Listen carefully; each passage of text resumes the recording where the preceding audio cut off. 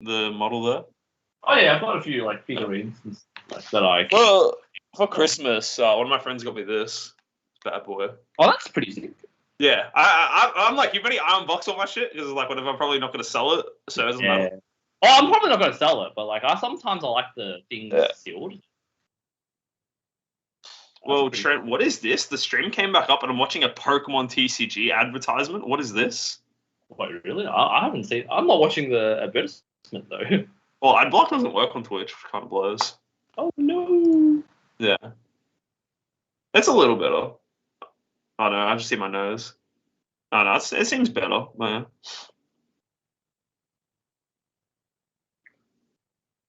Yeah, damn, I can't believe they're doing a third champ pack in one. Yeah, exactly. I was surprised that they're doing a third champ pack because usually, I think last.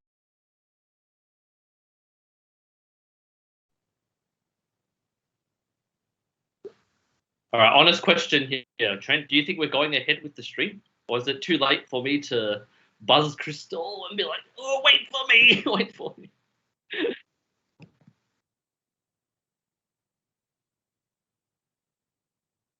I want to be doing something today because literally we're in lockdown. Like, we're not doing anything. It's so. No. We're supposed to be going to yours today, play poker, John. What? No, isn't it today? I don't know anymore. I lost track of time when we go into lockdown. But yeah, we were, I think. You said 17. Yeah, is what it is. Let's reschedule once we're out of lockdown, I guess. Exactly. Yeah, he took the day off today just to play this. Oh no. Yeah, legit. I was thinking of playing Mecha today just to try cheese someone with the Zamasu. Oh, did I try it? I played with Kevin after I was playing. What did I play? I played Mecha with the Marauder, so I just built a U6 deck. It felt so bad. I'm not sure if it was U6 that felt bad or just a Marauder Mecha, but having U9 to draw kind of blows. No, fair enough. I tried. I failed. It is what it is. It is what it is. Yeah. It's funny seeing.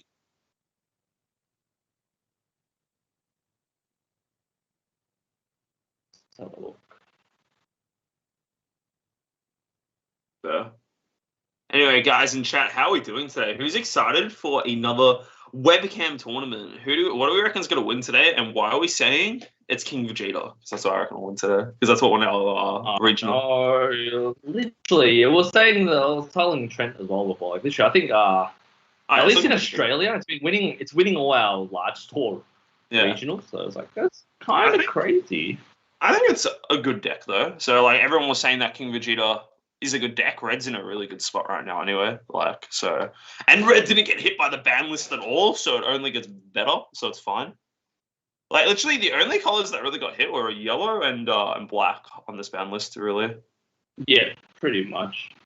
Like, yeah, blue didn't get touched at all as well. Like, yeah, I think blue didn't need to get touched. I think people complain about baby, but like there's so many cards there's just so many cards that answer baby. It's not even funny. Like literally, because the card I wanted to get banned, Koitsukai didn't get banned, so you just played that against baby, and then. Oh yeah, I know you hate. Oh, it doesn't really hit baby that badly. It still hurts a bit. Baby actually, I think, has a rough matchup into what's that color called, black, just because you get black has so many tools that just hurt baby when it does stuff.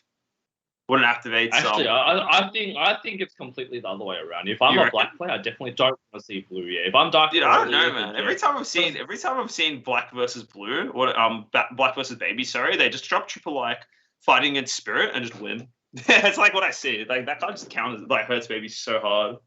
But then most of the good baby players know how to play around it, regardless. Anyway, so like they main board like at least some Kamis, and we've seen Kami blow up like boards like.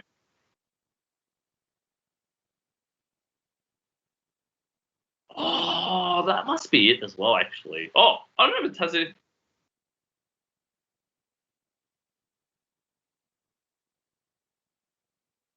Yeah. It is what it is. I don't know. The baby deck is, what do you want to call it? He's alive. Yeah. I don't know. I don't think. Table 3. All right. Well, we can talk about baby all the time, but that's just my take on it, you know. Yeah. He's on table 3 today. Monster is on table 3. Well, I hope he's playing his Broly starter deck thing. Yeah, we're definitely keen to see what he's Marcy, maybe playing Broly starter deck today. I'm going to be disappointed. Mossa, we're rooting for you, mate. Oh my god, he's playing it. Let's go. Mossa's versing. Good luck, boys. Do you guys mind waiting? Because you guys are going to be on the stream. Oh my god, I just saw my name in the Discord still. It's still OX for sure today. I need to change my nickname. Okay, round 1.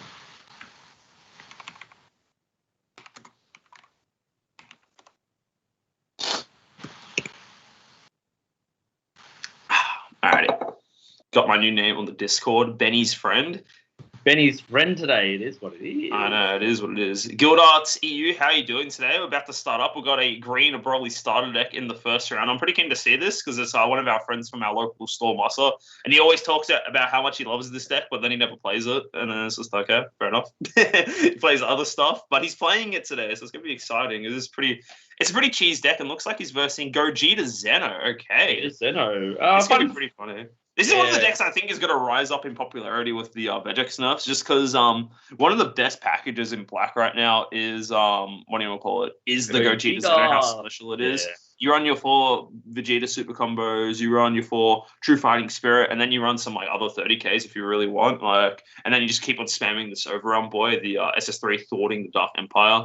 So that's the general consensus behind that, and also has good barrier removal with the other Gogeta. So pretty excited for this. Should be good. And everyone, of course, is talking about the new Gogeta SS4 SR that's coming out in the next set.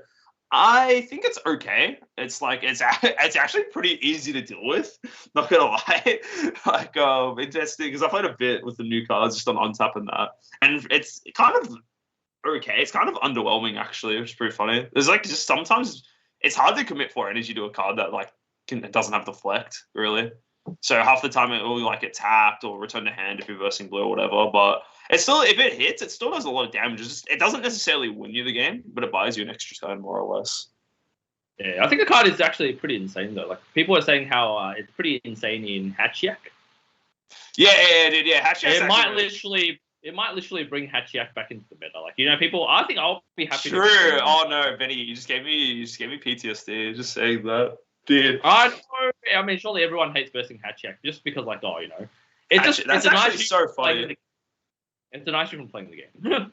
I didn't even think about Hatchiak. I'm not gonna lie. That's actually really funny.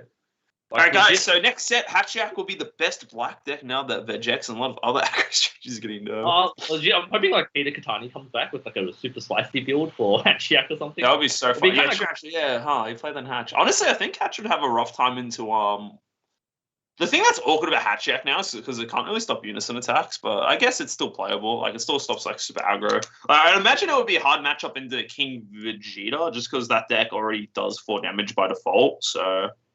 Oh, yeah. I think, yeah. And then you can just play during unison and go for game with that. Oh, not necessarily during unison, but it'll be interesting.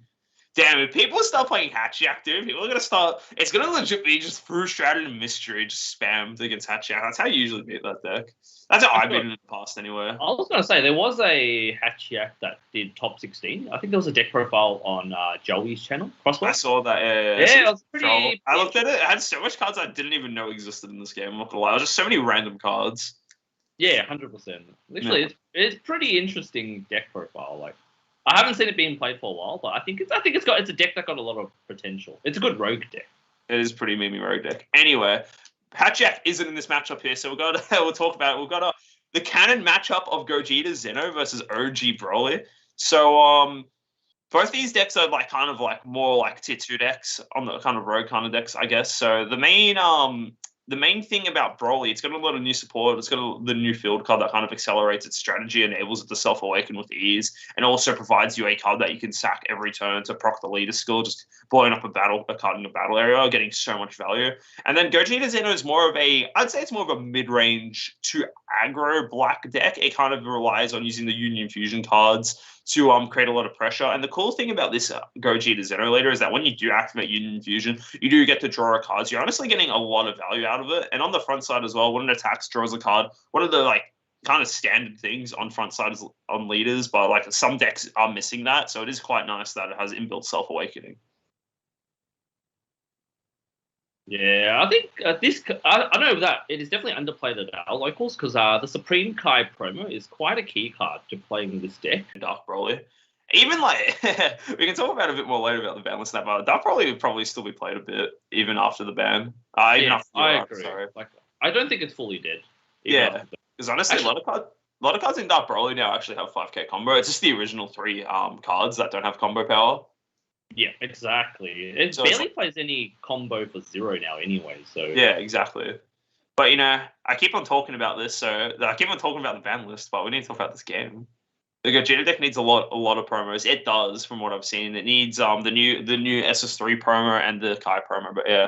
Oh, damn. Looks like the Green Broly, Mossa, or Michael, who's off to a pretty solid start. He's got his combo. He's swung with his Broly, forced him to pitch a card. Got to play this Son Goku strength of... is it Power of Legend or Strength? I think it's Power of Legend. Power of Legend, yeah. Yeah, Power of Legend. This card is so good in this deck. The fact that you just swing and get it, and then this is the insane combo you do with Paragus with this field. So Paragus, this is kind of how it works in the King Cold deck as well. You keep on just sacking this field, and you get just so much value. It's insane. You sack the field, you get the draw card Paragus, and then what the field does is that it just comes back into play, and you can take up to 1 or 2 life. So it's a way to self-awaken as well. It's just... it's such a nice deck. It's actually really awesome to see that Bandai actually supported one of the first leader cards ever printed in this game. And it looks like it's doing a pretty strong start against this Gogeta Zeno here. It is early turns, so yeah. And Bardock Unison as well. This is disgusting. Mossa has got a really powerful board state set up. Bardock just forces him to rip a card and kind of counteracts combo power. He's got leader discarding cards, Strength of Legends will discard a card. Very, very solid spot from Mossa here. Going into, literally turn 2. This is a turn 2 board, by the way, guys. It's pretty insane. I think this is the optimal board that we see Mossa want most of the time. So, I mean, right now it's pretty optimal for him. Yeah. And the longer that Paragon stays on the board, the more value he will accrue. Yeah. Doesn't look like he's sacking it with the Unison. You can just uptick with the Unison and choose 0, but it just means that your opponent doesn't have to discard a card. And it doesn't seem like he wants to swing with the Bardock Unison as well. Yeah, it is a hand destruction deck. How Mossa, knowing just Mossa, and he's been playing this deck literally from set 1. If his card will give you a card, he's probably not going to swing with it, straight up. Yeah. So that's the reason why it's like that. And looks like he's going... Oh, that's pretty cool. Nice. So the good... Robert here uses the what do you want to call it? The Gogeta Zeno leader burst send 5 to the warp, and this Trunks here is a very niche card. This card's all the way back from set 3. This card has the effect when this card's sent to the warp, you actually get to add it to your hand instead. Really nice tech, actually, pretty spicy. Kind of turns that effect into a plus. It isn't the greatest card, of course. It's literally just Overwhelm 3, 15k, and then the skill is literally when it gets sent to the warp, add it to your hand instead. But it's just cute, You can run 2 of it in your deck and just get extra cards. It's 5k combo power using your energy, so it's a pretty nice card, pretty nice tech. I like it. I think it's actually a staple now, as I believe. For most of the Gogeta Zeno decks that I see, I think that Trunks is kind of a staple in the deck as well. Because obviously it provides value. It does provide value, yeah. It's just a straight plus for no reason. And the cool thing about it too, if you don't have any other Overwhelm, you just spam that every turn. You can Overwhelm that and it goes back to your warp, so... back to your hand, sorry. So even if it's warp from the battle area, it goes back to your hand. And if you Overwhelm with it, yeah, it's just a cool card. I like it. It's nice. I haven't seen that card for ages. That was back in the day. That was a one of in some black decks. Did that card come in the starter deck? Is that right? Or was that the one? No, I didn't come in the starter deck. Oh, okay, maybe not. It's either that. I was like, oh, that looks like the one that comes from the starter deck as well. True, Paragus even King Gold deck.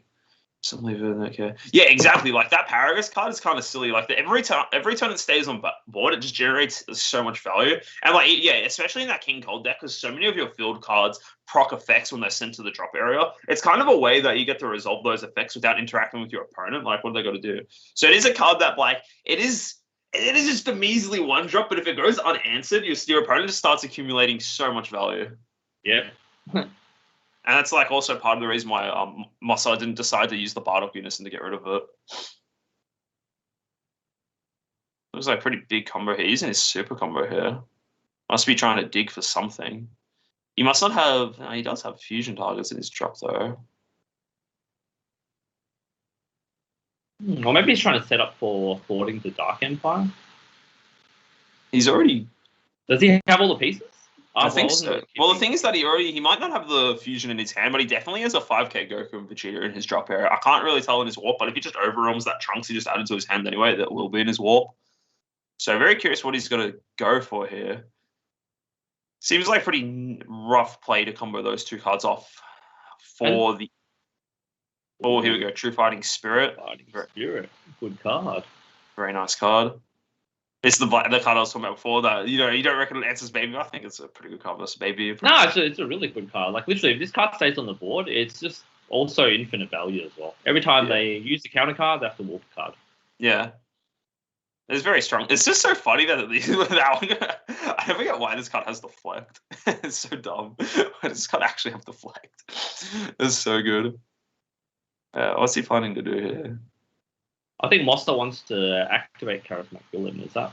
Yeah, so how it works, Mossa, because technically he's playing in the counterplay window, so that's literally before the Goku hits the board.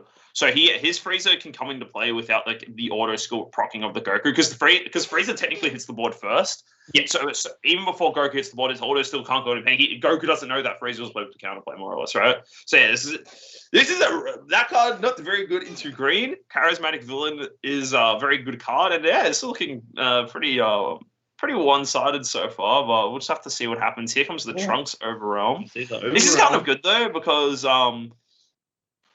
even though the True Fighting Spirit is going to hit the board, Robert here doesn't have to worry about it for the rest of the turn, so he can safely play a Gogeta 6-drop without worrying about it getting blown up. So that's pretty good, honestly. He'll be able to answer some of these board threats. I'll take that any days, honestly. Yeah, that monster used the freeze charismatic on a 1-drop. I mean, I'll take that any days. Now Gogeta, literally, even your big overwhelms are pretty safe as well. Yeah, well, he did decide to play for this Trunks instead, so it's Another thing I was wondering, does he actually play the Pycon Unison? I don't think I see it anywhere in his drop area as well. I don't think he might not have milled it. Never know. He could be playing, you just might not have seen it, as that can happen in black decks. It was pretty funny, actually. I remember, you know how they eroded Black Smoke Dragon? Apparently it was for this deck, I remember reading into, because you can actually use the, there's a way you can play it off of, there's a card that plays it in this deck, I think. I could be wrong, but that's what I was told. Like, you can play it in this deck and get a lot of value or something. Uh-huh. Interesting. I know, that's what, it's definitely interactions that I'm not aware of. Yeah, I don't know the interaction either. That's just what I was told, so I'm not entirely sure. Oh, there it is. Gogeta thwarting the Dark Empire. Yeah, already used the counterplay. Must have kind of, dropped it a little early, I guess, but it's fine. Robert's looking like he's actually going to be able to answer a lot of this board that Moss has established. He can swing to the Unison with the Gogeta, blow up probably the Paragus, I'd say. But he can blow up the Strength of Legends as well. But he'll be able to deal with the Unison here. Unless Mossa has the Token Negate or a Sparking Negate, he can't really answer this. Let's see what he decides to do here. He's going for it. Yeah, he's attacking with Gogeta thwarting. We'll see. I wouldn't be surprised if he went for the Unison. I think that's what I would have gone for. I think the Unison's the correct play here. Mossa doesn't even care about it. He's just let it die instantly. Yeah. Yeah, killing the Unison and warping the Paragus is pretty good. Yeah, it's great. It just stops the draw engine. It stops, he doesn't have to worry about getting his hand destroyed next turn. So, yeah, it's pretty good. I can't complain. Because also another thing, the longer that Unison stays on the board, I mean, if Mossa doesn't have another one, it's good, right? But, the longer that stays on the board, the more it taxes your opponent for comboing. Yeah, exactly. It's really rough, yeah. It really adds up at the end of the day. It really does, yeah. It's honestly a slept on Unison. I think that card needs to be played more in King Cold sideboard, I think. It's such a just generic good card. Actually, we know that when Mossa was playing King Cold, he also sided into the Bardock as well for matchups. That's because I told him to put it in. I got triggered when he said it wasn't good in King Cold. I was like, dude, come on, man, it's not good. Legit into decks like King Piccolo and Bojack that aim to combo and arrival. Oh no, it combo makes Blue's life so hard now because Blue plays in the combo step now, so the Bardock Unison's super high value in the current meta. Oh damn! Looks like Robert's going ham this turn. He's played the Gogeta with Barrier here. This is actually not that bad because this effect only his second ability to play a one drop Goku and Vegeta does require him to have an energy up for it. So I don't know where he's swinging into actually, but I wouldn't be surprised if Mossa just takes this if it's into his leader. It was only at 20k. This Gogeta, dude, it sucks because this is the best looking Gogeta as well. I love the SPR, but it's also probably the worst Gogeta Zeno. It's kind of sad. It looks so nice. I was gonna say he would do board clear first, and clearing that critical guy is pretty important. And it looks like he's just passing turn here. So yeah, this is kind of Robert. I think Robert did a really nice job clearing the board. Like he got rid of a lot of threats. He got rid of the Unison, got rid of the Paragos, got rid of the Strength of Legends, which is pretty much every threat on the board, right? But now the problem is the leader, Broly, just gets to get so much value here. When he attacks, he's got to force the what do you want to call it? The Thwarting the Dark Empire to get warped, because the other one obviously has barrier, so you can't actually remove it. Hey, first of all, let's take a moment to appreciate how beautiful that leader looks. You can see it with this camera quality. Yeah. I can see it. Look at it. It's in 1080p. Oh, the artwork is beautiful on that. Honestly, props to Bandai. They did such a good job. What do you want to call it? They did such an amazing job with the his album. Yeah, I can't even remember. I'm having like a mental blank. Collector's album. It was the premium Bandai collector's selection volume 1. With the 18 cards reprinted. Yeah, it's pretty bonkers. They also reprinted your favorite leader, Vegeta, the red Vegeta. Look, it's my favorite leader, but it's also like one of the worst leaders in the game. Like actually, like that leader is actually so bad, but the cards in the deck are just so good. So it's just kind of disappointing. Also, but I have to leave you for 2 seconds. I need to quickly just help my folks out with something. It's gonna be 2 seconds. Right? You're good. So now we see Mossa, playing another one of those Power of Legends. Absolute insane card. Card's got unique, so now he can play another one. All right, Mossa opting. See what he tries to do here. He's going to swing with Power of Legend. Yeah, really curious to see what Bobby's going to try to do here. He's on 2 life, or 3 life, based on what we can see here. And if you use Power Burst, that will also tax him. Ooh, Mossa comboing a Ribrian and a Frieza. So he can discard another 2 cards from Bobby's hand. Robert's going to try combo out of this. The super combo. Possibly trying to dig into more pieces as well. Combos the Trunks as well. All right, now we want to see if Mossa opts to use the Ribrian. He could use the Ribrian and make Robert discard 2, which he does opt to go for.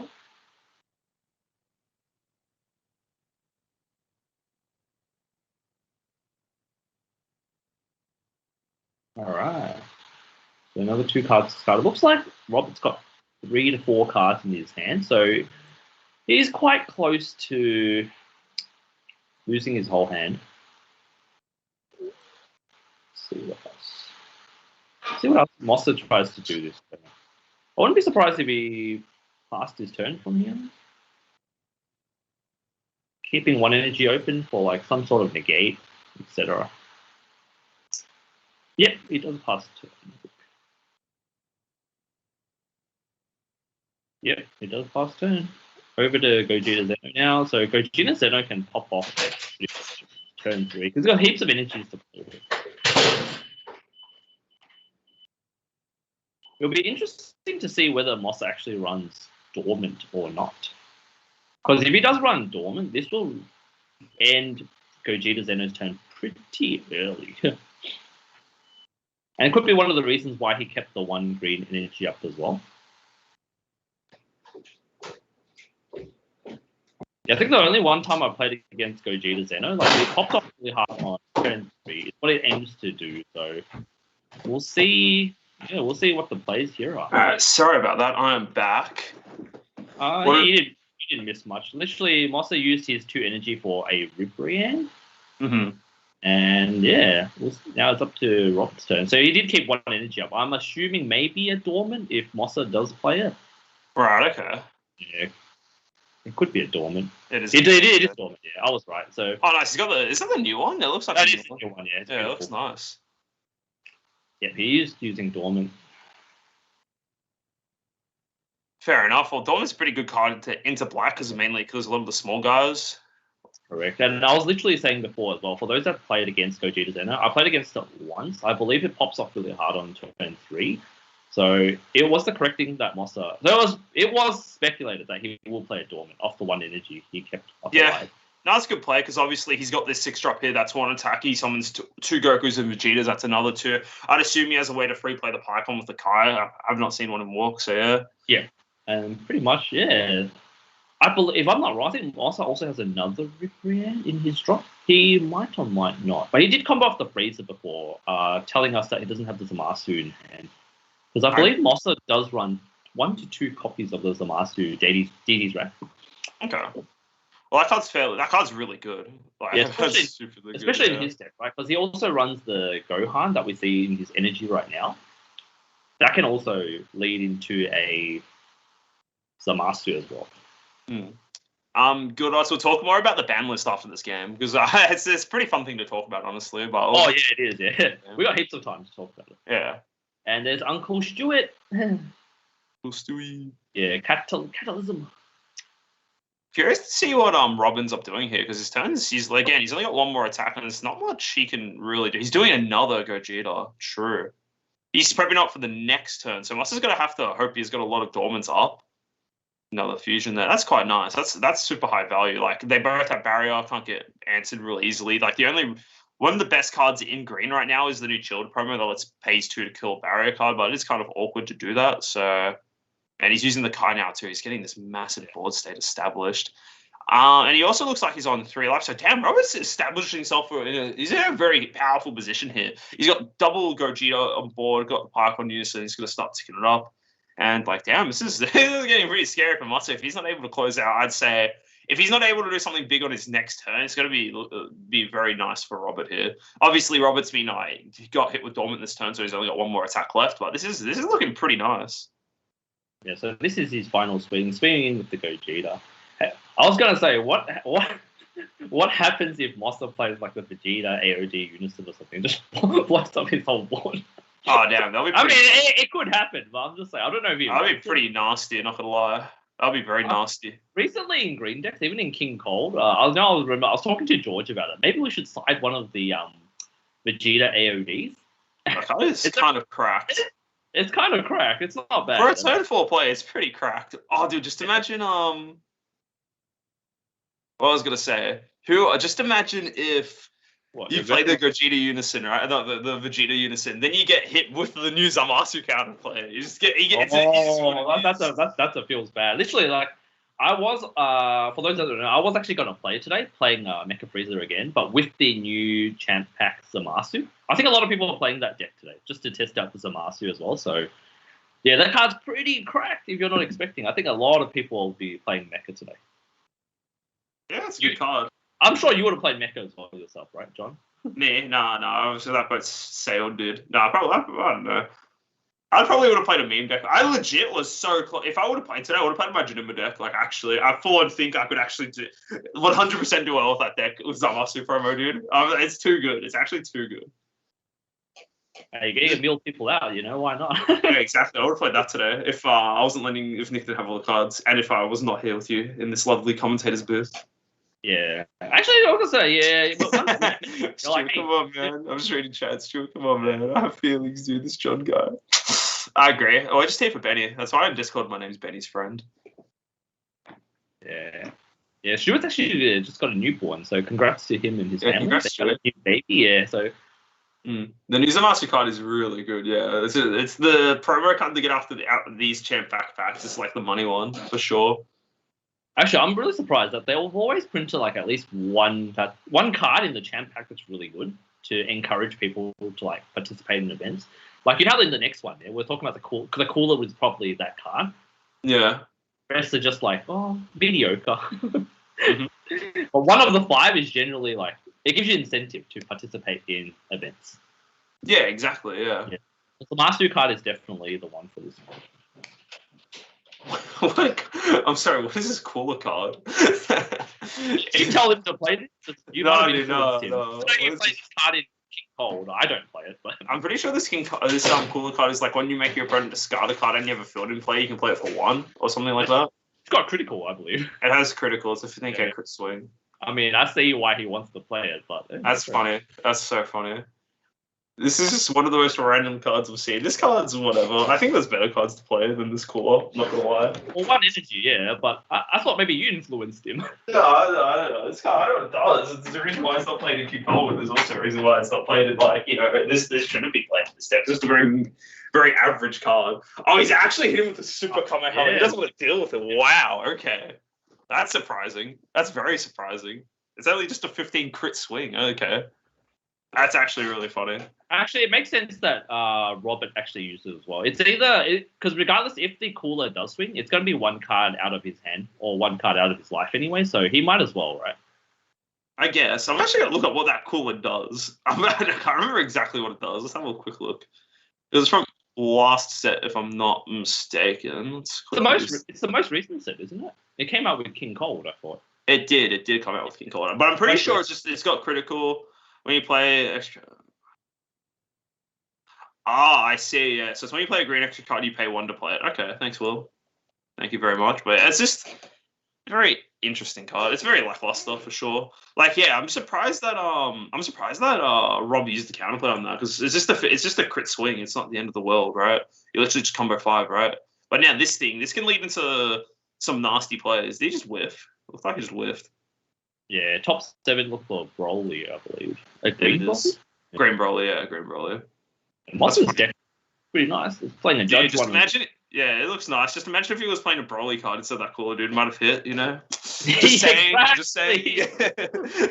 Oh, actually, there is I think there's a new green Broly card coming out next year. But I don't know if it works with It's Broly BR. It's Broly BR. Broly BR, yeah. They're literally making it so that you can play the green Broly chain in King Cold, which is actually hilarious because there's a field that lets you do it as well. It's so funny. That's actually going to be disgusting, dude. King Cold, but it has a bus monster that's actually really good. I'm actually pretty excited for that. It'll be so funny. Ooh, looks like Mossa passes turn here over to Gogeta Zeno. See what Gogeta's. Oh, plays a true fire. If I was Mossa, I'd hope he has a dormant in hand. It's going to be a terrifying turn. I'm going to say, because you got to deal with True Fighting Spirit, got to deal with the Pycon. It's going to be an insane turn out of Rob here. He's going to be able to establish such a powerful board. Yeah. Like, it's such a powerful and wide board, right? And he, like, the Pycon unison can pump 2 of his cards 10k, 1 drops 10k, and so can the leader. So he's going to have a pretty nasty turn here. And his dormant potential unleashed. He has to pitch 1 for the dormant effect and another one for the True Fighting Spirit. There we go. And he's getting rid of the freeze account player. Okay. Well, you know what? So Mossa's only got 1 card in hand. What is going on? Oh my god, is this 1 card in hand for Mossa? I can't tell if he's at 3 or 4. If he's at 4 life, he might. If he's at 3 life, I think he loses if he's at 3 life. Yeah, right? Because he just pushes this swing through and then he plays a double striker, right? Is this Gogeta Zeno just canon, right? Just beating up Broly? This is a fundamental fact that Gogeta beats up Broly, so this might happen here. Come in the 5 here, so this is 20. Yeah, it makes Mossa take it. I think he just combos 5 off board, right? If I was Rob, I would have comboed 10k. Oh, he's paying 1.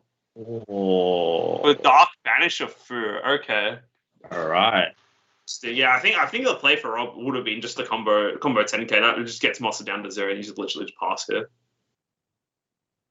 I think the correct play from Rob here is to play like a couple of battle cards. You don't attack anymore, right? Like what I was thinking is, if I was Mossa, I would not have comboed there. I would have kept the 1 energy to represent like a monkey or something. Like, regardless, my opponent has to respect that. That's 1 card in my hand. That's a probable card that I would keep. Well, the thing is that if Mossa takes that hit, he probably if I'm Rob, right, I would have probably. Yeah. I would have gone like you don't have to over combo, but you just swing with the double strike and get to like the mathematic correct amount if he's on 2 play, right? Like if you've only got 3 cards and you know what the Broly's on board, the max combo power Mossa can get up to is 40k, right? So he's got a 40k on the dot. I'm just saying, like, it's small, but he doesn't need to do it, but it's some cheese, Like, I love cheese. I mean, you don't have to do cheese plays, right? But sometimes your opponent, like, in the heat of a game, like, they can get tunnel vision, bloodthirsty, they sometimes just might dump their hand and make a misplay. It does happen sometimes. So, but now it's Moss's turn. Instant to get. Dude. So Broly gets warped for the turn. And then that card actually just dies because the Broly skill now. The Broly later swing, and he has to discard a card from hand, so that dies. And it's pretty grim for Moss. If he had the Dark Banisher Fuki, I think he might have had a shot at this. I was looking pretty good here. Yeah, Robert's looking really good. Really, really good. Just a fun fact for those that don't know, Robert actually won the last TAC Oceania event online webcam. Do you remember, John? He was playing Dark Broly, though. I think that was the one I wasn't commentating, if it was the last. Yeah, because there was no stream last time when we... Yeah. He won with Dark Broly Gogeta, which is exactly the same package that he's playing right now. So we do know that he is a really good player. He beat David Liu, the Jex, in the final for the last one. It's like, yeah. Very good, very good. No, it's nice to see him playing a more non-top tier deck. He's already a regional champion, right? So, play something for fun. Yeah. I do respect that, which is pretty nice. Because I'm sure he would have done really well with Dark Broly as well. Damn, I just straight up passed his turn. No rubber bands and drop, nothing. There's not much you can do, right? So, yeah, no, Robert's in a winning spot. He did pretty good. Moss's board stayed in the early game was really nice, but Robert's been able to just, mitigate the early game pressure, the early game hand destruction. Now he's just, getting into later phases of the game, and it's looking really nice. Yeah. Ooh, and he's just going straight away using the Gogeta effect. He's probably going to drop double fighting against Fate and the Vegeta here. Let's see what he does. Because now the things that if Muscle wants to Dormant Potential Unleashed, because he's only got 2 cards in hand, he can't actually use the second effect of Dormant, which lets him floodgate the turn, right? So this is I think this is the winning angle from Rob here. Yeah, it's pretty much a wrap. There's not much. I don't see much unless he makes a huge misplay or something. Otherwise, I think it's in the wrap for Robert as well. And this might be the turn to do it. Okay, swing delayed here. Moss is rubbing his hands like, yeah, you know what? I'm thinking, do I have any negates? He's thinking about it. Surprised? Surprised how nice Robert pulled back into this game. Just drawing a card here. I think Robert, I wouldn't say he knew, I don't know if he knows the matchup really well, but when he cleared the board on that one turn, it was huge. Clearing the Unison, and Mossa never ended up playing another one. That's huge, I think. Because otherwise the Unison is just really taxing for Robert there. Mm-hmm, for sure. No, Mossa got a super common. Mossa's still in it, This is the bit that's really hard now when these Gokus and Vegetas become 35k beat sticks. Yeah. And the thing is this huge? I'm not too sure what the difference is because I know there's this Vegeta has a similar effect to a Goku. So I'm just curious to see because I know one of them has double strike and the other one has crit. I'm not sure if it's the Vegeta that has double strike or if it's the Goku one that has double strike. I'm gonna quickly. Yeah, I'm not. We barely seen anyone play these cards. Yeah. Oh, this one has critical. This Vegeta is critical. Nice, even better. It's pretty strong. It's unique, critical, and when your opponent plays a battle card with an energy cost greater than the current energy using a skill, this card gains 10,000 pounds at the end of the turn. It's more of the fact that it's a 1-drop of crit, honestly. That makes it quite nice. You can throw a chomp on it, that's huge right now. Damn, must have just straight out comboing this with the one cells here. Quite nice. Literally mitigating the pump from Pycon and the pump from the Gogeta later. Yeah. But damn, it's just Robert's such a big card in hand. I don't think Ooh, slaps the Kai SCR. Well, this is huge. I don't think it matters though. No, but I'm saying that's a lucky snipe though. I'll take that any day. Maybe we should buy a Tatsloto after this or something. Buy Tatsloto after this, yeah, for sure, dude. After getting destroyed, Tatsloto ticket. We take those. You got to take the positive things out of the game, like sniping at Kai. That's pretty cool. You got a story to tell afterwards. Dude, Muster is just chilling in here, dude. He's got both his super combos here. He's vibing, dude. He's not going out without a fight. That's crazy, actually. That's the thing about Mossa. Mossa never scoops, right? He does not scoop. Dude, he's even when we play him at locals, Mossa is a fighter, right? These are true fighting. Yeah, Michael's actually just playing with two cards in hand this entire turn. Cells Kamehameha, Super Combo. I wonder if what his card he drew into here is. He's really thinking about it. If it's another Cells Earth Destroy Kamehameha, that'll be hilarious. Because it just outcombos this instantly with one card. Oh, he's taking it here, okay. Taking it, yeah, nice. So do we see another Gogeta fusion here? He's paying 2. Yeah. Is not player thwarting the Dark Empire? Yes, yeah, exactly. Cool. Pretty obvious that he will play this. Damn, this card is insane. I wonder if he actually has any of the winner ones. We haven't seen a winner one from him yet. Does not look like it. He's going for a swing here. Michael has a negate. He has to resolve it now, and then he goes to 0 cards. He sure does. Been a while since I've seen Shocking Death Ball. Seems like all the green decks aren't really playing. Oh, at least King Cole's not playing. I don't know about that. King Cole's literally got a better version of it. Royal Supremacy is on cracks, bro. I'm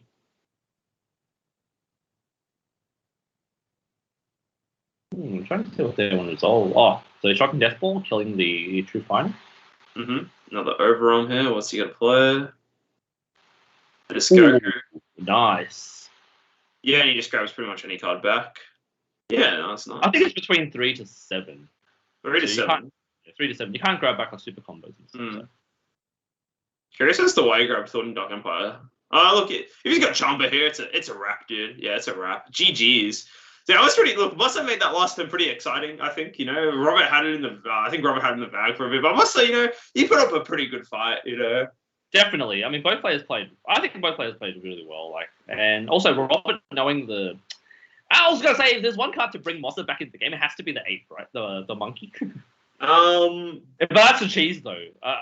I don't think Robert would have dumped his hand regardless. I don't think so either. I think Robert played it well. Once Mossa lost his unison and he wasn't able to establish a second one, he was in a really rough position. And then even regardless of getting his hand whittled down so much, he was able. Honestly, the Trunks was kind of clutch. It kind of accumulated 4 cards in hand, the amount of times it got warped over and over again. So that Trunks was kind of nice. But yeah, congrats to Rob winning the first round today with his Gogeta Zeno. Hopefully he does well for the rest of the day. So yeah.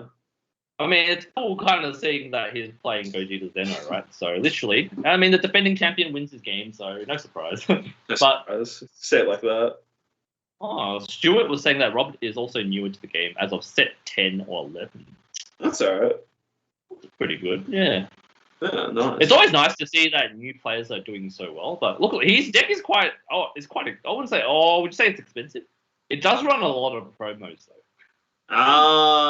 Yeah, I think black decks are mainly very expensive. So, because black decks are pretty promo heavy, honestly, compared to other decks. They're promo heavy and they're generic SR heavy, like the Migra, Koitsukai, all that good stuff. We didn't see him run either of those, but he had a lot of promos in that deck, like the Goku Overrealm and the Gogeta Thought in Dark Empire. So, yeah, that was cool. Cool to see. Actually, another thing about today is that we've had slightly less player than the last one as well. We've only got just above 60. Wonder where everyone's chilling today. Everyone's just chilling today, yeah. Everyone's just vibing, Yeah. Yeah. Well, anyway, Benny. Is it time to look at the ban list? I was going to say the same thing. Yeah. Well, let's talk about the Jex first. For those that sent me a message, thank you. Wow. Everyone's trying to tell me, the Jex is dead. I'm like, nah, far from dead. I remember Stuart was saying that before as well. Benny's pet deck's going to get banned. I'm like, unfortunately, it's not banned, and it's still very playable. But did it get a nerf? Yes, it did. Yeah. So for those who do not know, the new ban / errata list is they errated the Vegex leader. They errated a lot of things actually, and they banned a fair few things, and they limited some things. So the Vegex nerf was pretty straightforward. It's instead of being able to burst 5 on both sides, it's a burst 3 on both sides, which is pretty much the same as every other black leader, right? Literally every black leader in the game, if it has a mill effect, it's always 3. Vegex was the only one that did 5. So Vegex looking to be a bit more balanced now. And I remember reading people were like, this is kind of a buff for Vegex in some ways because it means you don't have to worry about decking out as much. I think that's cap. Because the thing that was crazy about Vegex, because of the fact that it is a burst 5, it made it so much easier to spam overwhelm such as Secret Identity, Marseillan, Correct. And then also the Bardock Fighting Against Fate. Those are overall 6 cards. It's actually it's a lot harder to play those cards consistently every turn if you're only bursting 3 cards. So I think I don't think the deck is dead by any means. I think it is definitely still playable. There are reasons to play it. The 2 big reasons to play it is the front side you can resolve without interacting with your opponent, which is always nice. And the second reason is, of course, you don't lose automatically to mill decks. Those are the 2 reasons to play it. But I think if you want a more aggressive deck, like aggressive black deck, I think people will start gravitating towards the new Marseille lead or even the Goku Zeno that just has inbuilt double strike. Yeah, 100%. I definitely think the deck is far from dead for those that... It definitely is a nerf, but yeah. I think Vegex is still a good leader. I'm still going to play it at local, so you'll still see me play it at events. Yep, so look forward to that. Yeah. What's the next card you want to talk about? Dude, honestly, I feel bad for Invoker players. I don't think Catastrophic Blow needed to get nerfed. This is my reasoning behind it, by the way. I completely understand Bandai's process, right? Basically, Invoker as a deck is that you will lose the game if your opponent gets the 5, if the Invoker player gets the 5 energy. They just resolve all the Catastrophic Blows, and then they get hit to 0, right? My argument to that is that there are so many decks in this game that just destroy Invoker, but Invoker has to literally fight for their lives for 5 turns. That's how it kind of works, right? And now you're telling me that Invoker, even once they've done that, they have to survive another turn after that, another turn after that.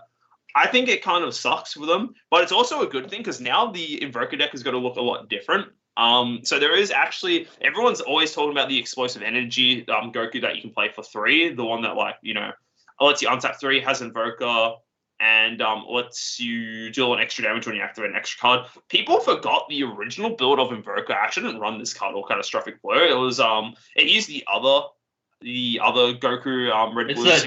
It's the dash pack. Yeah, so the dash pack promo. So this one can still be played off the Rival Seeker, and what this card's effect is that it has it's 35k triple strike, and every it has an active main where you warp a red blue card, 2 red blue cards from either your hand or warp, and it untaps and reduces the opponent's leader by 5k. So you can have a lot of attacks in one turn with this card. So I think the Invoker decks now are going to be like, all right, we're only running 2 Catastrophic Blows, and we're going to put in the new the counter Explosive Demon Wave just in case they use Battle Card Negate on this swing, and they're going to use that to close out games instead, which I think will be a lot more fun because I think everyone can agree it does really suck at getting burnt. But I think that this was a pretty big it feels bad enough for Invoker because I don't think it was. It's not the most popular deck, and it's also a very hard deck to play. But I completely understand. But it also gives me hope that it's getting support this set because we are getting U7 in the set, and U7 is Invoker. So I'm sure they'll print a new card to make up for the Catastrophic Blow nerf. Yeah, I agree. I mean, it doesn't really need. I mean, Catastrophic Blow was the OG way of playing the deck, right? If people want to play it like this, then you can play the deck. But you can also play an aggro version as well. You can put your card sideways, you even a rival coolers, if you want, play aggro or whatever. Not necessarily aggro, but more so how I would see Invoker being played, it plays this new, the triple attack one, and it gets them to 1 life, and then Catastrophic Blows them. That's how I would see it being played.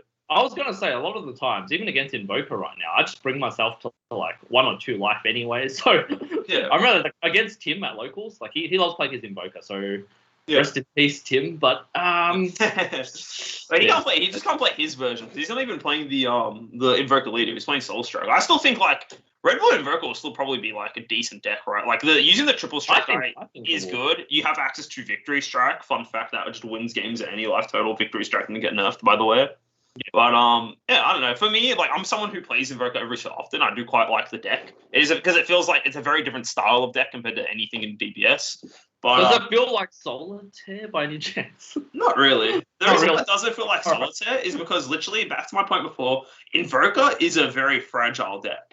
Right, you actually have to fight for your life for the first 5 turns of the game. I know, it feels so. It is so insane. You're telling me that you're just getting smacked by these Reboot Gohan, even though that's bad now, getting hit by Red Broly, Aggressor, all this stuff that plays 40k, just insane cards the first 2 turns, and you're telling me, oh dude, on turn 5 I can burn you for 1 energy? Damn, that's insane. This is crazy. It's come on, man. It's just chill.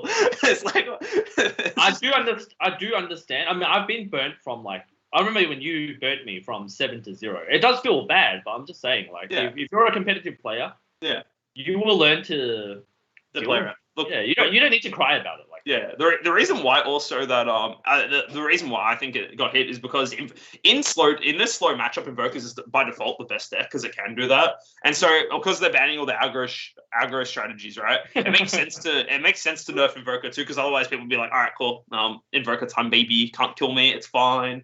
Play my boss monster, burn you. So I'm not a fan of the change, but I completely understand it as well. It makes sense. But I'll just be salty about it and just play a different 6-drop Goku, is what it is. Yeah. Anyways, do you want to talk about the next card?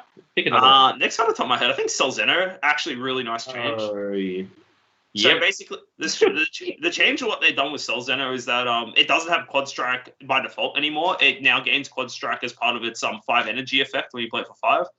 Unlucky, Selzeno price cut is what it is, but I think it makes it fair because mainly aggro sin, the fact that you're able to consistently play this turn 2 combined with another card they banned actually, which is the Pan. Like you essentially Cell was a Quad Strike dual attacker turn 2 in Sin Shenron, so that was pretty degenerate, not gonna lie.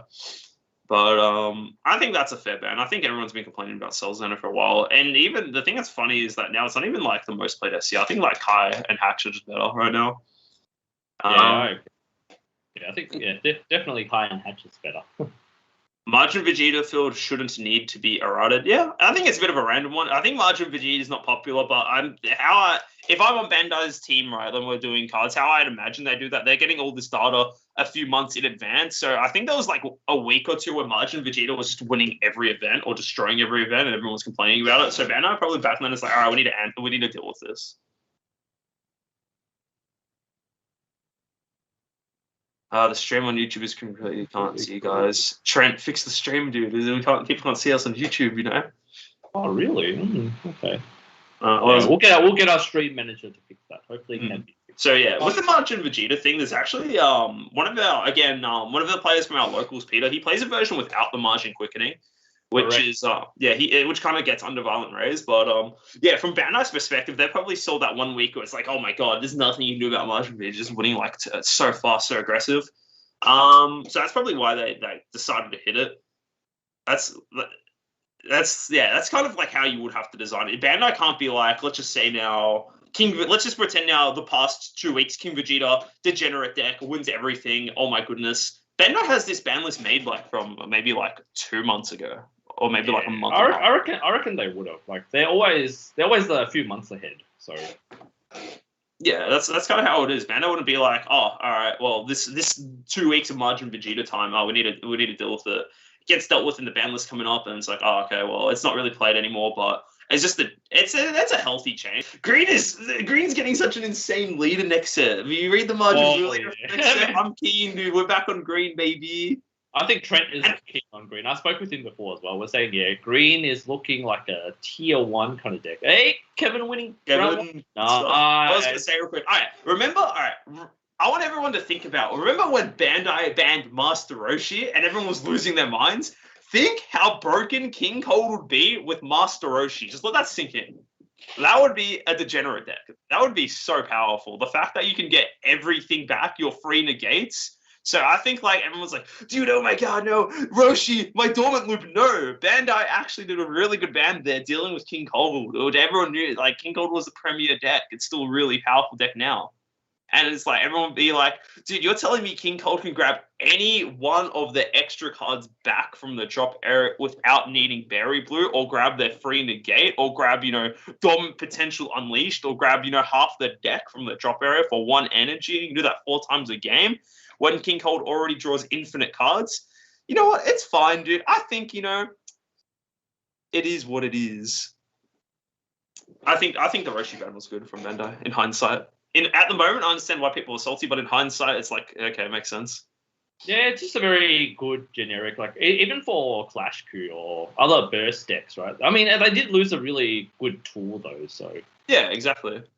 But yeah, you just got to learn to play with the ban instead of complaining. That's pretty good. I think that's all for the errata cards that actually mattered, right? The other cards are like clarification things. Yeah, there's some like Beerus, Godly Majesty. I don't think that should have been on the ban list, but yeah. There's more degenerate cards. I know we were saying that we thought that the King Piccolo ruler card would be banned. The which one? Sorry, King Piccolo New Ruler, the red free play. I didn't actually think they'll get banned. Oh, didn't you? I thought you said. Oh, well, I thought that was going to be banned. That's literally. I didn't think it was going to be banned. The fact that they're making ones for every color makes sense. It's a super strong card for sure. Bandai is making new balanced ones that cost energy, and what do you want to call it? The ones that cost energy. The downside of the new ruler is that it gets warped at the end of the turn. It's kind of like just an overrun card. It is super strong for sure. But I think it's just, I don't know. I understand why they're not banning it. It's fairly new too. Like the newest card they actually eroded on this list was from set Smoke Dragon. It was Smoke Dragon. But that doesn't even count. I don't even count that one. So the actual card they hit, the most recent card was the Drum. Oh, Drum is huge. Like, I know Joey made a video saying that it really does affect the consistency of King Piccolo as well, because now it kind of sucks for King Piccolo players, like. Yeah, I think King Piccolo is unplayable right now, I think. But so even though we're saying that stuff like this, the problem is that the next set hasn't even been fully revealed. So in my mind, it's like, well, I wouldn't be surprised if they chuck one random card for King Piccolo in this set just because they are hitting Drum. And then because the reason why I say that is because we're getting random green Broly BR support for no reason. So, that didn't get changed at all. So it's like, well, King Piccolo got hit. Surely they're going to do something about that now so it's playable, right? And same with Invoker, right? They hit the wooden card of Invoker. Surely they could add a new Invoker card, right? Yeah, I reckon they would. Bandai's been pretty good lately. They've been reprinting a lot of cards to support the old sets, so we'll see we just have to see what they're going to do, right? So yeah, I think it's hard to fully have a proper opinion on certain things in the ban list until the next set, until all the cards are revealed. But that's just you can just say bits and pieces now. Like I think unlucky King Piccolo, this Drum should have been unique. Yeah, uncommon rip for King Piccolo, and everyone's in the chat saying ban Koitsukai. Yeah, ban that shit. Real talk, two cards that should have actually been on this ban list or should have been Koitsukai and Mecha Frieza. I think Mecha Frieza. If there's one card that limits card design, surely it's Mecha Frieza. Yeah, I think the reason why my argument for Koits, I always say this every time someone asks me about it or it just comes up, I always say, you compare Koitsukai, I instantly compare Koitsukai to Black Marseille 1-drop and then the Goku 1-drop True Fighting Spirit. They have similar effects, but the difference between Koitsukai is that 1, you can't interact with it, and 2, it also fixes your hand, and then 3, it's an effect from the drop area, right? So you can't really interact with it. Yeah, there's cards that have hate in the drop area, but every card that says do something in your opponent's drop area, your opponent chooses the card. They're just literally not going to choose this card. They'll choose every card in the drop area before they choose Koitsukai. No, I agree. And then Mecha Frieza is because we were talking about before. You literally there's no if there's one as soon as they release one good yellow extra card, it's just like okay, that deck's broken again. Yeah. Oh well, it is what it is. We're not on the design team, so yeah. But what we didn't talk about again? We didn't talk about Dark Broly. I think Dark Broly will be all right. I think Dark Broly. Oh yeah. I think Dark playable still. Yeah, I think it's weaker, but it's definitely still really good because the big thing, honestly, the big thing I said a lot more is the Heartfelt Flea limit to 1 because that was one of the ways it pushed for pressure. But people gotta keep no combo power. It had 4 of the the 4 of the 1-drop Broly that you will never have on board anyway. Yes, it is a dead card in hand, but you would never have it on board to combo it off. And then the other thing that it got rid of that the 4 that just makes the 6 the original 6 drops had no combo power, and I guess that's all. But that's maybe 10 cards in your deck. Pretty much all the red Dark Brolys and the new black ones have 5k combo power. So I think his deck is greatly exaggerated. I still think. And same with all the Gogeta cards that it plays right now. They all have 5k combo power as well. So yeah, exactly. I'm sure if you are a Dark Broly player and you still want to play that deck, you will be able to find a way. It is definitely a nerf, but it's just not going to be as good. As simple as that. It's definitely a nerf, but I don't think it's dead. Yeah, exactly. People are looking forward to they should have rode U9. I agree. I think the problem is Mecha, not U9. The thing is that U9 Assemble was a card never played up until Mecha Frieza became really good. Because the thing is that the Drape Goku is just better than U9 Assemble. It's a card you can resolve from the drop area at any time, and that lets you just draw 2 cards, right? U9 Assemble, yeah, it can be resolved in battle, but you have to pay it from your hand. So it's realistically only in most decks that could have played it is a +1, and it is 2 hard yellow energy. This card wasn't even playable in the U9 decks because the U9 decks are blue. So it's like, okay. Yeah. But this is just saying, all right, Bandai just wants Mecha Fraser to still exist. This is what Bandai is saying. I know. Also, some people are also saying that Bandai doesn't want to ban the leader twice and admit that. Yeah, for sure. Bandai doesn't want to admit they fucked up twice. Sorry for I got one trend. That was my one for the stream. I won't do it again. No more F-bombs. Table 1. Oh, we got our next one ready. Let's go. Yeah. But and then I think the rest of the ban, we'll talk about the rest of it. We pretty much. Oh, we can quickly go over the last things. Reboot Gohan, yes, should be banned. Reboot Gohan should be banned. Dearest Godly Majesty, it's kind of a weird thing, but it makes sense fundamentally speaking. You can play it in every deck and it gets more value, even though there's cards that already exist that do the same, if not similar things. So, bit of a weird one, but I understand it. It's kind of a whatever ban is what it is. Unite Assemble, we just talked about that. Pan should be banned. The pretty degenerate card in certain decks, mainly Sin. And then I think the last card that we didn't talk about on the limit list was Bergamo, the Bergamo 5-drop. Oh yeah, Bergamo's. It's. Okay. I think that's fair. It's pretty disgusting tapping out your opponent from like 4 mana. I think it's pretty disgusting. Command power of Super Saiyan. Yeah, 100%. Yeah, and I don't think we're missing anything. Right? What was the fourth card? Oh, there's a Videl leader, but I don't. No, that doesn't matter. No, there was. Oh, Bardock the Resolute.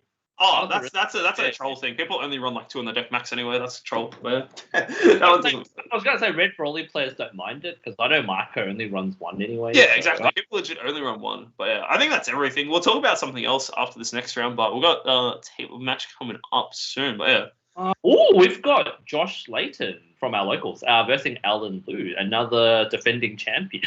Damn, we're just watching everyone from our locals play today. Oh, wow. Making up for the fact that we're in lockdown here. I believe Josh is playing SS3 still. What set is that coming out in? The next set is when the ban list will be live from August. They actually gave a release date.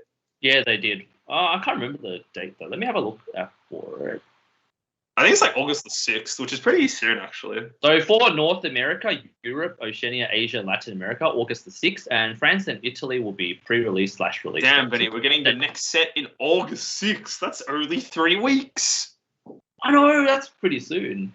Oh, I can't see Alan's screen. Let me jump out and jump back in. I love technical errors. It's not us, so it's fine. I'll just wait for it to load up. Can you see Alan's screen right now? No, I cannot. It is. Oh, I thought it was just me because I can at least see. No. This thing's taking his sweet time. But yeah, Bandless should be good. Like even like regardless, it's like it's not. I would just say this: it's not my perfect ban list. I think Mecha and Coits have to go, but I think for what it is, it's actually pretty good because the whole point of a ban / errata list or whatever it is, like whatever you want to call it, it is to shake up the meta. This is 100% going to shake up the meta. Like so many of the top decks got hit. Yes, Blue Baby still is like full power. Yes, Blue is going to be fine. Yes, Green going to get touched. Whatever is what it is. Red. And I think one of the other main things, like they want to slow down the meta, right? That's why they didn't hit decks like Blue and stuff. Like they're already slow already. Yeah, it should be good. It should be good. I still can't see Ellen's screen right now. Can you, John? No, it's still loading. Yeah, still loading on my side as well. I can only see Josh's. He's using his beautiful Cybermen playmat. Shout out to Sam and the boys from the Cybermen. Well, so it is a new Reboot Gohan leader coming out. No, you have to play the set 2 leader if you want to play Gohan now. It's no longer Reboot Gohan, it's just Gohan leader now. Is what it is. That deck was degen from day 1, dude. It wasn't even before the set came out. It was just broken. Your 50-card vanilla deck, it is what it is. Control Sin, not touched. You do realize there's a card in the game that just destroys Control Sin. There's literally a black extra card that if your opponent is 5 energy, you pay 1 mana and they can't play cards with their leader skills. It literally just hard counters Sin. It's actually hilarious. Mm. And also decks like Meki Kabura gives it a pretty rough time as well. Yeah. Cards that interact with the drop area hurt it a lot. Like Meki Kabura hurts it, Dark really hurts it, 100%. Oh, we've got SS3 versus Blue Bojack. Oh, no. Oh. Alright, guys. Set your alarms for 40 minutes. This is going to be a long game. Blue mirror matches go forever. And that is a fact. Let me get the name of the card for you. One sec, man. I know what the card is. It's like called Dark Final Flash or something. It's like it's either Dark Final Flash or King Vegeta's Final Flash or something. It's literally Dark Mask King doing like a Final Flash or Kamehameha kind of artwork.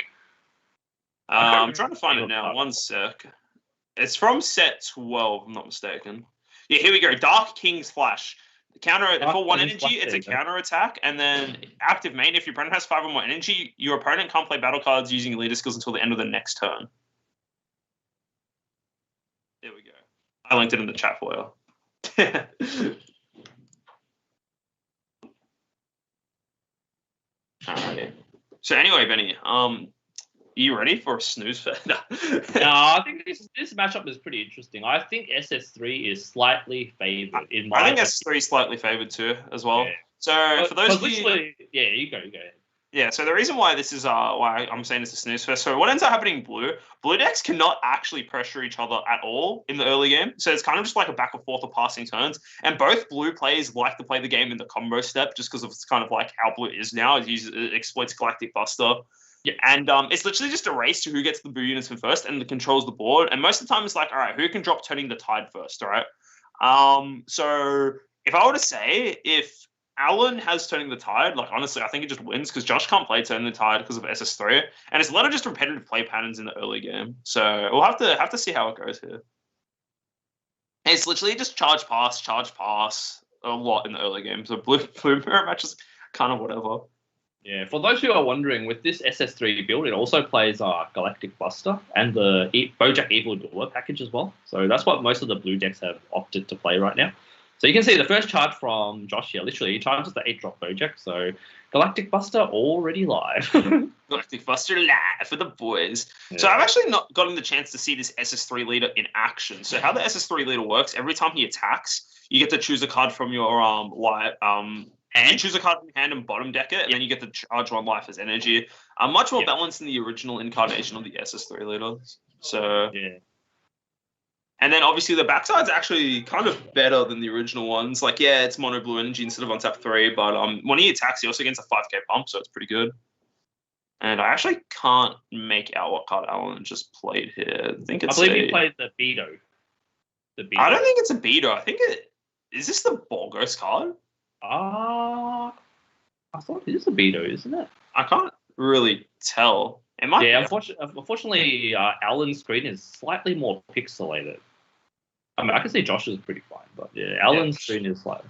No, it is a Beto. It is. All right, Benny. I'm sorry. My eyes don't work how they used to. I've got old man eyes now. Oh, I'm not wearing my glasses today, so if I do see the wrong thing, please excuse me. Good, well, that's no worries, dude. But yeah, we're just here to help everyone get better sideboard. Even though I don't actually have a sideboard, but that's fine. Is what it is. So I'm curious to see. So the cool thing about SS3, like just for remembering when I played it back in the day, like the original one, the cool thing about SS3 is that it actually gets to, once you fully get to, because SS3 stops charging energy when you get to 6, you actually get a fairly big hand size because you don't have to, you literally can't invest into charging any more energy. So I think it's like a deceptively like big hand leader, which is kind of cool. SS3 is better with, I think, you know what's really sad? Once everyone realized, wait a minute, we don't have to play the Bojack leader to use Galactic Buster and Bojack. Everyone just dropped the Bojack leader immediately. It's actually so funny. Like, it's literally played in every other blue deck under the sun. Like Soul Striker. Name it. Soul Striker. We're seeing SS4 as well. SS4. SS4 is a scam. Don't play that leader, please. I'm just saying, you can play it in literally any blue leader, which is pretty obnoxious. And I'll say another thing here. Another thing to note here is that usually with SS3, your hand size is relatively small until you start. It's like that. Literally just that.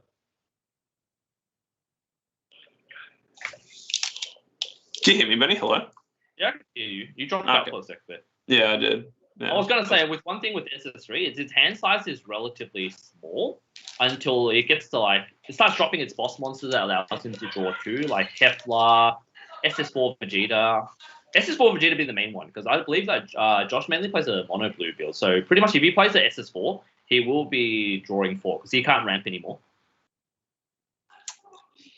Are you talking about SS4, right, or are you talking about this?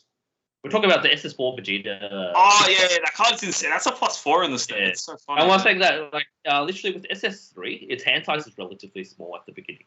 Yeah, at the beginning, yeah, but once it flips, like once you hit your energy cap, is the fact that you don't charge anymore. You gain cards and you sit on the board. Boo Unison's broken. You know, all this nonsense. It's like, well, fair enough then. You know. Yeah.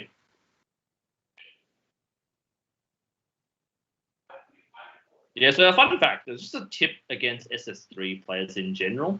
You don't have to swing at them if you don't necessarily not sure what they really want to do, but that's just one thing you can do. That's my tip of the day. Yeah, honestly, literally, that's how you beat SS3, because the thing is that it doesn't have Self-Awakening. Like, you can look at, like, every SS3 deck that don't have Self-Awakening. You just literally just charge and pass into them, because they rip their own hand. You don't have to do... They do the work for you. It's actually hilarious. Correct. So I'm saying, if I was Alan, like, I don't even have... If I'm playing OG Bojack, you don't swing... You just swing, you don't draw, right? You don't even have to swing if you don't want to. Literally, I will get to turn the game from something over like that. So, I don't know.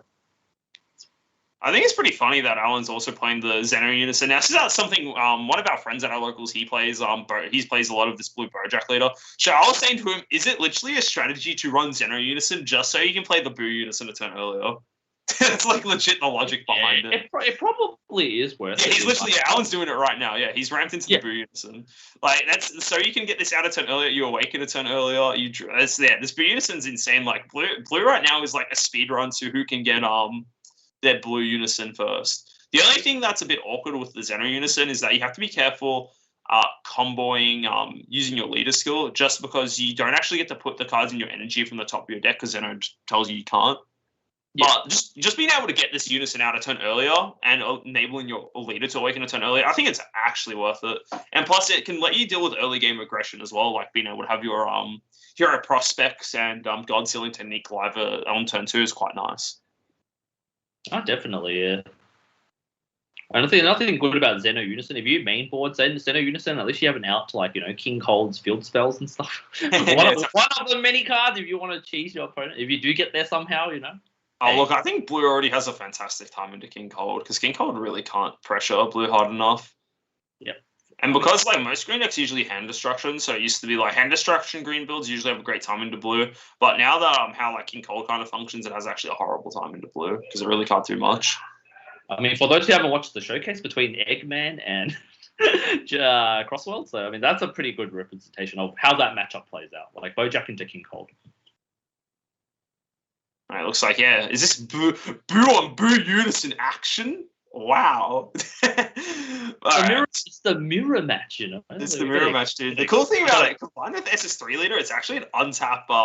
It's an untap 4 at the end of the turn, which is pretty funny. It's literally Bojack or leader ability, untap 4, but you just do it. Yeah. Yeah, I was literally watching Josh play this at local. It's a pretty good deck. He was undefeated this week for our locals as well. So I was also undefeated at our locals. Oh yeah, I actually didn't lose a single game. Okay, don't take that away from me. It never happens anymore. You have some easier matchups. Did he attack with Bojack? Oh, I don't know. I think he did. He attacked with Bojack and he got bottom decked. Okay, that's a fair way. You get rid of a marker on it. It's fine. I like that. Let me just untap 4 energy real quick. Yeah, I'm actually pretty keen to see the SS3 deck. SS3 was has a special place in my heart, because the very first Melbourne regional we had here all the way back in 2018. That was the deck. Yeah, that was the deck to play, and I was able to win with that deck, so I was pretty hype. You know, feels good, man. You know, and yeah, it's cool. As well, because, you know, we also did really well with SS3 in that Melbourne regional. Yeah. It's got a place in my heart as well. Yeah, it's just cool that this leader, like, yeah, it's been rebooted or whatever. It's still, like, you know, it's in a good spot right now. It's like, you know, it's nice. It's cool.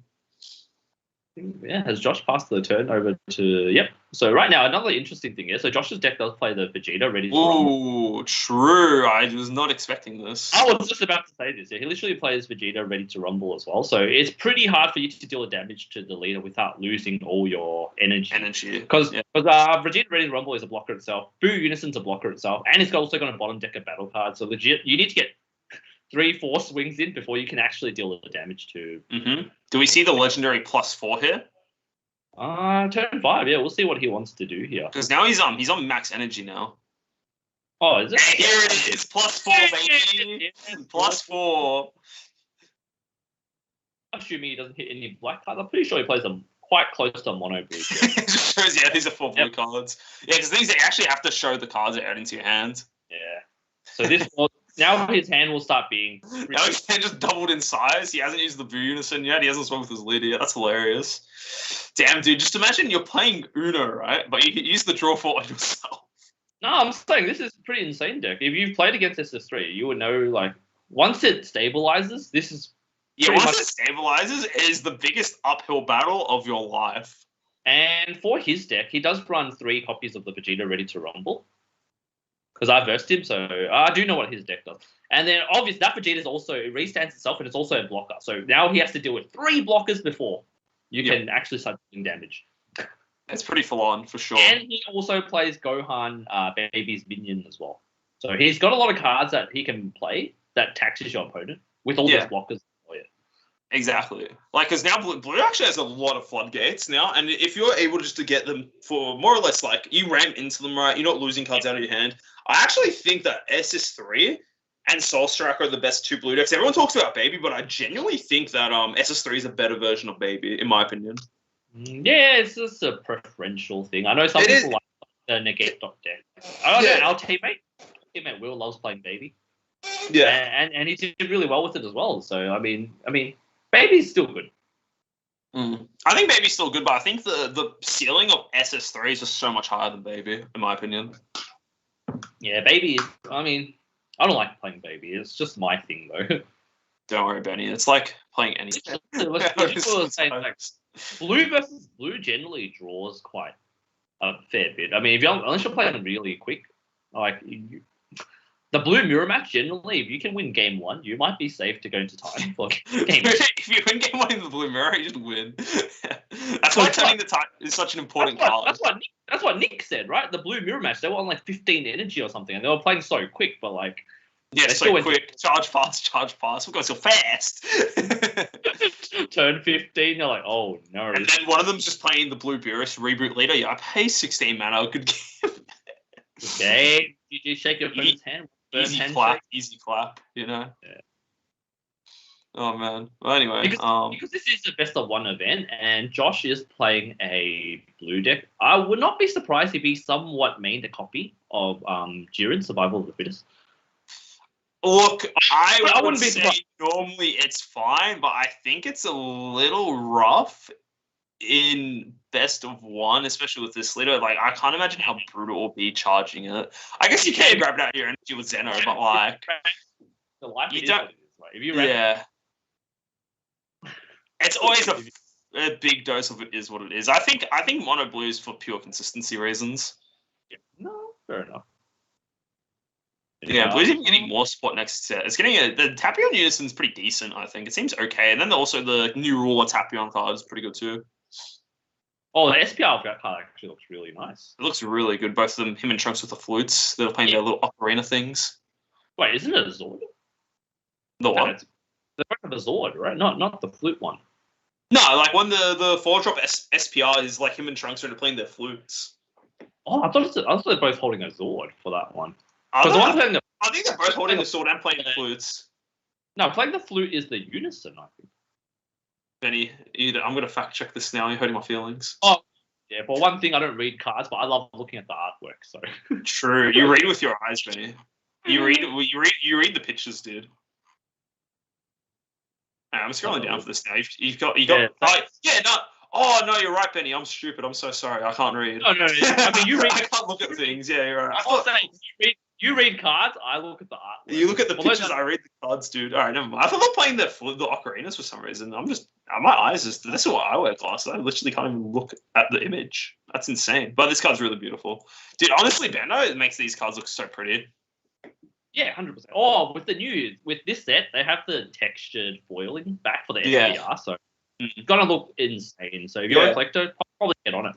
Yeah, like I bought I saw it selling the Vegeta Xeno Unison SCR, and it's just the card I wanted to get it for a while, and it's like, all right, well, I'll just pick it up today. I saw it in the store. It literally looks like an SR, which is insane to me. Yeah, it's insane how bad it is. Because like when John bought the Vegeta Unison from the store for $200, I was literally buying some Pokemon cards, and while we were comparing it, the Pokemon cards have like so much texture, and I was like, why are we getting this SCR? Like Vegeta Unison just looks like an SR. It feels kind of bad. Boy, Benny, do not make me question my financial decisions. Okay. It's a good investment still. Vegeta is like one of my favorite characters, so I've been thinking about getting this for a while. I was literally planning to buy it. I saw someone selling it online today for the same price. I saw it in store. It was a sign. I'll just buy that. Eat it up. But it's one of the SCRs that I'm missing, unfortunately. Well, guess what, Benny? I own it, dude. Get wrecked. Yeah, but I need to play it. Am I ever going to play this card? Probably not. That's funny. All right. Actually, now that we see Kai, yeah, what about Kai? I think the Kai SCR. I mean, a lot of SCRs right now are just underwhelming to me. A lot of SCRs just get placed in the binder because of how good Kai is. Like, honestly. Yeah, exactly. I mean, I'll just leave it in the binder. You don't get ready to like send it off or something. Like, yeah. Yeah, not wrong. Vegeta Gang, yes. Vegeta Gang.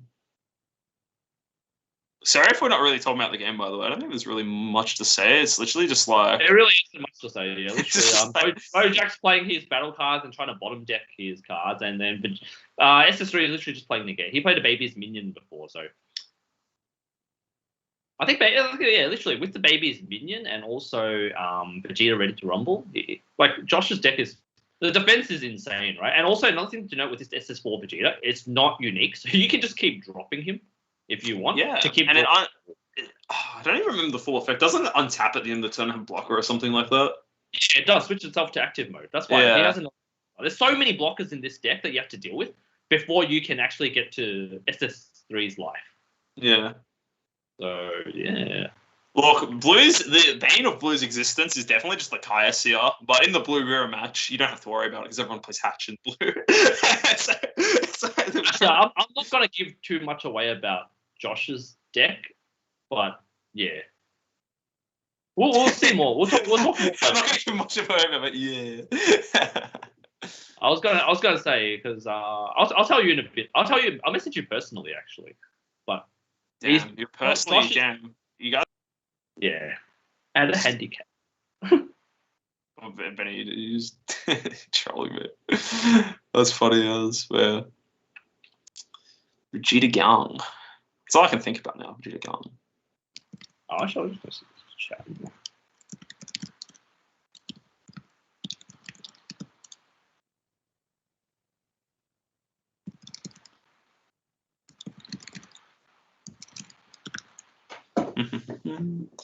So I'm curious. For me now, I'm kind of curious to see what other cards they what do you want to call it? Kind of curious to see what other blue battle cards Josh runs because we're at the point where Baby 5 drops live.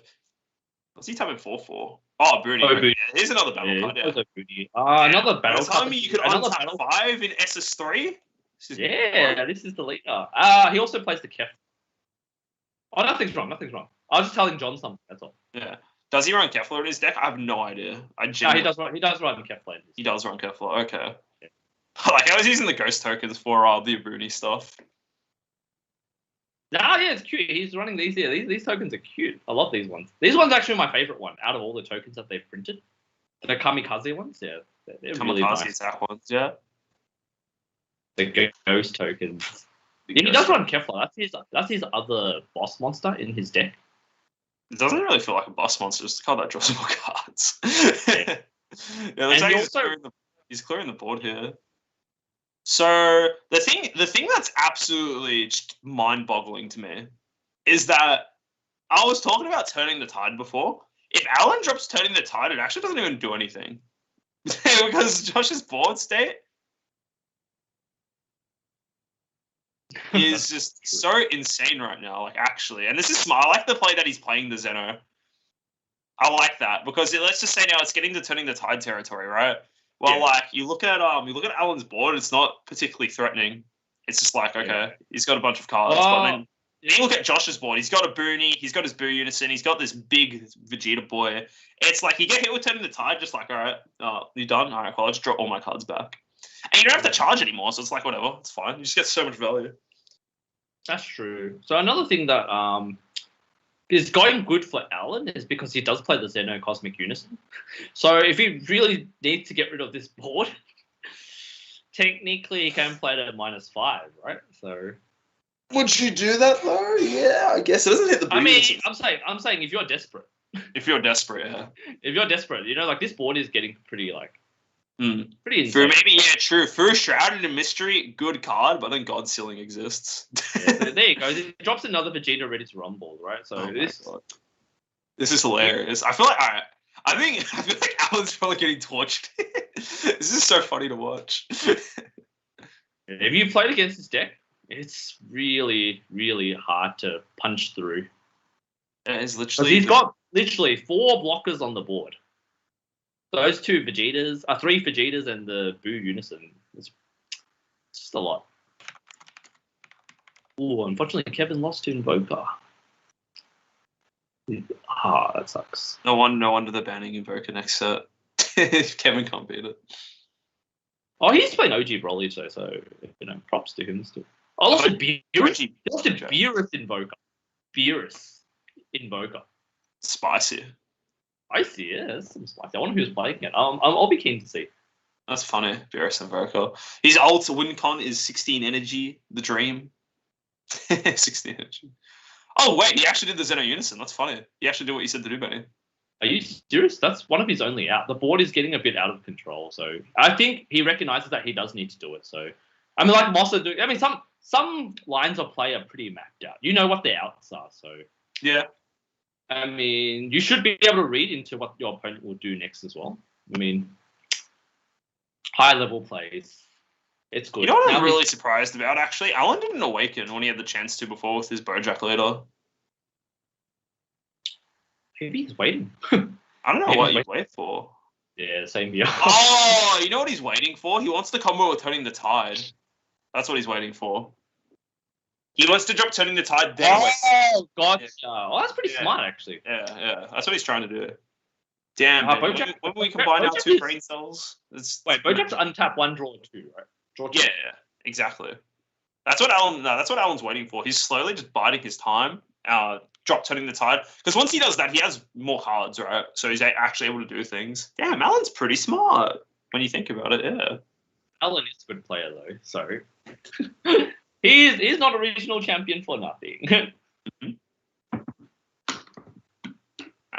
Curious to see what Josh does here. Is he dropping another SS4? That's the real question.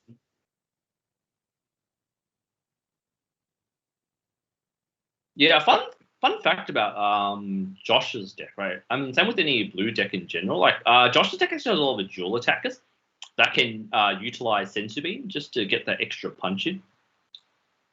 I believe Josh also runs the Mirror Chim as well. That guy can also get dual attack. So with the beam, it's pretty. You know what's funny? We're just talking about how he's going to wait for his awakening to use Turning the Tide. He's just awakened now. So scratch that plan. He might not run it, but we're just assuming he run it. I'm sure you run it, right? If that's what his plan was, that's like Galaxy Brain respect. But if it's not his play, but his deck is quite thick, though.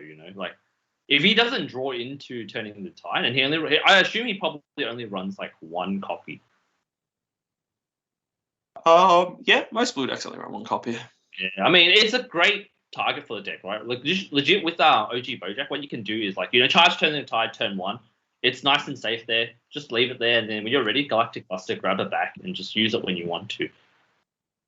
That's what we see Kev do most of the time, right? Charge what you need for later. Yeah, it's kind of Xeno kind of lets you use your energy as a toolkit, so it's pretty nice. Yeah, they're still grinding it out here. Yeah. It's a big grind. But we can see that Josh's hand is quite thick there. Yeah. Got a book in and Josh has 6 energy, and there's another Bruni. Yeah. Playing those ghost tokens. Love the artwork on those ghost tokens. They're pretty cool. I was going to say, I was using Pokemon cards as my ghost tokens. I think they're not allowed, though, in official, but... Actually? Do you actually have to have a proper thing? Ooh, I believe it's best to have proper tokens. But, like, yeah, I like using Pokemon cards as my tokens. I remember I was playing all the Articuno, Moltres, and Zapdos, the birds, as my tokens. I'm like, pretty... I love dropping Obuni for that one reason. I was like, yeah, why not? Mr. Bay Gengar, Josh's leader is the SS3 Reborn leader, or Reboot leader, sorry, versus Alan's Bojack lead. What's up, Max? What's up? Yeah, no, I like the idea of just using whatever cards as token. I get it for official events, but I like because you just kind of use whatever. Most people just use people just use cards from the sideboard as tokens. It's pretty funny. Well, I have my Pokemon cards. I'm like, yeah, why not? Sometimes I use like Digimon ones as well. Like, just whatever looks good. Whatever looks good at the time. Let me just use this $4,000 card from Digimon real quick as my token, as my ghost token, real quick. You can whip out your trophy if you want. Yeah, I'll just bring my trophies, dude. Yeah, I play 3 tokens. Just play my 3 trophies on the table. Yeah, these are my tokens, by the way. Yeah. Not to flex or anything, but like, it's so troll. It's so dumb. That's the most subtle flex I've ever heard. Yeah, I'm just using my tokens, dude. Why are these tokens so big? Why? Oh, no. Yeah, I'm just using my tokens, dude. Yeah, definitely. Ooh, Bojack. Bojack is out. Something exciting happened? It's about time that 8-drop Bojack comes out. I mean, Josh can also do it defensively as well, because like, with the Boo Unison, he's got full energy up. Like, yeah, it's more. If he wants, he can. I'm just waiting for turning the tide. That's honestly what I'm waiting for. Yeah, 100%. I wouldn't assume he runs it for best of 1, because as a blue player, I mean, I'm not a blue player, but like, I think all blue players should run it. It's too good, except SS3, because it is what it is. 6 energy is capped. Swaying on my gold Bojack from that's funny. You've been waiting for a while, Stuart. Like, what's going on? I know like Stuart bought a lot of cards, like the metal cards from Spiral Maui Graphics, but like, yeah, he's been waiting for ages. See what else we can do. Sometimes shipping just takes forever. Yeah, right. Unfortunately with COVID as well, it's taking even longer right now for cards to come from the US. All right, 1, 2, 3, 4, 5, 6 energy for Bojack. Damn, he's still not in turning the Time Rage. He can charge if he draws into it, right? So he's thinking about what he wants to charge. I think another Evil Door. That card's bonkers. Dual attack. 1, 2, 3. Oh, is he? I think he's got 6, right? 1, 2, 3, 4, 5, 6. Yeah, he's got 6 on 6 energy right now. He's on 7, isn't he? I can't just knock out. It looks like 7, no? Oh, it is on 7, actually. Oh, it looks like 7 now, yeah. I can't really tell. It's a little bit blurry. Here it is. Is it time to turn the tide? It is. That's 7 energy sideways. Boom, baby. Oh, he just played his Unison for 7 mana. Okay. Yeah. I think he played it for 6. Still, now at least he's not tapped out, though. So, like, one thing that Bojack likes is not tapped out. That is such a tease. Wow, that's hilarious. Fair enough. All right, John. Fun fact for you, right? What's the highest marker you've seen your opponent play Boo Unison for? The highest I've seen it played for, probably against me or in general. Because in general, it's right now. I'm saying I played against Anthony Hayes. He dropped his Boo Unison for 8 markers. I was not killing. Yeah, I was not killing that rig. The highest I've seen it played against me is 5. Like, you can only get away with that if you're doing like a blue mirror match. There's no way you tap that much for the Boo Unison. Like 4 or 5 is fine, but Jesus, 8? Don't you have better things to do with your energy? No, he was playing SS4, right? So he ramped once with the SS4 Vegeta. So he ramped 4 energy, and he's got heaps of energy to play with. And I was trying to get rid of the Unison, so. And he's like, all right, look, you can go into it if you want. It's just got 8 markers on it, just casually. Fair enough. And obviously I ended up losing, but it is what it is. I played another Ready to Rumble. Well, he got shown back into his deck as a Zener. Right? That's true, yeah. I believe his deck does run 3, so yeah, waiting to see. This is, like we said, how long has the game been right now? I feel quite a while now. I feel my beard growing. That's how long this game's been. Jeez, that's funny. Oh, he's coming out Bojack. Sure, I like that. He's going to bottom deck the other Bojack. Yeah. Small Bojack, bottom decking big Bojack. Value. Actual value right here. You could have even hard casted it. It would have been fine. Yeah, that's the good thing about SS3, right? You can legit hard cast all the battle cards, and untapping 4 is like how many markers is Josh's Blue Unison on it? It's on 3. Oh, he's had it on the board for a while. It's been on the board for quite some time.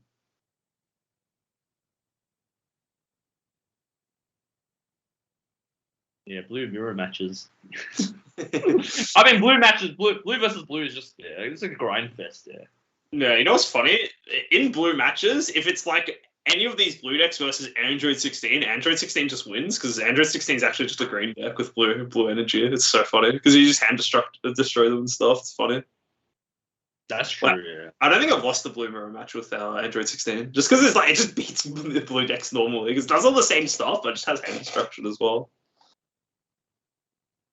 Actually, that's probably one of the decks I played Janimba.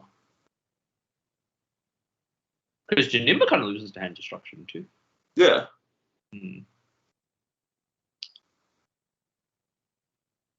Not wrong at all, Mr. Zhang. Is this a big untap 4? The end of Josh's turn again. Yeah, like legit. Untapping 4 at the end of every turn. Like this combo with Blue Unison SS3 is just insane. Yeah, not wrong. So how's your day been, buddy? How you going? My day's been great, apart from watching blue battles. We knew it was going to be a grind since the start. Oh, excuse me. We knew it was going to be a grind since the start of the game. I'll probably grab a coffee after this, just to refresh up a little. I need a coffee as well, man. This is funny. So this is the thing, right? The thing that's sad is for SS3, right? SS3 has the advantage because it does everything faster for sure, but then they just get it's unfortunate that they just cannot play Turning the Tide, which is like Turning the Tide is the card that literally turns the tide. I guess there's no better way to describe it. It lets you actually win these mirror matchups because like a big thing because both of you guys are just playing with so many cards in hand. Like it doesn't combo power doesn't matter. You just need to just remove that factor. Like if you literally can't combo, unlucky. Yeah, because literally most of the time with Turning the Tide, against most decks, if you drop Turning the Tide and you have a Blue Unison, your opponent's pretty much dead on 3 life. Yeah, exactly. So yeah, even if they have their own Blue Unison, they have to bottom deck Turning the Tide, and then they're just lose the value war. Yeah. Still can't go. He tapped all his energy. I'm actually curious. Yeah, are you guys still actually watching the stream here? Is anyone enjoying this? Anyone have? I think they're using it as a podcast now, Benny. Just listening to us, Not. Actually, I do that sometimes as well. Like I'm guilty of that. Sometimes I watch a stream and I just use it as a podcast. Just listen to what commentators have to say. Oh, Kevin's still tuning in. Yeah, Jake W Balls. That's the only way to do it. Oh, our stream is still choppy apparently. I think it's the camera quality is the only thing. I think the rest is fine. But yeah, Jake W Balls. Yeah, I agree. That's literally the only way to do it. That's like the only way to do it in SS3, which is pretty funny. So I remember some people are actually doing that in the old SS3 because when were they Deadly Defenders? Yeah, Deadly Defenders when they're all popular. You kind of wanted to ramp into the Vegito one because it was just the best. So you like 4-drop, yeah, the 4-drop. So you do that, you pay it and tap it out. So yeah, that's like legit sideboard for blue mirror matches for SS3. You play this Kai from set 3 and Turning the Tide, baby. So actually, funny. I was gonna say that's what Mossa did with his SS4 Vegeta deck. So he plays the Kai to be able to ramp into Turning the Tide earlier. Yeah, that's what he played for regionals though. So he didn't obviously he chose to play OG Broly today. You know what card I'm surprised players aren't playing?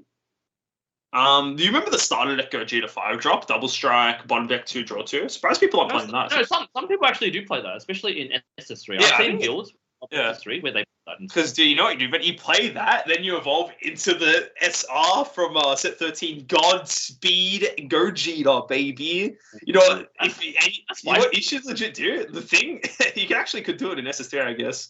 You play him, right? Combo off your hand to meet the condition for it to go off. What is it? If your leader card is mono blue when this card is played, or your opponent activates battle card skill, choose 2 of your cards returned to the hand. If your leader card is mono blue and you have 6 of your cards in your hand, at the end of your opponent's turn, they choose 3 cards. So what you do, your opponent attacks, you combo it down to 6, and then they shuffle, they go down to 3. It's genius. Yeah, it's not just you. Yeah, but that's the one problem with these online webcams, because sometimes the webcam quality just isn't the best. But we try to see everything to the best of our ability. Yeah. Man, I think that's actually what SS3 does, right? They played this Gogeta package, dude.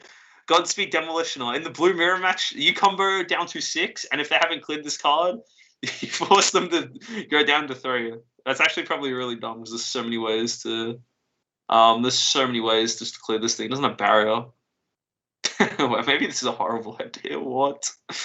All right, never mind. I'm sorry, buddy. Well, actually, I was going to say one card that Josh doesn't play. You know the Master Roshi, the one that costs 6, Maximum Muscle? He doesn't play yeah, dude, the Swole Roshi, yeah. It's like, what is it? It's like dual attack crit, right? I think it's critical dual attack. And it bottom deck something on play as well. It's a pretty insane card, but his build doesn't play it, though. All right, let's have a look at it. Defy Multiverse, right? I'm pretty sure it's a rare card, no? Yeah, it's just a rare from Draft Box. But it's right, let's read this bad boy. I know there's a lot of I know for a fact that has barrier and dual attack and maybe critical. Yeah. Turning Tide, Master Roshi. Here we go. Master Roshi, Maximum Muscle, dude. Critical, it's a pretty good card. Yeah. Barrier. When this card is played, choose 2 of your opponent's cards and bottom deck them. And at the end of the Gogeta 5-drop. It sounds pretty similar, kind of. It does sound kind of similar, but the thing is that, Penny, if you play the Gogeta 5-drop, you can EX evolve into the Gogeta 8-drop, which is you win the spice. He did. Alan like legit tapped it looked like 7 energy and was like, all right, here it is, turning the tiny. He played his Boo Unison instead. I was like, oh. That's what it looks like, yeah. We're still not sure whether he actually has it in his deck or not, because we don't have access to their deck list, unfortunately, but we're just going to assume he has it somewhere in his deck.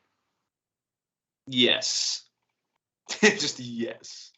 Yes. There were some banger blue boss monsters for the Blue Mirror match. Turning the Tide, of course. Just imagine if Gogeta 7 was still a thing, how hype that would be. Wasn't this tournament delayed? I have no idea. Oh, Mr. MC Barks, this tournament was, I think it wasn't delayed. I think it was changed from a real-life event to an online event due to COVID restrictions, I think. No. The real-life event is actually postponed to now August, but they've always had the online event. So the real-life event was actually for Melbourne only. Okay. Yeah, but unfortunately, due to the COVID situation right now, I think it was best for Attack Games to have postponed it, which we did, so it's good. Yes. You can get like a Gogeta 8 drop out with 3 energy once the 3rd set of tournament promos will be released the Python negate. Yeah. Oh, that's what we're talking. We're talking about that before, but the problem that the Gogeta is actually not a good card is the problem. Like, because it says at the end of your opponent's turn. If it was the end of your turn, it'd be insane. Wait, John, I'll be right back. 1 sec. Yeah, Benny, you go get yourself a coffee. You do that. Yeah, so I'm just gonna read this Python real quick. Because it says you can negate it for 2. Where is it? Dragon Ball Super Card Game. Where is it? Yeah, so you negate for 2.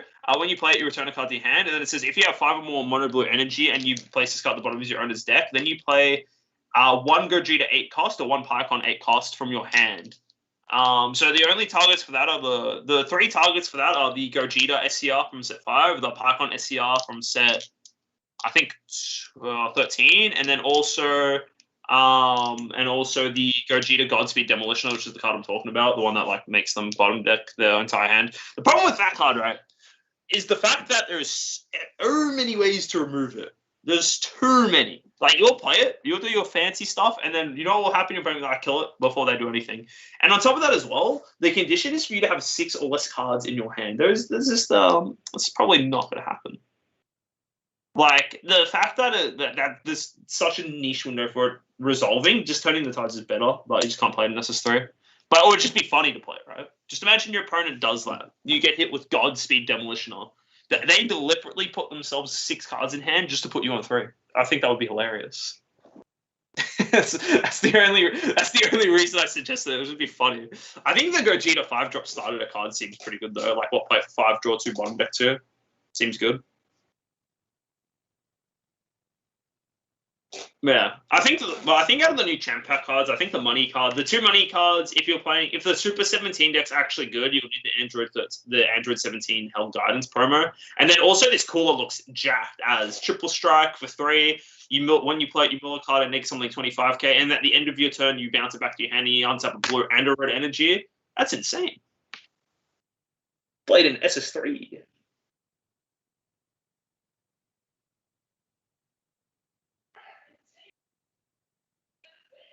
Yo, I'm back. Did I miss anything? Yeah, no. No. Yeah, no. It's all right.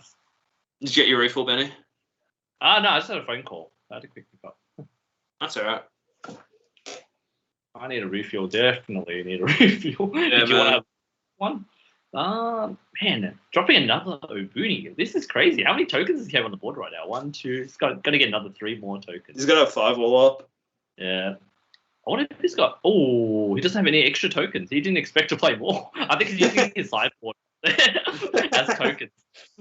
Oh my god, that's too funny, man. I don't think Josh ever expected to drop Obuni more than once, probably. Oh, Senzrubin? Nani? I don't know. He didn't play it. I thought he was looking at his deck to play more of them. I guess not. Oh, he's comboing aggressively. He's had enough. Nah, it's only because his opponent's tapped out, right? And I don't think we've seen a secret rare played from both players. So if there's a bait, Josh is going to start doing it, and he's going to get hatched, and then he's like, "All right, cool, I'm fine." I overextend my stuff that 4. Oh man. Yeah, so now he's coming in for 2. Still getting to. That's why, yeah. Unfortunately, with SS3, like you can just tap out so freely, and you won't get punished for it. Oh, we see the Kefla in the drop. Did he actually play it when I was away? He must have comboed it off or something. Oh, he's got a Kefla in there, so it's cool. I don't know if he's used. I don't know if Alan's used the Bermuda since it's down tick.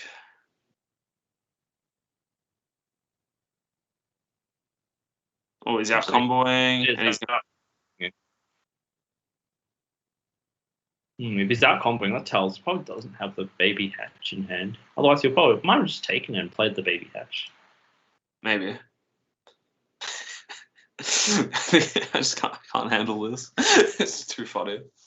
This is a grind fest. This is like, this is one of the reasons why I personally don't enjoy playing blue, because the games go for so long, and I'm not like blue's a very fun color to play. Blue's a very fun color to actually play. The problem with blue is that when 2 people play blue in the same game, that's the problem. Correct. Like legit, Josh and Alan are actually playing relatively fast. Like they're not like playing slow. They're playing relatively fast, but like it's just a grind. Oh, is he tapping 7 again? Wait. Oh, is he turning the tide? Finally? It's turning the tide. Let's go. I don't know. He's cut it. He's turning the tide. It's turning the tide. It is. What's going to happen is that Josh will just tick down 1 marker on his Boo Unison and bottom decker. Yes, let's go. 100%. If only this was the Awakened turn, right? But he still gets to draw 1 from the Boo Unison. We'll see what he. Hopefully, he draws into something. Combo from his energy. It's time. Oh my god. I'm crying. Oh, he finally drew into it. So he does play it. He does play it. He was waiting for the ideal board state to do it. Honestly. Nothing more ideal than turn 12.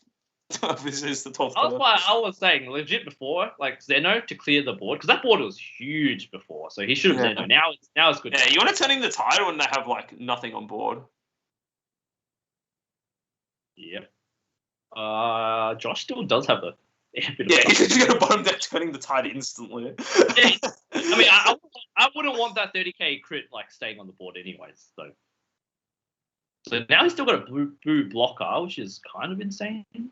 Yeah, like Josh is kind of fine. Like actually, yeah, Josh is still in a pretty good position right now. The thing is that now, like turning the tide is only scary when you combine it with a massive board. If you're only combining it with 2 other cards in the blue mirror match, it's kind of just whatever.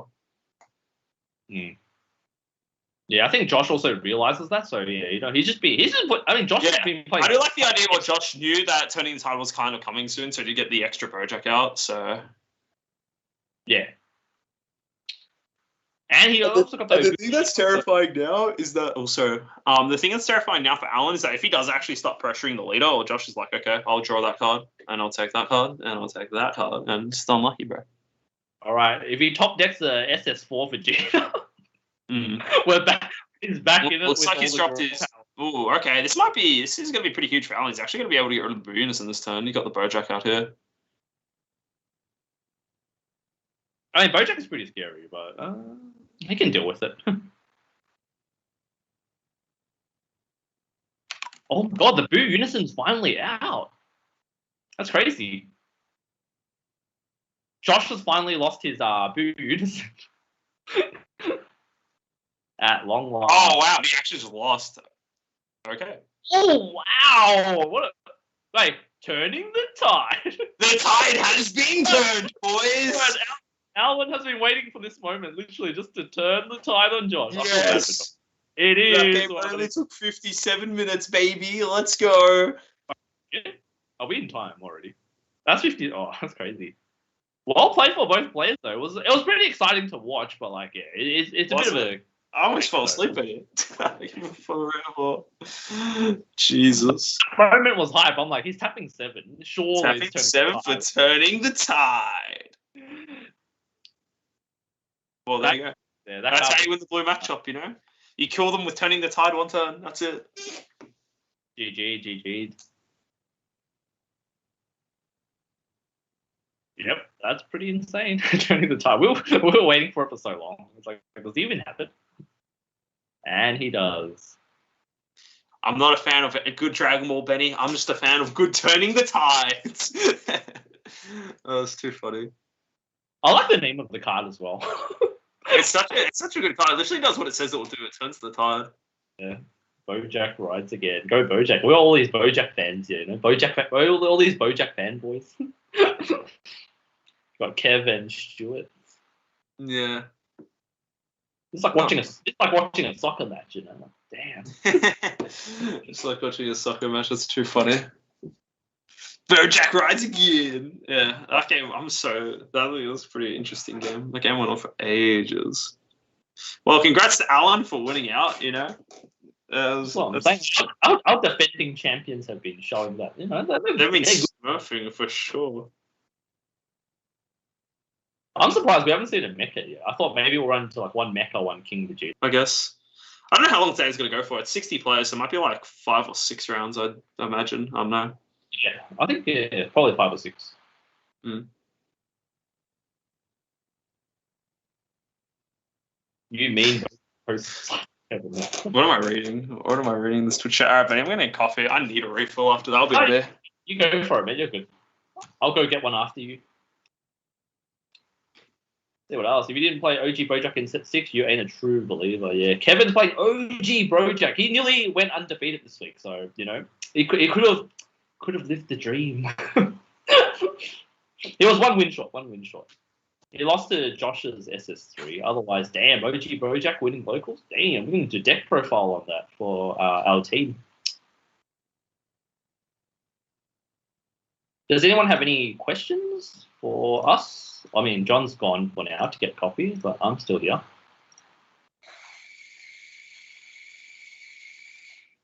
Having a look. Still have 25 viewers. It's pretty decent. And on his chair. He got that for his birthday. How good does it look? John did a shadow clone jutsu. Yep, that's exactly what he did. He literally placed that there before he left, so... I was going to say, we should talk about Spider-Man before. I have this like cute little Spider-Man figure here as well. I don't know if you guys can see. It's pretty dope.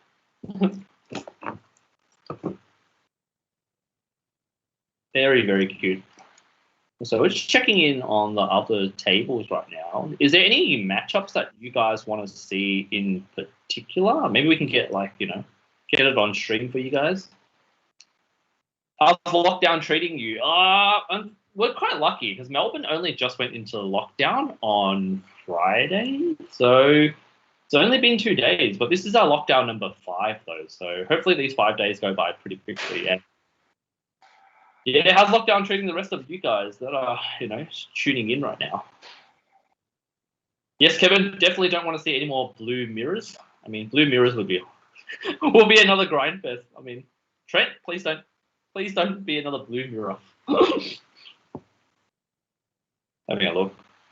Yeah, unfortunately, I didn't get to play today. Otherwise, I would have played some Mecha. Oh, I'm quite keen to see someone play Mecha. I was thinking King Vegeta or Mecha might take it today. Those were my two picks. I mean, they're just generically the best two decks in the format currently. Well, in my opinion, anyways. So.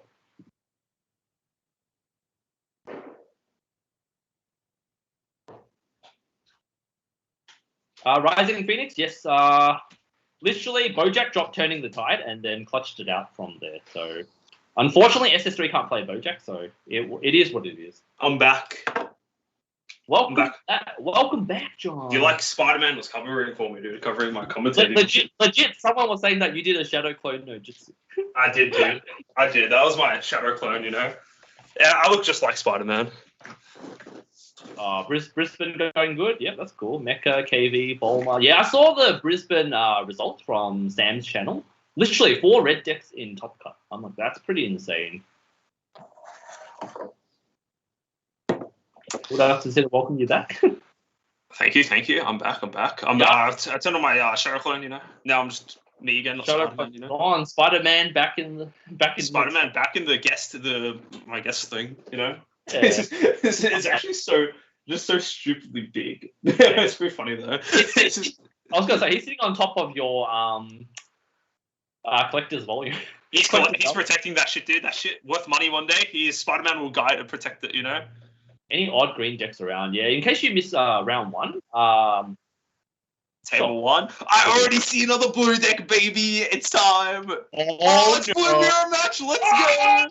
It's Anthony Hayplay. It's Anthony. Oh wait, Benny. Beerus gets the 16 energy and auto wins. There's a chance. Beerus Invoker versus SS4. What is going on? I hope you guys are. Wait, sorry guys. In case you guys didn't want to watch another blue, you know, you guys can blame Trent. Trent made us watch. I think I actually just put my Spider-Man back on the chair and just have some audio playing of my voice just on repeat. See you guys later in 50 minutes. I just have to go shoot some web real quick if you know what I mean. Exactly. You know exactly what I mean. Oh my god, it is what it is, but you know. It is what it is, boys. But apparently this is the this must be the Beerus Invoker deck that Kevin lost to. Yeah. So I'm quite excited, to see Invoker in Beerus. All right. That's funny as. I'm excited to see what's fucking funny. We versed Anthony's deck. I wonder if he still runs the Boo chain though. Well, I think for generic blue leader, right? I think the way to go is again SS3 or Soul Striker. The reason why, look, in theory, the Vegeta SS4 is good, but it just a good player will just negate the first attack, and you just don't ramp, and any baby decks as well, yeah, for sure. I just feel like it's just a tier below the just other. It's a good generic blue leader for sure. You get a lot more energy, but it just doesn't feel as rewarding as like SS3, for example, right? No, 100%. But I will say I did like Anthony's deck was pretty cool. He had his own take and spice on it, so he does run like. He wasn't running when he played it at locals against me 2 weeks ago. He wasn't running Galactic Buster. I told him to put Galactic Buster. He did, and he did. He is now. I hope I helped him, show him the way of the Galactic strats. And then the other thing, his cool thing, which I thought was nice, was the Boo chain. It was very surprising. He was playing the 1-drop SR Boo from the Evolution booster that lets him play the 7-drop Boo, which is dual attack, triple strike. We're talking like it's just a lot of powerful swings. He can even give it barrier, so it's quite nice. Like it's a very powerful thing. It's one of like Blue's forgotten boss monsters, if that makes sense. Yeah, there we go. We're seeing real talk. Did Anthony have SS4 before Lachlan popularized it? I have no idea. Anthony doesn't really play. Anthony for the longest time wasn't coming to our locals, but he's been coming back again, and he's only really been playing SS4. So, like, I don't know. He might have been playing it a bit, but I'm not entirely sure. But, Anthony doesn't actually net dot deck. He likes playing his own spin on. Yeah, Anthony does his own things. He's not like me, who just like, all right, I can't make a deck. Muscle way wet, baby. Here's $5. Boom, good deck, genius. You know. Yeah, I'm like John as well. Like, I would definitely say I'm not a great deck builder, and I just like to pilot decks and make a few quick tweaks here and there to exactly, see what I like about it. Mm-hmm. We see Anthony doing a massive combo here. UI command has actually gone up. Yeah, I'll combo 35. Yeah, Thanks, Galactic Bus doing this to do the draw too. How funny, dude, low key, if Damien out combos this, big respect. Okay, Anthony gets the ramp. That's a huge combo, right? He loves doing that on turn. I think Anthony realizes that people will just out combo it, so it's like, all right, I'm going to make them take it. And so, yeah, Anthony's actually in an absurd position. He's going to drop his Boo Unison next turn and take it from there. He's even got the Boo in the energy, so I have to see. Oh, for those that don't know, legit, when I was talking about before, like I was telling John that someone dropped their Boo Unison for 8 on me, that was Anthony. Yeah. He had so much energy to spare, which was kind of insane, yeah. John, what are your future deck making plans since Marcel isn't making decks anymore? Well, look, obviously, ever since Marcel stopped making decks, I stopped winning events, so you can see the direct correlation there. It makes perfect sense when you think about it. So I just have to wait for Marcel to come out of retirement, and then I'll also come out of retirement, That's not true. Marcel did play, though. He played Mecha, the blue-yellow, with Danny Wynn, and obviously we were on that deck as well, so... Dude, I'm cut. Every time someone brings this up, I'm cut. Because in the Surge meta that we didn't get because of COVID, dude, I was actually so good in Surge meta. And I didn't get to play. I could play every deck in that meta. It was so sad. And then COVID's like, hell, none of that. And I was like, okay, it's fine. Oh, man, I really wish Surge meta was actually, we got to play it. But to be fair, this Unison meta, like this Unison era, is actually a lot of fun. So I can't entirely complain. I just like to complain that I'm bad. You were just ready to win Brisbane regionals, like we were just gonna have a good time up there, right? Airbnb. Yeah. I mean, the Brisbane boys are pretty strong, but like, yeah. I think we're gonna try, give them a run for their money. Give them a run for their money. And then Trent says no. Trent's like Trent just DQs us. He's like, you guys have to commentate this event. It's like, oh, fair enough, Trent. I respect it. Oh man, that's funny. So has anything excited happened? Not really. Oh, Weiss is also ramping. That's pretty cool. Yeah, so this Weiss card's like Beerus exclusive. It has the auto when you play a draw card, but if your lead is Beerus, you pay 2 and put it in your energy from your battle area. Very nice. Good ramp, But, yeah, I think Anthony understands what he has to do. I think you can literally tell from how he committed a very big combo power just to one random damage. That you can tell Anthony knows what he needs to do in these blue matches. He just will. It gets to the point where all right. Oh, interesting. He just comboed 5. Yeah. Okay. Oh, there it is. The 1-drop Boo from Battle Evolution. Yeah. Wait, did he go into it straight away? Well, anyway, the point I'm trying to make, Anthony knows what he has to do in this, so he can actually go up his whole Boo chain now, which is pretty funny. Yeah. So this is what we're talking about, how it's his unique thing. So this Boo draws a card, and then for 3 blue energy, he can play a margin Boo from his energy and charge that Boo, and then he chooses 1 card from his deck and puts it in his drop area. I think he doesn't have the Boo Unison in his hand. Yeah, because if he had Boo Unison in hand, he would have played it this turn. He's on 4 mana, so yeah, and here it is. Damn, both ramp v ramp battle, dude. Last game was battle to speedrun turning the tide. This game is first to get to 16 energy to activate Beerus skill for sure. Oh, fun facts, Actually, they both can play turning the tide. They can both play turning the tide. That is if correct. They want to. Well, in fact, I know Anthony runs it though. Well, actually, Anthony also. That's what I'm saying. Anthony. I don't think he net decked Lachlan's. He probably had his own build already. Yeah, because he also runs 1-off Tragedy Overground. Well, I'm curious whether he'll play it in this matchup or not, but it's not that important, I guess. But he also runs Tragedy Overground, so I'm just he's ready to cast that thing for 9. All right, I'm just big respect to Anthony, dude. He's actually giga braining right now. I don't even see he had Bojack in his energy. This is why he didn't play. Even if he had the Boo Unison, this is strictly better. Wow. Wait, Anthony's too big brain, actually. I'm just shook how clean that was. Yeah, he plays very differently. Anthony's a really good player. He's always a player who gives me me and Benny a run for our money at locals, and he does things. Anthony's biggest strength will always be he keeps you guessing because he, again, back to the point, doesn't nectar. He comes up with his own ideas. Because of that, you have to. A lot of players that verse him have to adapt like on the fly. None of this, okay, I need to like, this guy's playing this popular deck, this popular build. I can pre-plan for it. Anthony doesn't give you that opportunity to. He's running his brews, he's running like his spice, so he keeps you, again, he just always keeps you on your toes, and that's why he's able to can push ahead here. Like this Bojack is huge. Yes, it's a standard play, but he's doing it fairly early instead of the typical brew unison player.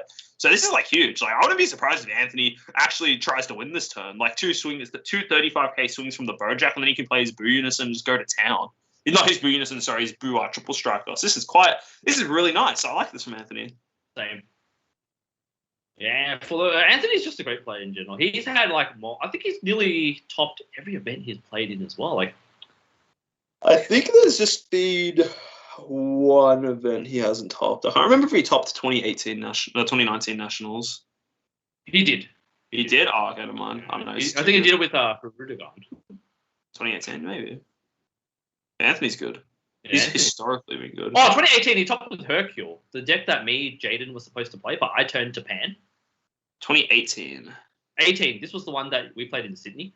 Yeah. I think Hercule's actually a pretty good meta call because it just beats Storm out. So we were playing Hercule, but before the Shenron boys popularized it.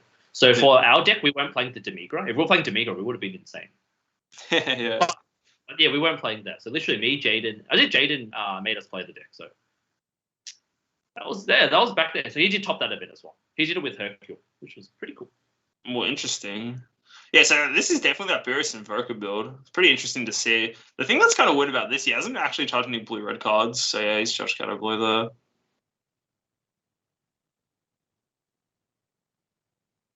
there. Very interesting. Needs 5 more, I think. Oh, no, that's it. Never mind.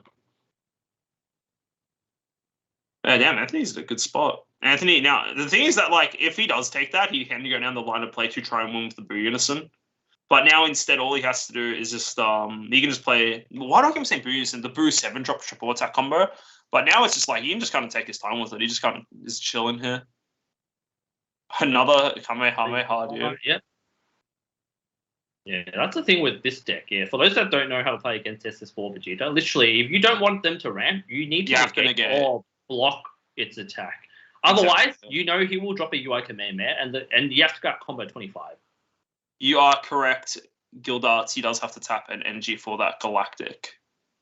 1 sec, because we're meant to point that out. You want to point it out? Yeah, I just sent one a message now. Well, look, I don't think it's too big of a deal unless he's 2 energy negate. But we'll see what he does. Just they just realized it. They just realized it. Nice. Yeah. Okay. I was going to say, we're just commentators, so we can't usually interrupt gameplays for those that don't know. It's up to the players and the judge if they have any problems. Yeah. Oh, there it is. The Boo Unison. Mm-hmm.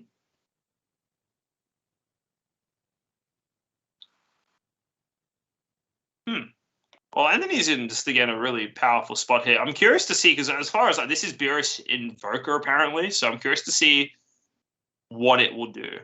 Because if it is Invoker, right, he has to play blue-red energy. We saw him get rid of the Kato Blue, but he doesn't have a single red energy, right? So he can't use half the cards in his deck.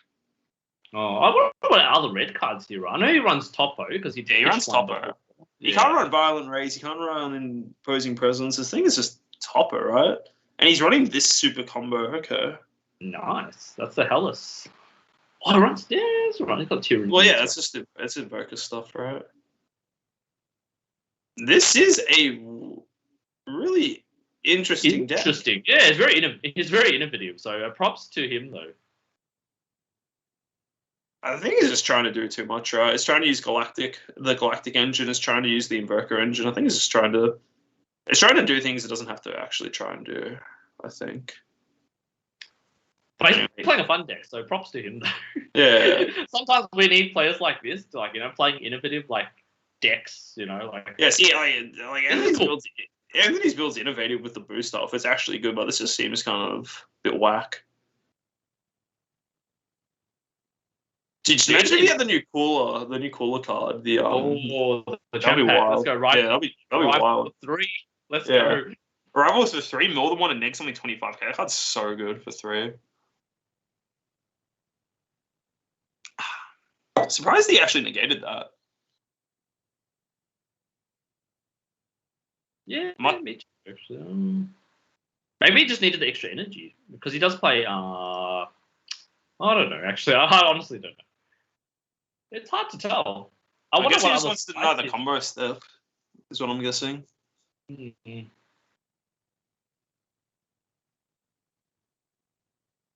Hey, Bunison. Yep. Here we go again. Well, I think the difference is that Anthony's just in a better spot, right? I'm just waiting for Anthony to drop, some of the more big boys, right? Because one of Anthony's favorite play with SS4 Vegeta, he loves to drop the SPR on turn 6, so he can ramp 4. Yeah. Yeah. He likes to play with a lot of energy. That's his usual strat. Again, yeah, fair.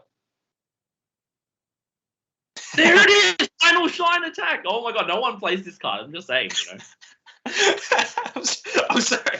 I was kind of zoned out just the other way. It's so funny. Final Shine attack is insane!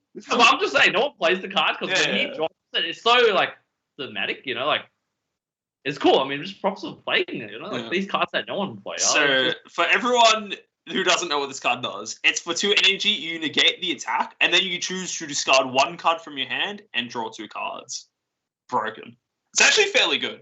And the best part about it is he's playing SS4. That's his signature move. You have to Final Shine. You got to play at least 1 copy of Final Shine attack. If you watch GT, that's GT. That is Vegeta SS4's Final Shine. I actually never watched. Look, as much of a Dragon Ball fan I am, I've just never watched GT. I've never really liked it. I like a lot of the concepts in GT. I just think it was executed poorly from what I've heard. I was it's because Toriyama didn't write it. I think it was yeah. The concept of SS4 is sick. SS4 transformation is so cool. Yeah, and then I love SS4. Yeah, and then also the idea of the Dragon Balls turning again the main plot device turning you've been turning the tide is coming out for Anthony, right there. That's funny as. That is so funny, dude. It's not GG, but pretty much GG. So now, Damien has to probably bottom deck one of them. Which one would you bottom deck? The Bojack or? I think you bottom deck the Bojack here because it is double strike. So I can tell you exactly what's going to happen. And he's got to block the crit. Yeah. Yeah, he's going to swing every attack into the Bojack here. He's going to go Bojack swing into the Unison. He's going to get blocked, then he's going to go Boo into it, and then he's going to just turn the tide into it and just clear it completely. Because once he clears the Unison, I think Damien is literally being placed on the back foot. So maybe I might even swing with the Boo first to chip down the markers on the card. No, it doesn't. Oh yeah, Boo might. No. I'm sorry, John. He did do it, like I said. All right, I'm sorry. That's what, I'm just saying, it's pretty obvious that he would do that. So now he will swing with. Well, the only point I'm making is that he has to swing with the Bojack here. Oh yeah, fair enough. Because the Bojack is going to get bottom deck no matter what here. Yeah. So for those that don't know, he swing with Unison and then Leader because it doesn't trigger the effect of the Boo. So Boo only triggers on battle card swings. Yeah. So this is the thing here. So now he has to swing with Bojack here or it gets bottom decked. Yeah. Really depends which one Anthony values more here. If he swings with... No. He swing with the Bojack will get bottom decked 100% here. It has to get bottom decked because it's four attacks. Oh, no, sorry. It threatens 4 damage, right? Turning the tide is annoying. It has crit, but Did you do the He actually bottom deck turning the tide. Wow. That's what I'm saying. It really depends what your opponent values, right? But Anthony just passes here, though. Yeah, but I'm just saying. It probably is more correct to bottom deck the Bojack. Bottom deck you take 1 crit damage, but now Bojack's 34 damage. I'm sorry, man. I think that was well, I think it's pretty doomed for Damien anyway. But I think it was the correct play was to what do you want to call it? Was to bottom deck the Bojack because at least he can survive. Because the thing right here now is the Vegeta lead is not threatening damage, right? Is the thing. Yeah. Because it is unawakened still, and Anthony has to play from 0 cards in hand as well, right? It's just that this Bojack is just such a powerful thing. I get the logic also why he wants the bottom deck turning the tide and not Bojack. Just like had Anthony you can capitalize on your opponent making misplays sometimes. Maybe Anthony chose to swing with it and gives you 2 cards, But however, if Android 17 stays on the board, it's going to crit you. It's going to deny you a card per turn. That's why I said, which one does he value more? It's really up to the player. Right? So, I guess, but like, my logic is that, like, okay, turning the tide. Your logic is correct. Yeah, I agree. Like, literally, you look at it. You look at the opposing. Oh, it's fun. It's dude. Well, draw 4 or ramp 4. No, it's just draw 4. It's a big draw 4 angle here. So the reason why I'm saying it's like you bottom deck the Bojack instead, because the thing is that like you're on 4 life, right? So yeah, you take the 2 damage, but then you're in kill range, so you have to like do something about the next 2 damage, and then Boo Unison also threatens, right? You actually. That's what I said. I agree with you. Yeah. But, regardless, it was pretty grim. Yeah, I mean, Damien's in a really rough position. Damn, regardless of which one he's on deck, he's in a rough position. Yeah, it's pretty rough. The turning the tide ramp. Yeah, I think Anthony's been playing this really well though. No hate towards Damien. I think Anthony's just outclassing him this game. Like, there's nothing else to say really. I guess. Yeah. That chess mindset coming into play. The chess mindset, dude. I traded my queen for your queen, dude, but I put you in checkmate. Boom. He plays so fast as well. Like, you can tell. Now we're seeing if Damien is gonna, does he have a negate in his hand? Oh, he's got 2 cards. Yeah, he's got a huge. I mean, Anthony swung with Bojack, so we'll see what he does. Probably take the 2 life. Yep. Yeah, and he just swings with it again. Yeah. Yeah, that's what I said. I agree with you. Bottom decking the Bojack. Topper. I was not expecting that, actually. Doesn't matter. Are we going to see a God Stealing here? He's got 3 cards in hand. I don't think he added a God Stealing to hand. I don't think. Because you have to show the 4 cards for the Vegeta SS4, because they have to be 100% mono blue. Yeah. I know it was 4 cards, but I can't remember exactly what it was, though. Hey, if you survive another turn, you're gonna live to fight another day. I love to live to fight another day. Or Anthony laughs with his 6 life. Is that a? Oh, that's not. Oh, okay, sure. It's gonna hard cast the Great Saiyan Man. Actually, I was gonna say a lot of SS4 Vegeta players, because Lachlan actually pretty highly values this card in Vegeta as well. I think it's a good card because, all right, the thing about blue nowadays is that you can play this in SS3 3-2, right? It's a card that you can't really deal with. It's got Barrier Deflect, Revenge Blocker, right? So it just kind of trades 1 for 1, but it's kind of free in a lot of decks. Like, SS4 has a lot of energy at this point in the game. SS3 literally untaps 3 as part of its leader skill. So if you're playing these more, I think it's not that good in Soul Striker, but I think in these decks, I think it's perfectly fine. I think it's a really good card in these kinds of decks that just have excess energy. Whereas Soul Striker kind of just does things faster. Like, it lets you do more things on your turn, if that makes sense. Earlier. So yeah, whereas Vegeta, in theory, Vegeta's gaining you more energy throughout the course of the game, right? But you can't necessarily use all that energy in the early turns of the game. No, I agree. But the card is, if you haven't picked it up, I think you should pick it up. It's a pretty good card. I mean, there's so much keyword skills in the card. It's literally it almost has, every keyword skill in the game. Yeah. Actually. I believe I think you KO something, you restand the card? If it KO something, you don't have a blue energy. Oh, untap blue energy. So I thought. Yeah, so not only does it trade for any battle card your opponent swings with, it also untaps you an energy. It's a really good card. It's that kind of not really able to find a home until now all these blue decks are coming out in full force with Galactic Buster Wombo combo. I like that Wombo combo. Wombo combo.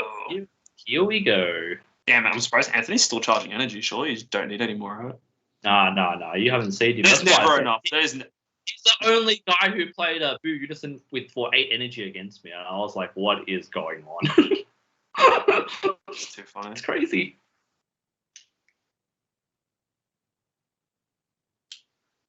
All right, swing with leader. See what he does. I wonder how many cards Damien has in hand right now. I think he's only got 2. Yeah. 2 cards. Oh no, Anthony's preparing something big. He's showing all the energy. How many blue mirrors so far, boys? Oh man, 2. Back to 2. Is there tragedy overground right now? I think so. It is. Yep. Oh my god, man. Unfortunately, this card is broken. John, tell them what it does. Because I need to Google what this card does, dude. Jesus. I think every card you played with its 4 cost. I think what it does. I think like it ranks the draw. Yeah. No, it puts in their energy, I think, right? Oh no, it puts in the energy. Yeah, here we go. Tragedy Overtold. Anthony played this card for 9 energy. If you're playing the Zamasu package, you can play it cheaper. But this is what it does. It has 2 permanent skills. So this card cannot be removed from your battle area by any of your opponent's skills, so it's staying there the rest of the game. And then the other permanent is that when your opponent plays a battle card with an energy cost of 4 or more, it's placing the owner's energy in rest mode instead. Pretty broken. It means you can't play the game with like powerful boss monsters. And the last effect, Auto, when this card is activated, choose all of your opponent's battle cards, ignoring barrier, and place them in the energy. So for 9, it's a complete board wipe, and because the permanent says your opponent literally can't play cards, like it's it's pretty big GGs. Fun fact, you can hard cast cards, but 4 less, right? 4 less. No, it's when your opponent plays a battle card with an energy cost of 4 or more. So, like, even if you cheat, 4 more, yeah. Yeah, so that's why I said it. You literally can only play the game with 6 battle cards, 6 energy or less. Yep. Right, so this is Anthony's turning the tide. This is second turning the tide. That's what I'm saying. Like, he plays this version, yeah. When I versed it as well, literally, he played it. Like I said, he ramps with SS4 Vegeta. He plays Tragedy Overground, plays turning the tide. He literally does everything. Like. I remember when I first played this deck, I was like, Anthony, you're going to make me read all your cards because I know what any of them do. I spent a good bit reading, just so I knew what was happening. Wait, didn't you win? No, against? Yeah, I did win, yeah. But like, I have to still play around what my opponent does, no? Fun fact, John beat him with Mecha, I believe. So if you want to beat this deck, yeah, play Mecha. Play Mecha. No, that's with the U9 though. U9's no longer there. It's still there for a few more days. Few more days, yeah. Yeah, there it is. Well, at least that Blue Mirror was pretty exciting. Seeing that was really good.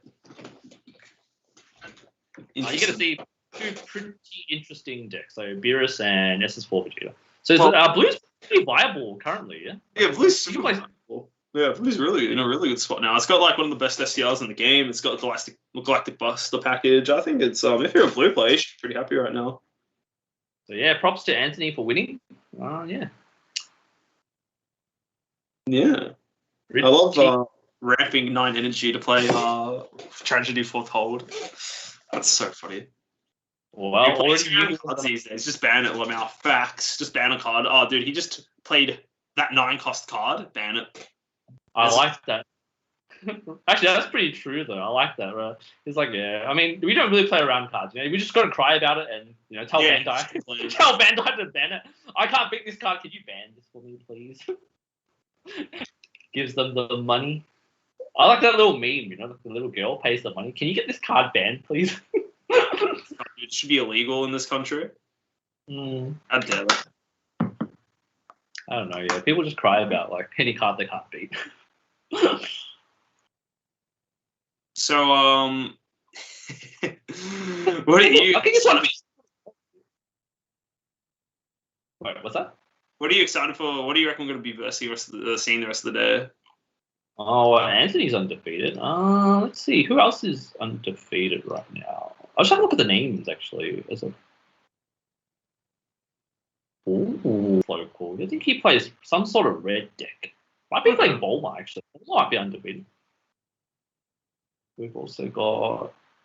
I think we have a mecha in the top, I believe. Seraphim. I played him before as well. He's a great player. So I believe he's playing the blue-yellow mecha build. He's also up at the top. Okay. As of round 2, Will was undefeated too. Oh, Will Smith. Hell yeah. I believe, yeah. David Liu, Brewer, Damn, a lot of people I know. Yeah, nice. Yeah. I think Brewer might be playing Mecha again. Max should be playing King Piccolo because he's insane with that deck. Blake was undefeated. He's playing blue-yellow Mecha. Peter Bogda undefeated, of course. Peter Bogda popping off as always. And that was all for the 2-0s. So, yeah, we'll have to see after this round to see how it shakes up. But saying, yeah, Bogda, at least there's one King Vegeta in there. We should know. Yeah. Unless he decides to play like Margin Vegeta or something, but I doubt it. I wouldn't be surprised if he decided to last minute play Margin Vegeta. obviously we've seen Robert do for game 1, right? No more Dark Broly, just decided to play Gogeta Zeno. I know Alan was playing Cell's Surge when he won, but now he's playing Bojack. Okay, cool. Yeah, he's playing Bojack. Yeah, he won before too. So yeah. No, it's cool. It's cool. We definitely have mech top. So. It's just nice that there's a lot of variety nowadays in decks you can play. Yeah, I actually really enjoy the current meta. Actually, you can play a lot of decks are viable. That's too funny. Yeah, tons of things. Yeah, it's nice that you can play like a variety of things. Like you're not forced just to play like the best deck. Like even like Mecha's really strong around everyone like saying, oh, this, and this, right? You can still play other decks that do fine into it. You kind of like that's the kind of interesting thing about Dragon. People just kind of play like the decks they like the most. Yeah, if you like playing blue, like the other boys, like you can play blue. It's still insane, And sometimes, like out of the tournament, you just have to dodge all your bad matchups, and you'll be fine. Yeah, dude. If you just choose who you're versing every round, you'll be fine. I know, yeah. I remember Blake saying, he had to verse 4 Mecha Mirror matches. Like that's probably as rough as it gets. Like I hate playing. That's kind of the contract you sign when you say I want to play this deck today. True. Like you don't know what you're playing, but yeah, when you get matched up against like mirror matches, that's pretty rough. Yeah, for sure. A best format thus far. Best format thus far. Look, I didn't really like. I know John's gonna say Surge, right? No, I wasn't gonna say Surge. I think that's the format I wish we got to play. I do genuinely think this Unison block has been really good, though, is the thing. The only downside about this Unison format, I think the 2 times where it was like kind of shit was when everyone just played for checks. And then everyone played Red Broly. Those are the 2 kind of shitty times in the Unison format, I guess. Look, I can just go out and say the format I won, right? I kind of say that. Isn't that my cop-out answer? Yeah. For like, I would say this is my favorite format right now. I mean, you can play whatever deck you want, and it actually has a chance of topping. So, like, a lot of like tier 2, 1.5 decks. I mean, as long as you see the right matchup and you get paired against the right person, like, you have a good shot at it. So, I will say the current format is my favorite. Yeah, I think current format's really good. I'd agree. I'd say it's my favorite. There's so many like it's nice when you go to locals and like a lot of people have a chance to play. I guess. Like a lot of when I say play, I mean like everyone has a fair chance of like doing well. It's more of like it's not like, oh dude, I lost to this guy because he just has the best deck with all the expensive cards. It's like no, you can literally kind of just win whatever nowadays. Like granted, yeah, if you have better cards, granted it's easier. Of course, that's kind of expected, right? But it's not like, well, this guy can win with his like budget King Cold deck or whatever, right? Because it's still. I was gonna say like literally, Peter, who won our Melbourne regional. Oh, he played a super budget, yeah. Like he won budget version of King. No Raditz promo, and he only owns 2 of the Vegeta switching gears. Yeah, and he won, and he didn't even play the Bardock 1 drop in his deck, and he still won. So yeah. Oh, he does play 1 copy. Oh, he played 1, yeah. But the point is that like he won with like a very budgety version of that deck, which people like see like don't want to play because like you need all these promos. You really don't. Oh, is Squash 10 Anthony? Yeah, Squash 10 Anthony. Yeah, he did good. Anthony kind of just styled on that guy. He literally kind of styled on him. Oh, also one thing, Anthony. Happy birthday! I just saw birthday to Anthony. You got a win for your birthday. Congrats, dude. Multiple wins for your birthday. Win on streak. Oh yeah, 3 wins already for him. Yeah, that's pretty good stuff. Yeah, I think this is a very good format. Like, what do you want to call it? You can play whatever you want. Every color has a really strong deck in it for sure. Black has just like, but every color, there's actually a reason to kind of play every color.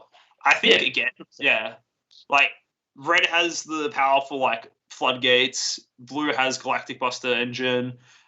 Green has like dormant, charismatic, and like stuff. Yellow has Mecha, and then black has the Gogeta engine. So I think there's like a fairly good argument for every color right now. Granted, like some things that certain colors and decks can do are better than other things that they can do, but you can kind of play whatever and have a fair chance of winning. Yep.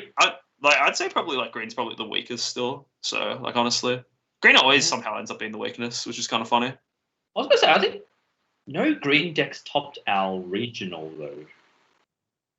Oh, there wasn't any green decks. There was one from every color, but green. Yeah. Green is probably the weakest. Yeah. I think we had a few King calls. I think the problem with green is that green HUD loses to yellow right now because they just play Absolute Annihilation. That shuts down green. That hurts green too hard.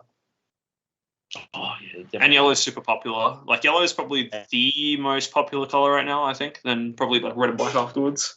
Actually, that's a lie. That's a lie. Blue is the most popular color right now. Blue and yellow are the two most popular.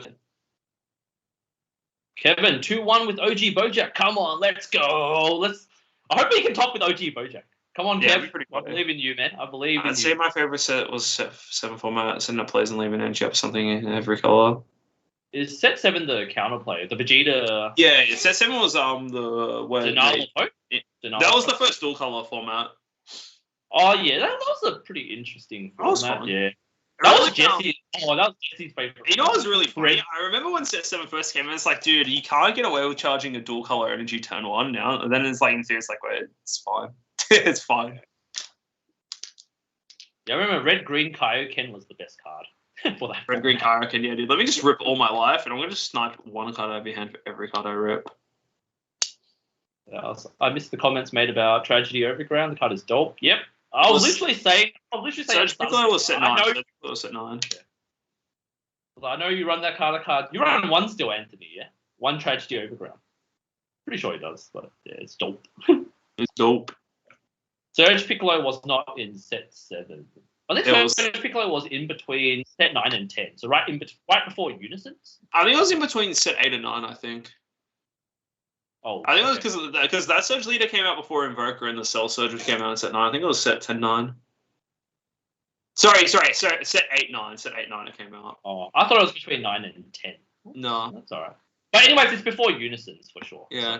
So. I think Surge was super powerful when it first came out. Like, it kind of just... all the Surge leaders kind of, like, power crept all the other leaders. Like, that, the Butcher, most of them, right? Well, the two main ones, the Piccolo and the Goku, that the Butcher. Like, legit, like, the tricolor build for Surge Q was obnoxious. Like, once Andrew Duval posted his list... I thought it was Robert Ricci that did his list. He won with it. I think Duval was the one who won with it. The tricolor one. Are you sure? I'm pretty sure it was Ricci, wasn't it?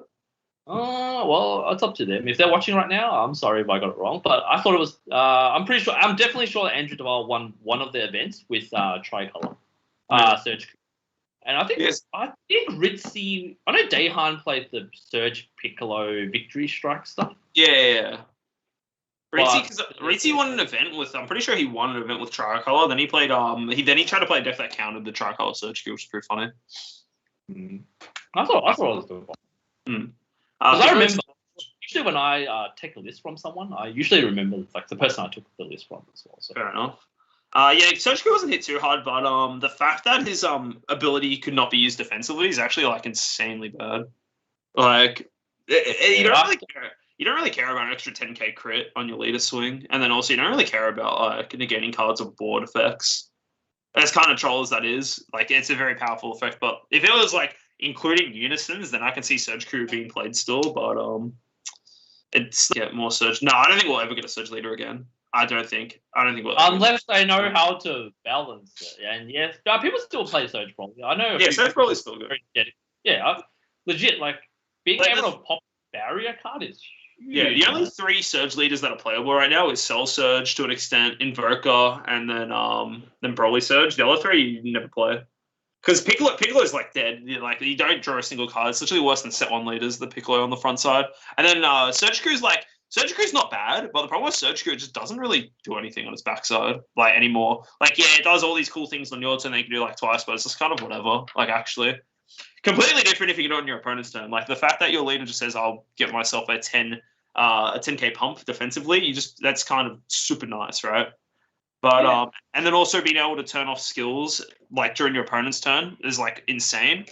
But, there's no point playing it now. And the reason why I don't think they'll ever print another Surge leader... Oh, look, they might. They might actually do another Surge leader, but it might not be for, like, ages. The only thing about... Because Surge leaders, because they have the ability to awaken at any point of the game at any time, it's so hard to balance it. Like, even saying, like, oh, yeah, dude, I'm going to awaken here really early and have these 2 effects live. Like, the whole balancing scheme behind the Surge things was like, well, you can only use the leader skill twice, right? But you genuinely awaken when you're in a winning position anyway. Like, you're in a commanding position to push for game. And then also being dual color made it so that you had access to so many cards. So I'll even use Surge Goku as an example, right? You can run the limited Bardock Resolute card, whatever it is, the one that when you burn a damage for free, you can play that card. You can also play the Bardock combo to play that card, right?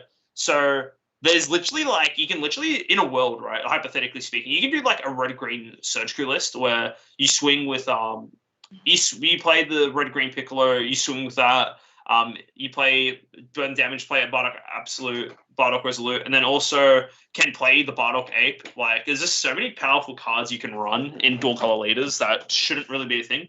So that's why I don't think they'll ever do it. That's just my thoughts on it, though. That's exactly the same. Yeah, sorry, I was going to say that's exactly the reason why I don't think they'll ever print a dual color unison, because it'll just be too powerful. Well, we'll just have to see what Bandai has in plan for us. But, like, you know, I agree. Like I said, Nick is saying Beerus is better than Surge Crew right now. If you want to play red-yellow, I would say legit just play Beerus right now. Yeah, it's literally better. It's literally better, yes. Surge Piccolo got a card like Surge Cell. Yeah, it could happen. You know, like 9-drop Cell makes it playable again. Like literally, Invoker getting a Rival Seeker and Surge Cell getting the 9-drop Cell is huge. You never know when Bandai just choose to. Oh, I'm gonna drop this card for this leader. You know, or it'd be insane. I think the theory behind like the reply card. So I think like some of it now it's balanced, but back then when the effects were actually like just game breaking, like. They weren't balanced, like, actually. That's why they dominated the leader. I mean, that's why they dominated the meta, right? Literally, those two decks were, like, the best two decks. If you're not playing it, you probably don't have the chance. Yeah, like, for sure. Like, that's with every deck, though. It takes, like, skill to pilot every deck. But the point is that, like, when there's the problem, you know when something becomes a problem? This is the same argument for Mecha right now. What was the point of playing a different leader when you can play either Goku Surge for most of your strategies or Piccolo Surge for your strategies that just did the same thing, but better? That's the same argument for Mecha. Why play any other yellow leader when you can just play Mecha? True, actually, yeah. Like Kevin said, Black Boo was definitely a sleeper for that format. Like, even I remember the four of the best decks. I think us four were playing it. So you were playing Surge Q, Kevin was playing Black Boo. Marcel was playing Surge Piccolo, and I was playing Reboot Gohan. These were legit the best four decks of that format. Oh, that format, yeah. Low-key, can Black Boo still be playable now? Surely Black Boo can still be decent nowadays, right? Yeah, I think Black Boo is still playable, you know. I mean, if Kevin still wants to play, I mean, Sam Russell won an event with it, like, so. Yeah, that's back in 2019. I'm talking about, like, in today's format.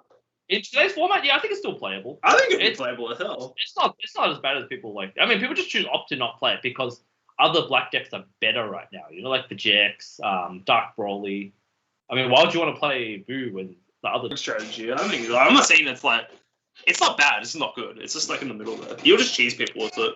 I mean, there's a lot of decks in tier like 2, right? That are decent. You know what I mean? You just play a lot of good generic cards, and you still Yeah, I think the cool thing about Black Boo is that it gets the what's that card called? The SR the SR has the same effect as the Bojack units, but Bojack as the Lord Slug 3-drop, or if it's in rest mode, your opponent can't draw. Damn, Kev, why don't you play that, dude? Why don't you play that, bro? It's in broken. You know, I was always gonna say, you know, Kev was about to win. You know, he was ready to win a regional with that deck as well. Yeah, it is what it is. Damn, I forgot Black Boo existed, actually. That's funny. Yeah, Black Boo is insane. Yeah, I'm saying, yeah. Like, those 4 decks, I remember, it was us 4 playing it, right? So we all played one different deck. Because Surge Q was a little bit expensive for me at that time, so... Bring it back, yeah. That's fair. It is what it is. Oh, you know you can run now? You can run the Vegeta Super Combo now. Seems pretty good. True. Sure, didn't you run Gogeta's inner package in the Boo deck, dude? It's busted. For sure. It's time, dude. Gogeta Zeno Boo, baby. I didn't actually look up what these cards do. I remember these cards from way back in the day. I just don't remember exactly what they do. Set 9. Universal. It's got the Barbary that spits out a card, and then you can go into your 3-drop dual. Oh, dude, he's the new black AOD hatch and just play it, no?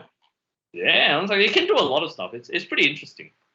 Damn, dude, is this theory crafting with the boys today on stream? Bring back Black Boo, baby. Screw this new shit. Bring back Boo. Isn't that an actual card? Like, bring back Boo. It sounds like a card. Sounds like a card, yeah. It sounds like that 4-drop blue. Is that what the 4-drop blue extra card is? I Oh yeah, it might be actually. Yeah, or it might be.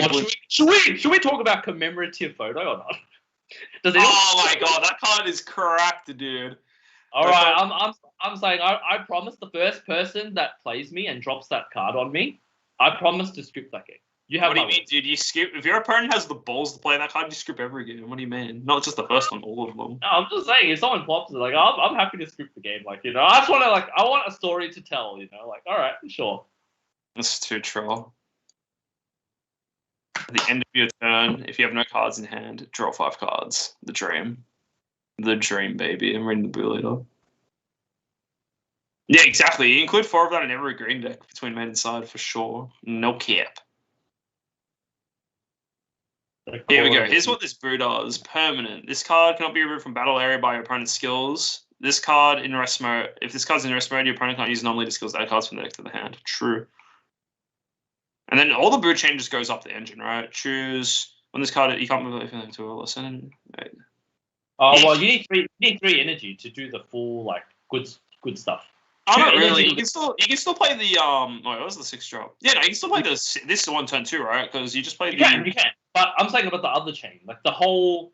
Yeah, the other chain that attacks. You want to play the Piccolo, Gohan, and Gotenks Absorb. If you want to play Dodge Mill, yeah. We're going into round 4 right now.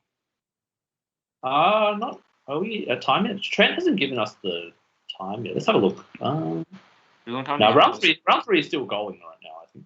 Wait, can't you just run this stuff in like any black deck? Is it? It literally doesn't seem leader locked to anything. Let's have a look.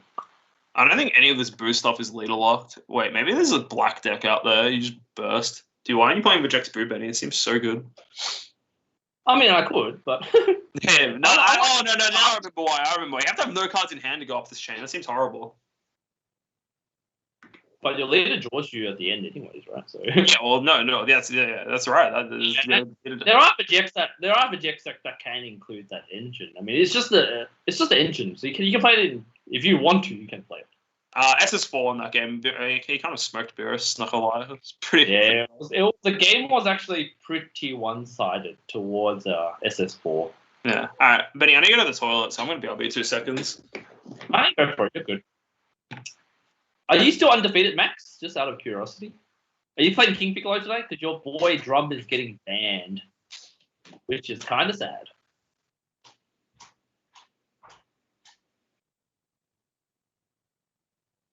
Of course, nice. Are you 3-0 at the moment? I know you're undefeated as of round 2. Oh, not King Piccolo today. Damn. Pretty good engine. It seems like Power Rangers keeps getting a lot of support. So yeah, I reckon I'll still get more support in the future. The whole chain is pretty good. I'm looking at trying to foil out that chain as well because it just seems like a fun chain to play regardless.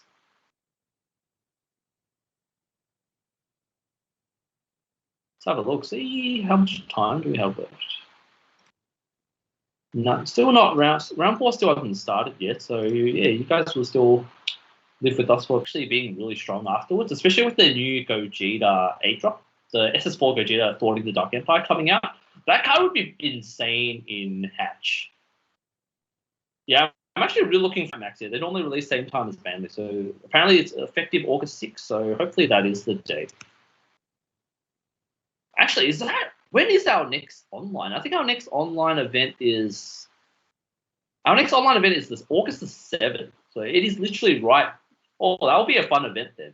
I wonder who will have all the new cards already and, get to play some new decks. August 6th, August 7th. Yeah, usually the cards are released on a Friday. So that would be August the 6th for us.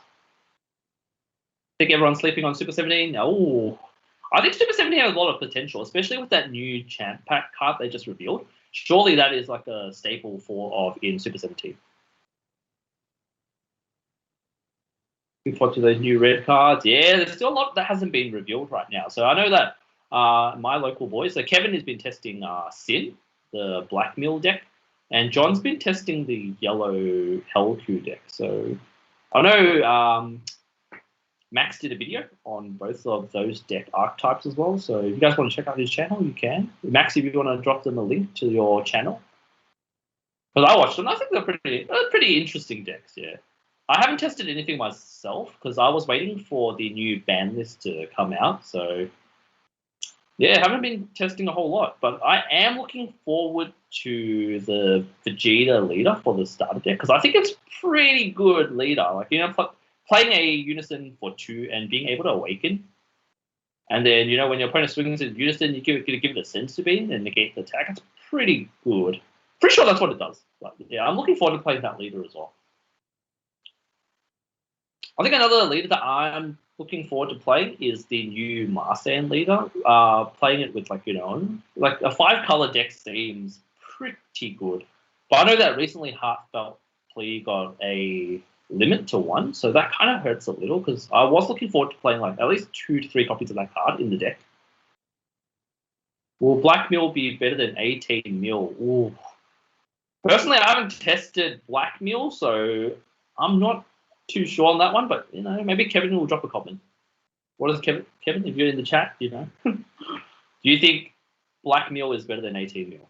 But the good thing about Black Mill right now, so they've got the Oceanus negate mill card, so that can literally do a lot. So I know John is huge on Janimba being a big thing, especially blue-yellow with the new Zamasu Champ Pack card, Zamasu the Eliminator. Yeah, I think Janimba has a place in the meta as well. Especially if less people are playing the Jex. So, because Jex is one of the anti-mill decks, right? So, yeah, I think if the Jex drops out of the meta, Janimba definitely has a good shot. No worries, Mom. Keto Pesla aggro. I really like the Keto Pesla stuff. I think it's pretty good. All right, I'm back. Welcome back. Okay, yeah. Yep. 3. Level 3. All right. Trent, if you put me through another Blue Mirror match, I don't think I'm gonna cope. I think I'll get cope. Trent, don't do this to me.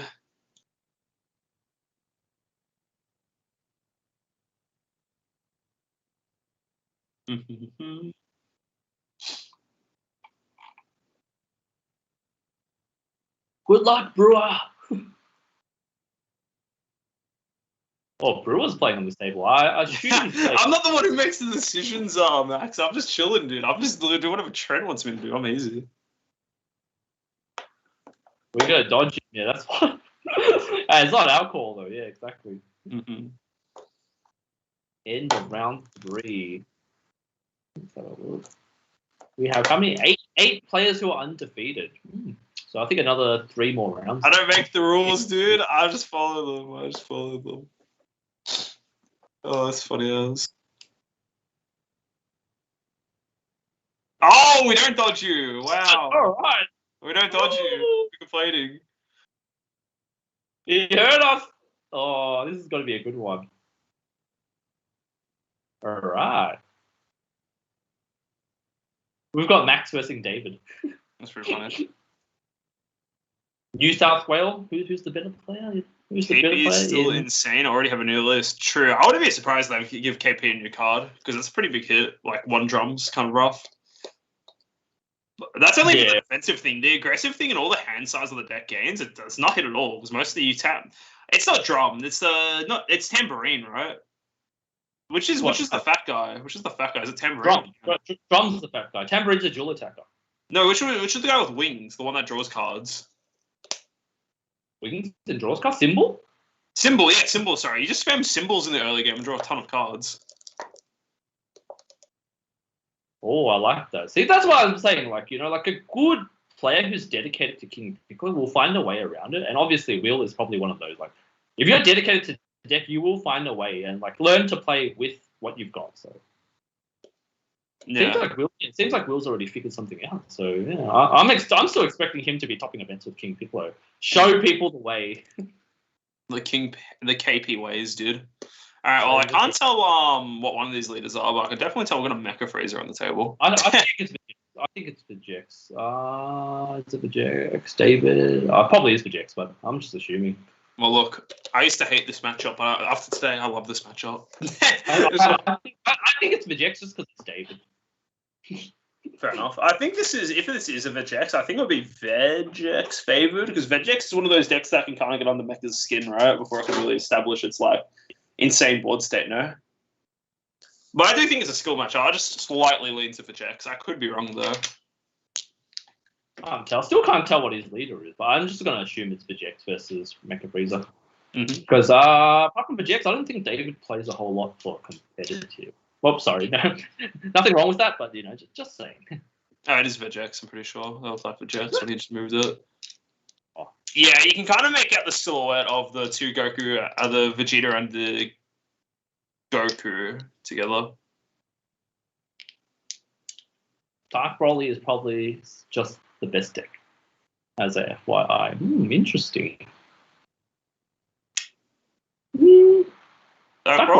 Dark Broly's a deck that everyone has to run cards to check.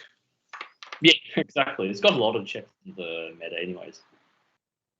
Piano symbol. Oh, yeah, true. Yeah, you can run the new surprise attack cards, actually. Yeah, because you do stick a unison on board a lot. True, actually, huh? With the new U7 starter deck with the Vegeta. Because you just combo 2 cards. Yeah, damn. Huh, that's actually a really good tech for it, the surprise attack Gohan. Neat. Yeah, I like it. Do you even know what card I'm talking? Do you even know what card they're talking about, Benny? Yeah, I know what card you're talking about. It's one of the starter deck cards. It's like it's like a rival, isn't it? Isn't that what it is? Mm-hmm.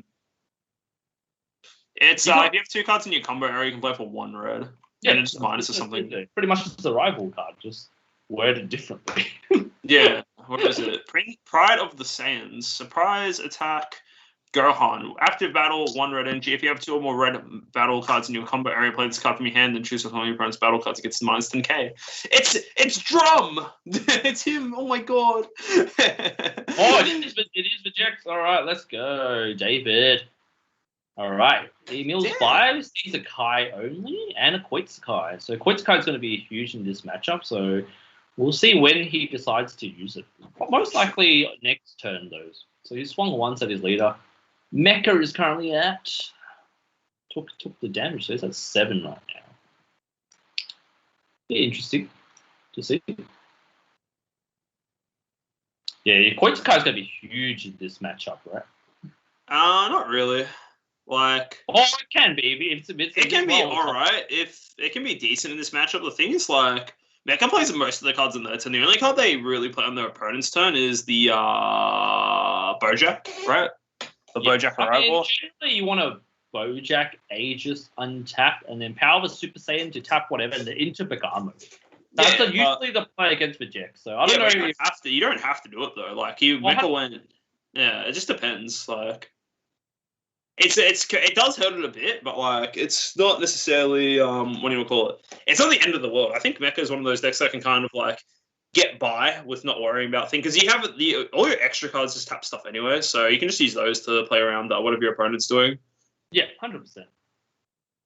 See, and you can kind of just wait till your turn to tap him out anyway. Is the thing, if that makes sense. Oh, the Vegex doing another burst. Hits only 1 card. The Gotenks Unison. Mm-hmm.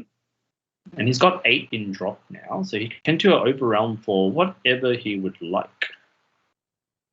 Dude, why was that a mill 5? It is clearly a mill 3 now, Benny. Is it August 6th already? Yeah, not yet. I put my calendar one month ahead. Welcome August 17th for us Australians. Yeah. You know what's kind of sad? Even though he bursted 5, he actually just whiffed hard, right? Just imagine if he was burst 3, he probably doesn't hit half these cards, right? I'm saying burst 3 definitely. Yeah, it's gonna hurt a lot. It's seeing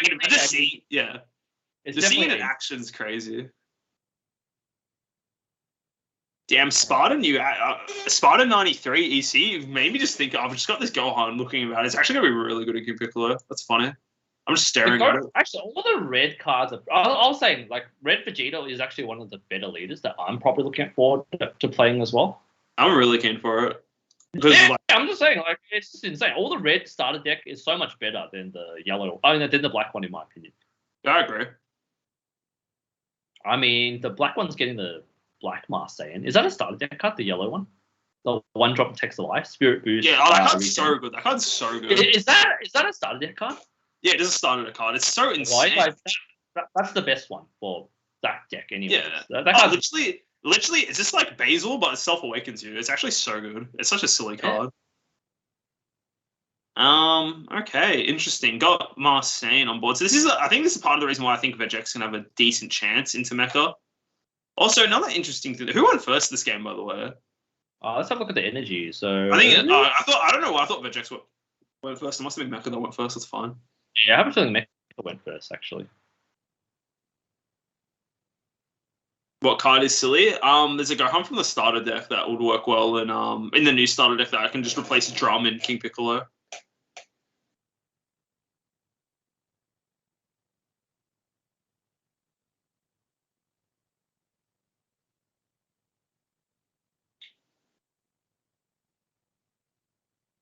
It's pretty interesting to see what they'll do. Actually, Max's screen is frozen for me. Let me just disconnect and rejoin. Okay. Yeah, so David's one's really clear. Yeah, that one's fine. Talking about Koitsukai in this particular matchup, right? I think Koitz is he's using it now, right? I do agree. It is very hard to deal with it for the mecha, but it's not the end of the world. You can still mitigate attacks with just using your extra cards 100%, but it just means you can't really rival Bojack. Like, I think Max should have tried to rival Bojack if he had it last turn, but it didn't really look like he had the chance to.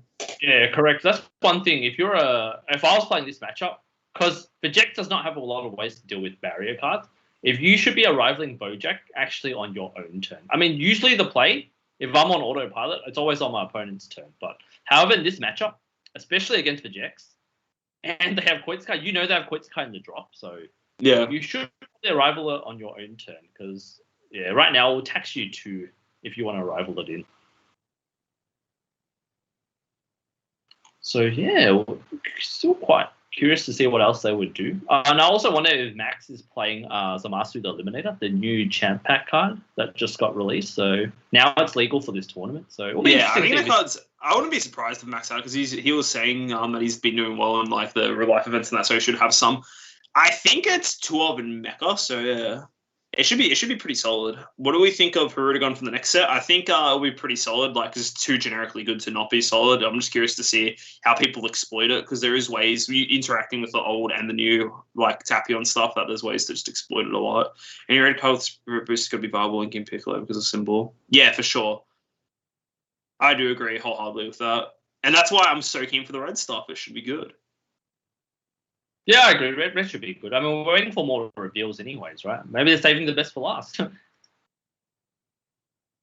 right, let's see what they want to do. Man, this is pretty rough for Max here, I would have to say.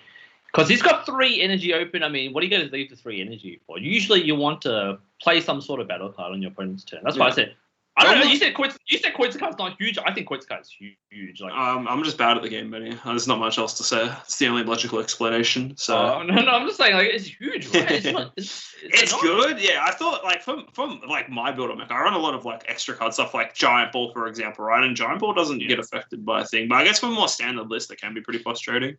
But like Mecha can just defend stuff so easily. Just use power of the Super Saiyan, tap a battle card or Unison. Then the leader lets you tap something else. Yeah, you would love to Bagamo, but like if you're tapping him out, I think it's like almost like worth just even paying the 2/4 Bagamo. Like Mecha just draws so many cards anyway, right? Like it is annoying, but it's not the end of the world. Is the point I'm trying to make. I was gonna say if David here can pop off and awaken, he will be doing a lot of damage. Because right now he's bursted. He still hasn't seen a single Trunks and Vegeta. This is actually looking pretty unlucky for him.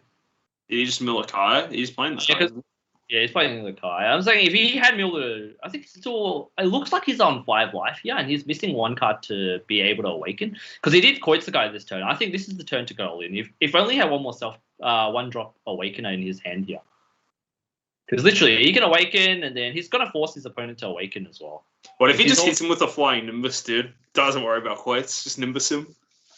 Maybe. It could be a possibility. I mean, this is best of 1. I mean, generally, most of the blue-yellow builds are more aggressive now. We don't see the maining Nimbus, but because this is best of 1, he could possibly have it.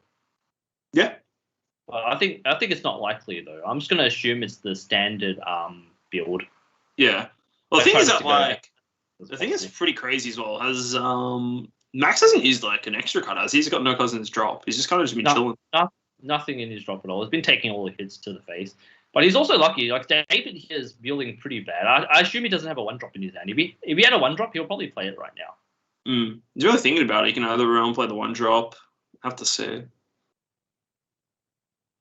There's also the fear of Cold Bloodlust, right? Like, if he plays anything... there is a fear of Cold Bloodlust, but I'll take the Cold Bloodlust any days if he wants to play. So here comes the Overrealm. Is it? I'm gonna expect either maybe a Fighting Against Fate. He stays to Demigra. Okay, fair enough. Do we see a Giant Ball here? If it's Giant Ball, it's lit. Would be lit. He's thinking about it. Bloodlust, no Giant Ball. Here we go. Nothing. Okay, he has to take that. I'd assume he just negates this. Yeah. Absolutely. Actually, he could potentially get away with getting it. So the thing that's really awkward now is that now Max is in a really good spot. Actually, I don't think because David can't. Yeah, exactly. David's tapped out. Yeah. I don't think you play Bojack this turn because you don't want to rip your hand from Quoits, but I think you just kind of take a hit. I think you have to take the hit. Yeah. Oh, he's got. If I may ask, why is no one playing? All right. He taps 2 for U9. Is he going to play a battle card? If he plays the battle card, he's going to tax 2. Hopefully, Max still remembers that the Quoits card is actually still in effect. He can't take the life now because he tapped 2 for the U9. So if he tries to take a life here, it would be. Oh, he might be taking the damage actually. Yeah. Gildarts, the reason why no one's playing that is because it's just that it's a very inconsistent strategy, and that's honestly it. There's like better things to do. There's better it's okay. It's just cute. It's not very good strategy. It's just a whatever strategy. Yep. So Max took the damage. The 30k is hard to combo out of, even with one Vegeta's Final Flash. Yeah, I think it was actually a good play what he did there, tapping the 2 to draw 2, because he knows he's not playing anything. He just wants to draw more cards, which I think is fine. I actually kind of like that heads-up player. He can't do that. He's already used an extra card on the side. Oh, I hope he realizes. Do we call it or not, though? Oh, we're just commentators, so... No, I went to point stuff out, but he's not meant to. He's not allowed to do that. Yeah. Because it is actually huge. It's a very big thing that you can only use one. Actually... But we'll tell them afterwards, but... it is what it is, but... For those that don't know, Max usually plays King Piccolo. I'm not sure how much experience he's had with Mecha, so he might have missed it. Both obviously it's up to both of them to tell each other, right? So, all right, we see Absolute Annihilation. Yeah, I'm just messaging someone now. Yeah, it's up to them to sort it out. It's actually pretty big. The other one didn't matter actually. The other big misplay, but this is huge because Mecha can get pressured way more. Yeah. Every 1 life Mecha has, yeah, it's huge. You can play an extra 2 energy worth of cards for free. So, it also just means you might have to awaken or whatnot. Yeah, that's why it's huge. I know what you mean. Yeah, that's why. Once again, it's not up to us to make that call. Hopefully, it's up to the players to have to pick it up as well, right? So, I'm sure it was an honest mistake though.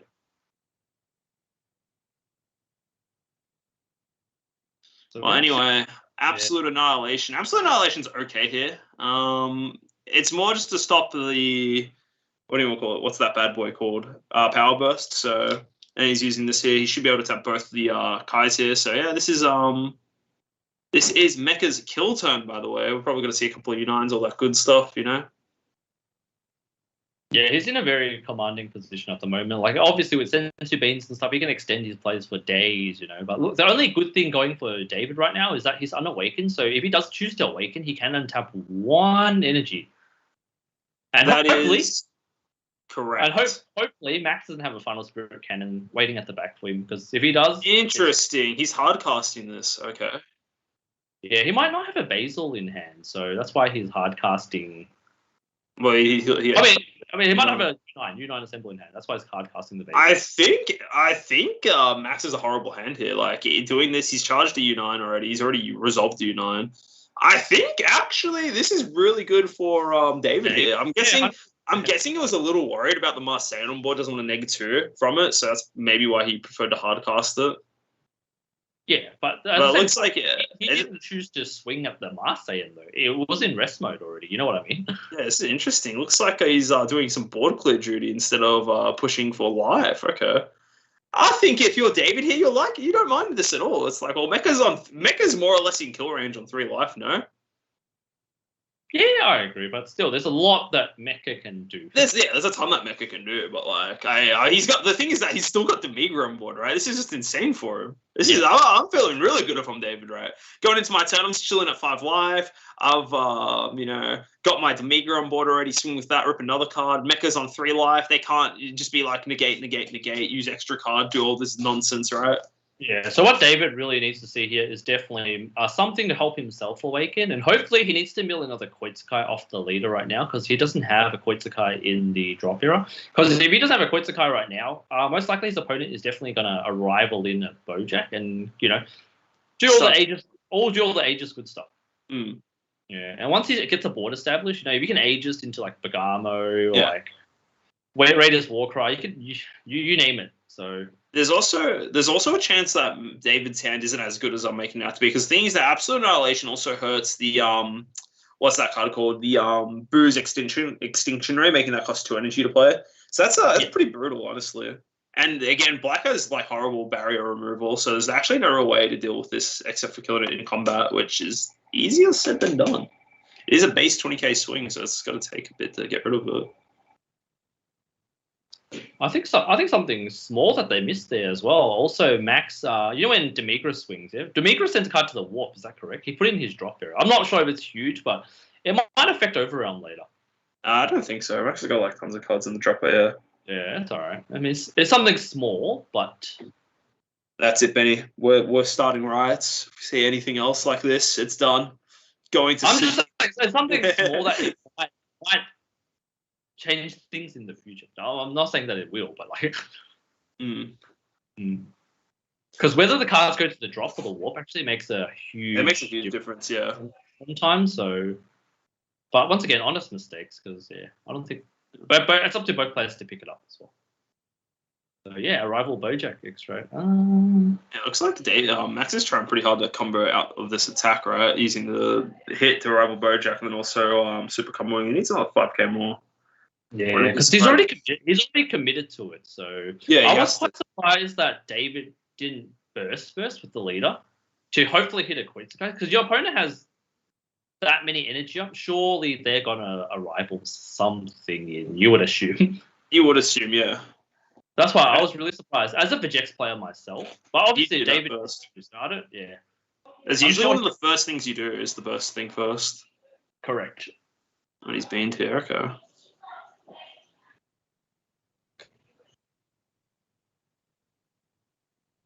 I wonder if he's looking for an overwhelm first, maybe, but I don't really think there's anything that crazy. Like, you can overwhelm for 4 cards and drop. Unless he uses his Unison here. He's doing it now. So now he chooses to burst, yeah. So 1, 2, 3, 4. Oh, huge. And that was the Koitsukai. I don't know, yeah, honestly. As a Vegex player, I would have bursted first for sure. But anyways, we'll let it play on. Benny is just getting triggered. He's like, this guy's doing it wrong, dude. No. I'm saying David's a really accomplished Vegex player. So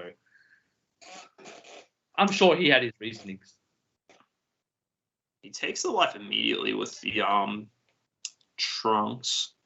Yeah, he needs to self-awaken, that's why. Yeah, and he's going for the Coits as well. But yeah, I am bound to agree. It was a misplay going not bursting first. Made logical sense to burst first. I mean, your opponent has that many energy up. Surely they're gonna rival something here, or like try to Begamo you or something like. Yeah. You know Mecha. Once you play, slight sequencing misplay, and they just got punished for it. You know, the Bojack. I was gonna say if you didn't see the Koitsukai, great. You know, it didn't really matter, but because he did see the Koitsukai and the burst 5 there, it mattered.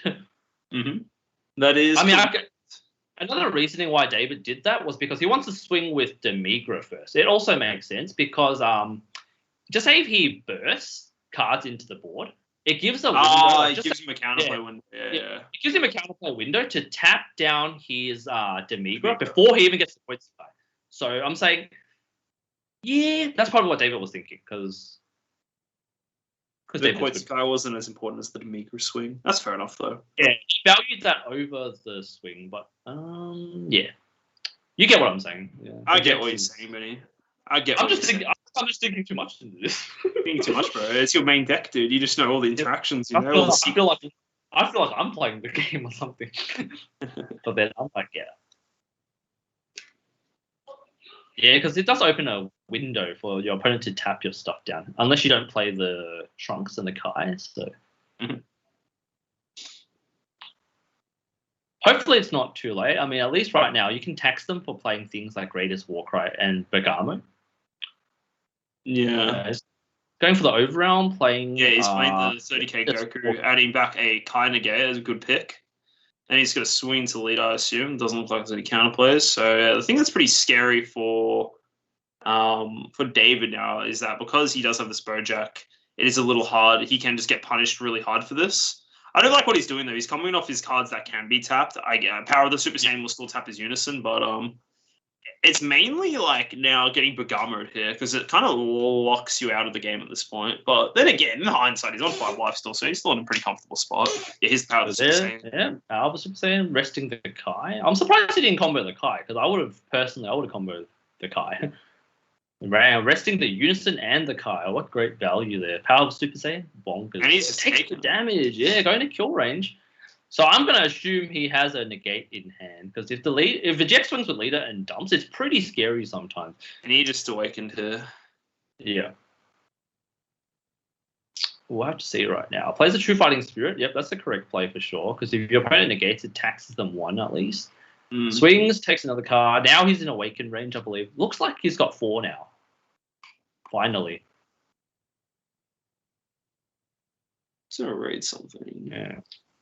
Yeah, what's up? Don't you have to have 20 cards in your drop area to awaken? No, you can have 4 life as well. He was on 5 life though, wasn't he? Oh, I'm sure. I don't know. Maybe I can't really tell from his screen there, but I'm sure David knows. It's either 20 cards or 4 life. It's if you have 20 or more cards in your drop area or 4 or less life. Yeah, so I'm sure he knows. Oh, he plays the Supreme Kai of Time SCR. Now he can't swing with his leader. Oh, this is huge. This is huge. That's huge. Yeah, it's just a bit hard to say from the camera quality, but yeah, it's all good. Yeah. Oh, now all his cards. Yeah, now he can't even swing with his leader card. This is really, really rough here in the position. So what I assume Max is going to do next turn, like for the perfect play, he will Final Spirit Cannon, playing Bergamo, tapping out his opponent, can't Power Burst. GG'd. Assuming he's got the cards in his hand. Well, look, Max's Thingo's turn's not over yet. There still has room to play the Gogeta unit, Gogeta fusion, right? Thought in the Dark Empire. Yeah, like literally, that's his best play right now. He needs to play and get rid of that like Kai ASAP because that's a 40k swing that you probably don't want to deal with. Yeah, exactly. And another bad thing is you can't even dump your hand on a Gogeta Fearless fusion. Yeah. Because I'm avoiding the Dark Empire because. Final Flash is the thing, but he's got 3 energy open, so yeah. You can't hits the Trunks. Trunks is a good hit. It gets a blocker on board. It's nice. 100%, yeah, that's a great hit. The only thing that Gogeta's kind of good to play now is the fact that he can just swing and get rid of the Kai, which is kind of huge, honestly. There it is, Gogeta thwarting the Dark Empire, so yeah, definitely needs to get rid of the Kai right now. Yeah, he's with it straight away.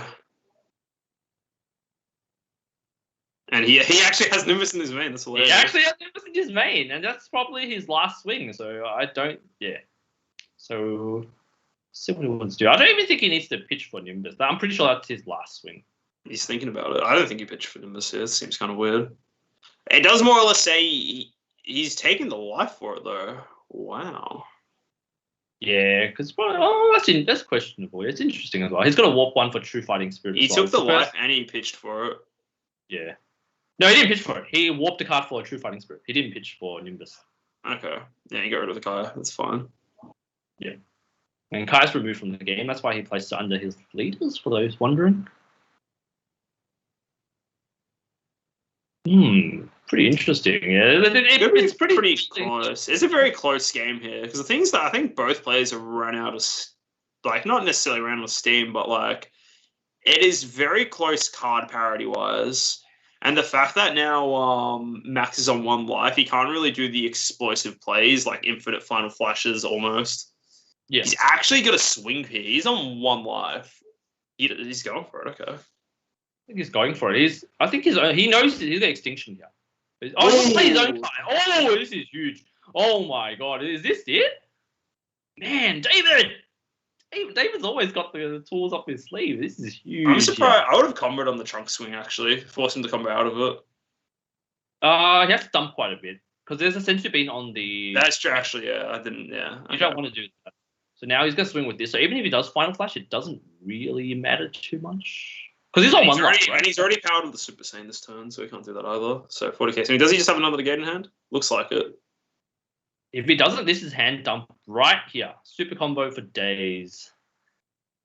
Oh, I think this could be it. Yeah, I was really surprised that he chose to pay with Nimbus. Yeah, alright, no, okay, David's got this. Damn, dude, true. Yep. Maybe he did have to pitch for the flying Nimbus. That's funny as. I also think it was a mistake. I think it was also a mistake not paying the 1 energy for flying Nimbus. Why did you not pay an energy when you have all the energy, right? Like, yeah. Because right now, just say if he had a double, otherwise you need a double strike to possibly kill Max. Yeah, and you just final flash him, but instead now he's just there. Bit of a greedy play, I think. There's not much that I can think of that can blow out this play here for Mecha Freezer. That can, like get rid of the Kai mid combat. I think David knows that. He's comboing his whole hand as well. But yeah, I agree. Definitely, like you know, Nimbus just then had he paid the 1, I mean, sure. But David literally had all the cards, like he had the Thwarting the Dark. Yeah.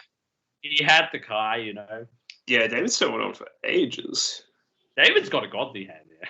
He's still comboing. He's like, oh yeah, I'll come a bit more, David's hand was godly, like he didn't even mill the Kai, I'm sure he probably kept it in his mulligan or something. Here it is. Right.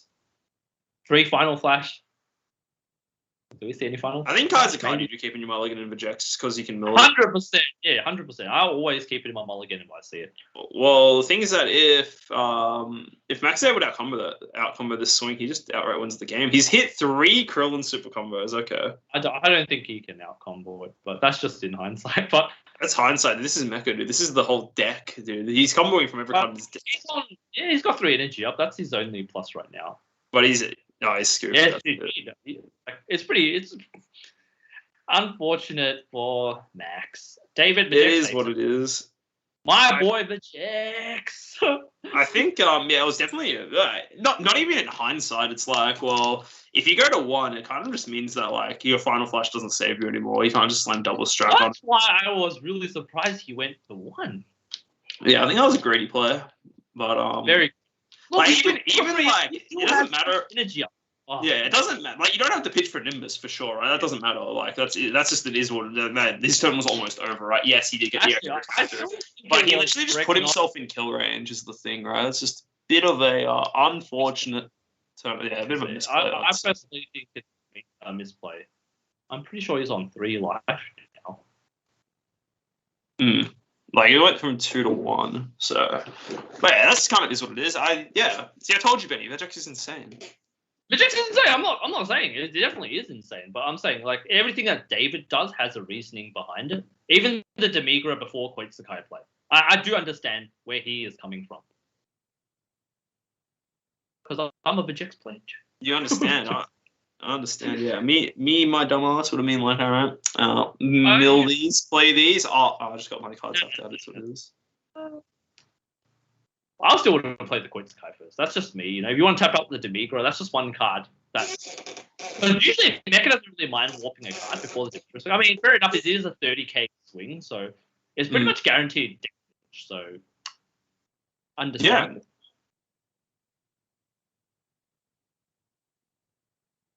Who's cheating? What's Nick saying? What's your he's talking about before about the he's on the Awakened side, the 2 extra cards. Oh, okay. No, I don't. It was definitely unintentional. I think Max is definitely new to the deck. He usually plays King Piccolo. So.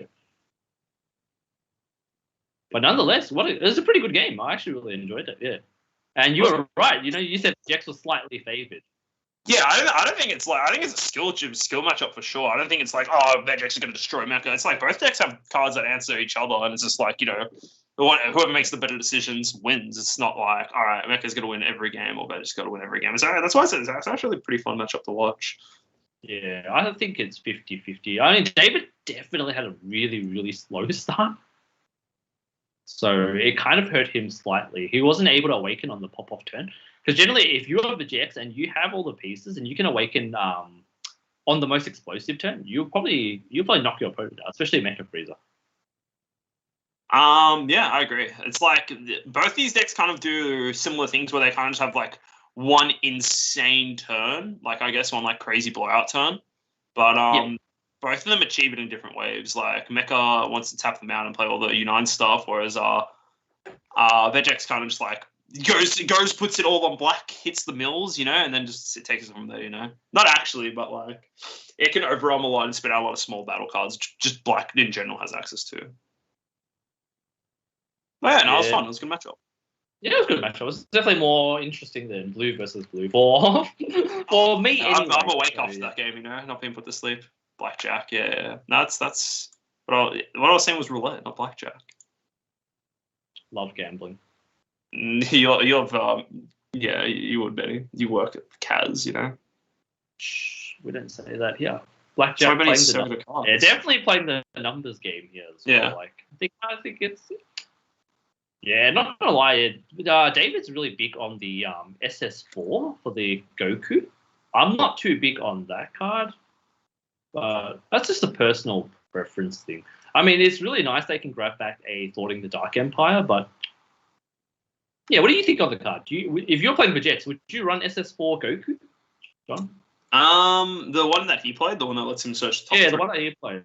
Yeah, I think that card's a generically good overall card. I think the Vegetas, there's no good 30k Vegeta card for it. I swear, if I hear someone say one more time that 30k Vegeta for one, that one attacks, it warps up to 4 cards, I'm gonna slap somebody. If someone's trying to convince me that card is better than Secret Identity, there is something wrong. There is no way. Actually, I only just recently found out that it is not on play. It's on when it's swinging. It's when it attacks. Literally, if you're versing Mecha, that card gets tapped immediately. Like, Poutine taps it, it's like, oh, dude. The crit on someone is really good. You know what else is really good? What else? Secret Identity Marseille. Saying that warps it for free. Dude, no, if someone tells me there is no reality that card is better than that card, if you're telling me, it swings for 30k crit, right? It's like, okay, that's cool. That's fine. Right? That's nice. But you don't care about it in black, 30k crit. You already do so much damage. One card isn't going to make that big of a difference, right? It's way better than Secret Identity. Hello? Are you okay? It's not even comparable to Secret Identity. What? Secret Identity is free. Plays 4 cards. The only thing that that Vegeta card has over Secret Identity is the fact that it's a fusion target for Gogeta, but you already run so many, it doesn't even matter. Yeah. And it's a crit. I mean, cool. You better be trolling. You better be trolling, Casey. I'm not putting up with your blasphemies, dude. That has to be a big troll, dude. But it's like, it actually triggered me like so hard when like all the American players and that were making deck profiles. They're like, this 30k Vegeta, so good. And I'm just sitting there like, please stop talking. Just end it right there. Just do not talk about the card. Just say that is a fusion target for Gogeta and move on. Don't tell me it's better than Marseille. Just stop talking I think one of the reasons, why Dark Broly had to run it at the start was because of the lack of promo in the US. So they weren't able to get their hands on the free overrun that makes you discard one. I mean, now surely they've all migrated over to the new TP Red Broly. Yeah. 30k swing. See, that card's good. You don't know why that card's good, Benny? It's free. And it snipes a card out of their hand at that moment when you play it. Much better than a swing. Swing. I'm going to... I agree. But I'm just saying, if you don't have the... you don't have the promo, fair enough, yeah. But, I just get annoyed when people just say it's better. It's like... I get annoyed that when people are talking about the card, they're like, oh, yeah, dude, this ability is so good. No, it's not good. It's not good at all. It's so bad. You pay one for a worse Marseille effect. That's free. It's like, why? I'm saying like 2 of the best overarm cards in the game: Secret Identity and Fighting Against Fate. Exactly. Like, these 2 are not even arguable. Like, you know? Yeah, they're the best. They're the best. Deck. I mean, if you don't think they're the best, I don't know what's going on. I don't know, something wrong. Yeah, Kaiser, are you playing this? Are you playing this game? Yeah, literally, like every deck, like between main and sideboard, has at least one copy of both of those cards, either or. Like, not every deck, but I'd say like maybe like 90% of decks would.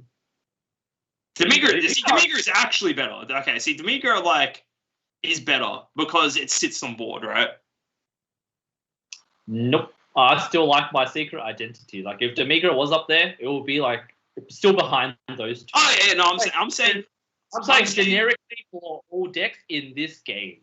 That's all decks in this game. You know, Demigra. You know, you can play other decks if you want. Wait, I'm gonna actually Google if this is the card I think it is. I'm gonna slap Kaiser. I'm gonna find where he is and slap him. If this is the card I think it is, I swear if this is that Bardock that rips 2 out of hand for 3 black energy, I'm done. I've had enough for one day.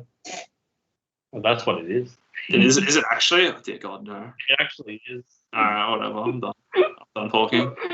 Hey, you can play that in Dark Broly. You know, your opponent. I mean, situational. Yeah, just like, your opponent has 2 cards in hand, and you drop this card. Yeah. You go. I think the argument for Demigra is better than Secret Identity and Fighting Against Fate in black decks, but the other cards are just generically way better.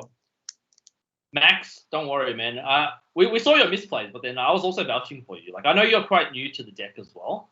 Like, you know, so I was saying before, you're playing like King Piccolo most of the time, so you probably didn't know like the mecha matches that well. No. I don't know, yeah.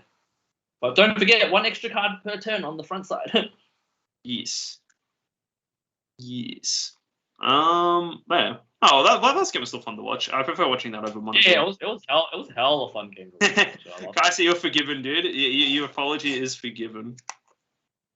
Tell me what you did wrong and learn. All right, the first thing you did wrong was playing Mecha, dude. And clearly, like, I don't know if you've heard about U9's ban. You were running that in the deck, so that was the first mistake you made. You built an illegal deck. Wait, he didn't realize he was in the front, actually. Oh, there was a turn where he did two on the front. U9 and a Yeah. Also, okay. The biggest thing that lost you the game was when you go to 1. That was so troll. You had 3 energy. I'm just negate that. Take that. Take 1. Yeah. You did. But next time you play Mecha, just make sure you don't run any banned cards. Like, you also tell your opponent off for bursting 5. Like, he cheated as well, dude. He bursted 5. It's clearly a burst 3 later. It clearly says it in the errata list. So you could have shocked him earlier. All right, small stuff, Max. Small stuff, you know. It's all good. You guys were friends, you know, like friendly game. Man, that was good. That was a good watch. I beat watching Mono Blue. So yeah, it was technically a draw. Technically, no one won that game. It was a double DQ. Just not. At least we know. I know. At least we know Vegex is still undefeated. You know, like. That's what Benny's hype for. Yeah, dude. Vegex time, baby. Oh, I'm happy for David. You know, like David's always like so close to like getting that regional title. You know, this could be his chance. You know, with Vegex. You remember we couldn't see his lead? I'm sure he's playing Vegex. Sure, positive. Yeah, fair. I'm positive. I don't know what other deck's undefeated. I assume Anthony's still undefeated with his Blue Spice. We'll have to, let's find out. Yeah, if I just started off Nimbus, I wouldn't have lost. True.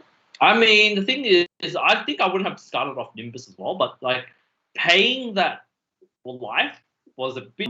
If you're on life, Final Flash loses so much value in. That makes a big difference sometimes.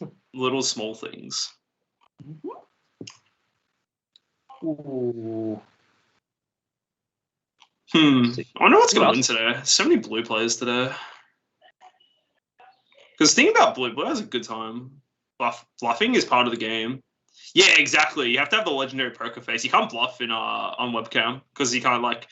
A lot of it is just like body language as well. You can like throw people off with body language. My thing is that I always act like I'm just shit. I just act stupid, and then people think I'm stupid. But then jokes on them. I'm not as dumb as I appear to be, and I just do some random nonsense and win. That's my strategy. Fun fact: I act stupid, but I actually am stupid. Oh, you know what? No, you know what Benny's bluff is? Benny will tell you that he cannot win the game, but then you look at Benny's board. He's got like perfect board state, like 10 cards in hand, and he's sitting like, dude, I think you've got this, man. I can't really do anything here. And you're sitting like one battle card in board, and then like 2 cards in hand, and Benny's like, yeah, dude, it's pretty over for me. I can't do anything, and he just makes you feel like just crushes your soul, dude.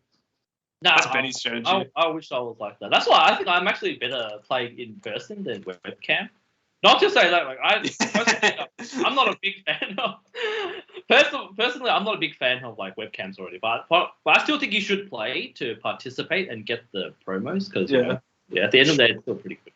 But I know a lot of the boys that are not a huge fan of webcam as well. But I think playing in person is much more fun, just because you can read body language and reactions and stuff. But it's cool. I like playing in person. It was really nice that we finally got an in-person large store regional. Like, you know, it's been a while, yeah. Like since it's been a long time in Melbourne because last time we had a regional Melbourne was back in like 2019. Yeah, like I would say another great thing about these kind of events, like literally John came to pick me up, like, you know, me, Kev, Nick, you know, we all went to get the coffee, boys, you know, and after that we're gonna hang out, get some food, you know, it's nice.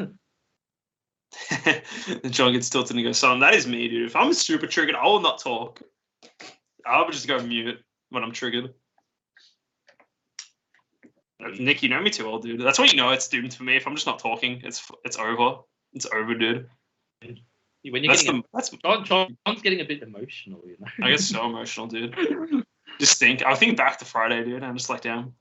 Saturday, sorry, it was Sunday, whatever the event was. Literally told everyone how to play the mirror match and what not to do. Then I did what not to do in the Mecha mirror match. All right, so yeah, the fun fact was that like the only down. time I played the mirror match was against John, and then I was like, oh, okay. Once he smacked me so hard, I clicked and I'm like, I got this. And when I played Blake, I feel like I played so well. Like it was kind of crazy. And then me, I was like, yeah, I've got this for sure. That was it. Yeah, that's all right. Is what it is. I think it really did click for me. Yeah, like I was like, oh, okay, I get this. Yeah, it's kind of like in the Mecha mirror. It's kind of like whoever awakens first usually loses. How it kind of goes. Or Kevin's out. I think Kevin's not playing anymore. Mm-hmm. For our Webcam is cheaper for this college student. That's fair enough.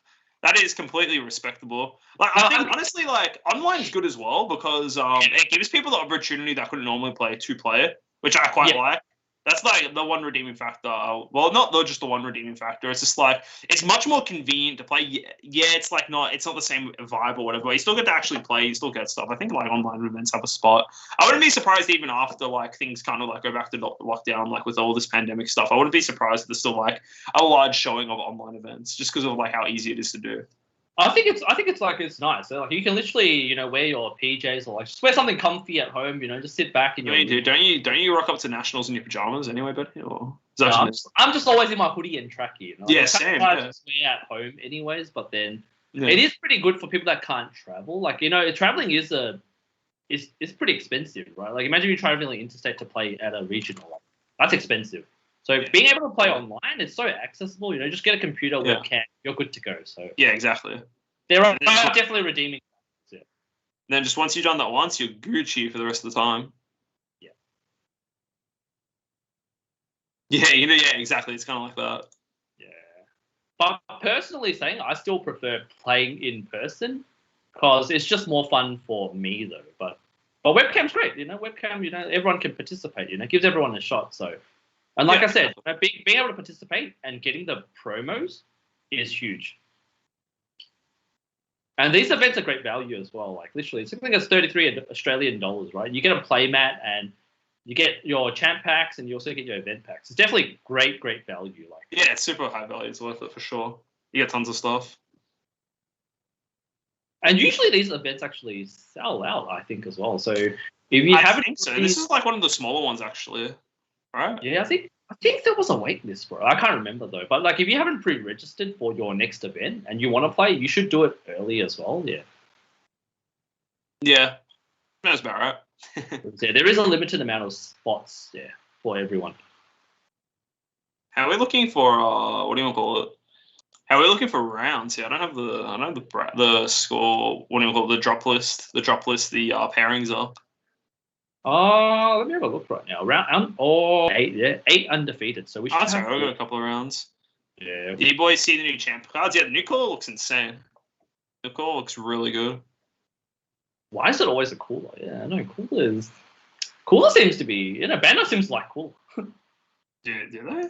I don't know. It's pretty cool. The rival is pretty good, especially when they gave it a new winner card. That card looks insane. Yeah, it is a very pretty looking card. Benny, can you link me the pairings? I can't find the pairings. Yeah, I'll link it. Oh no, I just found it. Don't worry. I just clicked on the pairings tab. I know this is the wrong event. Can you link it? We were saying there's 8 undefeated before, so yeah. I know. Yeah. Can you see it? Do you want me to send it? Yeah, just send it to me if that's all good. Right. Yeah, the Python gate's okay, but it's probably not going to do anything. Let's be real. Yeah, I don't think it'll shake up the meta. I mean, if you want to play it, I mean, sure. Yeah. I think like the only 2 cards you kind of want, if you want to play the Super 17 deck, you need to get that new 17 promo. And then Cooler is just going to be generically good. Yeah. Triple Strike Arrival seems kind of lit for 3. And it untaps 2 and returns to hand. And kills something and mills them 1. Seems good. Seems very good. Like, you can run that in Invoker too. Like, just being able to neg something 25 is quite powerful, right? Mm-hmm.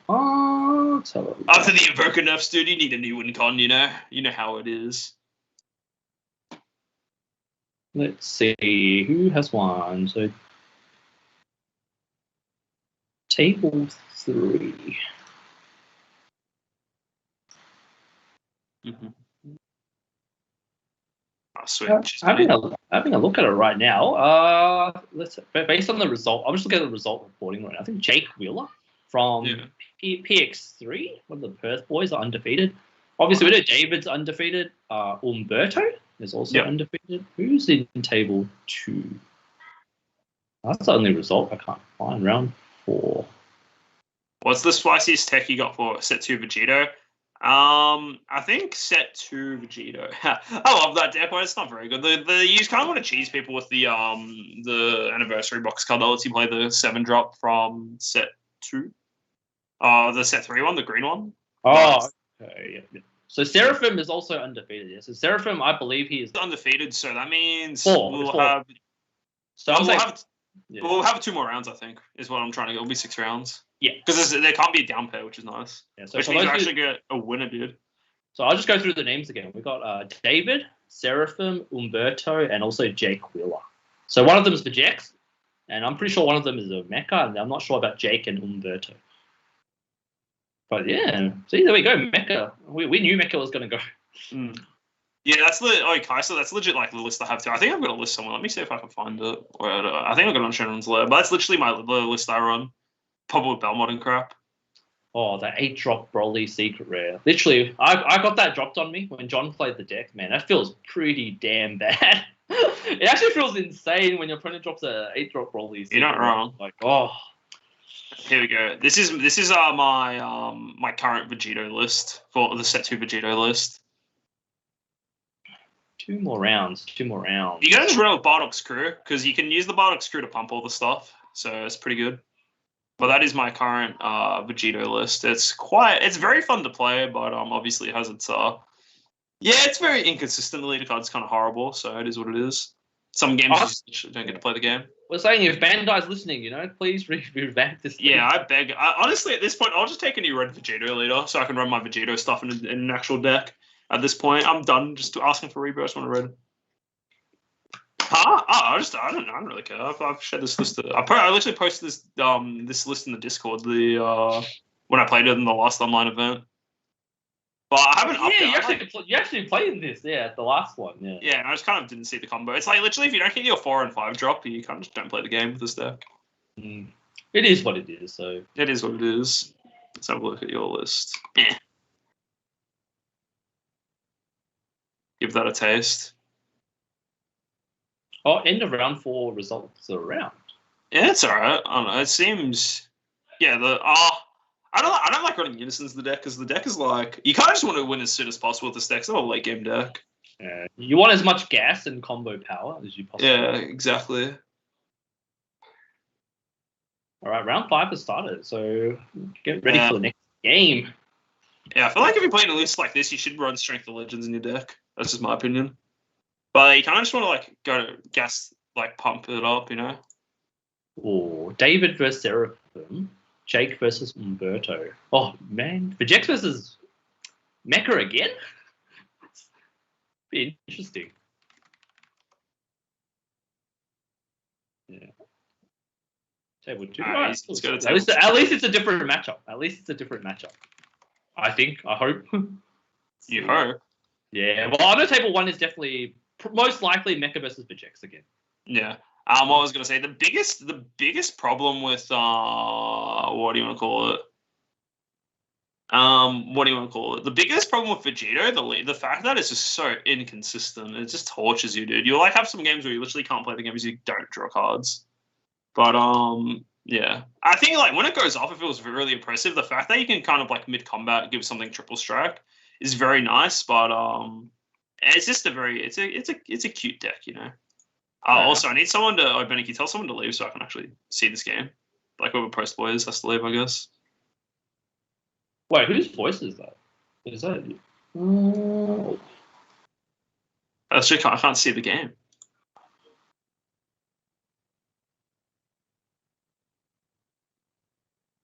Thank you. You're welcome. Surge. Okay, this is a different matchup. Whoa. Soul Surge versus Soul Striker. Solitaire versus Galactic Shenanigans. Okay. Yeah, we'll see what it turns out to be like. Wait, why am I still hearing voices for both sides? Are you hearing their voices, John? No, I got my thing deafened. I do. Maybe just deafened, non-deafened. I don't know.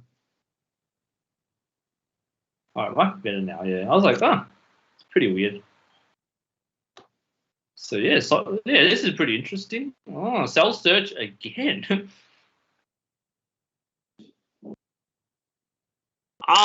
It should be pretty interesting. I'm curious to see how this goes. I do think that it's more favored to Cell Surge, right? But I'll have to see. Cell Striker can get a lot of cards because you're able to combo off Draped early and use them to draw cards, or even if Cell Surge, makes them discard, right? There's ways just to. Yeah. I wonder if he's playing the Gohan build. I would hope so. I feel like that's the best build of the deck.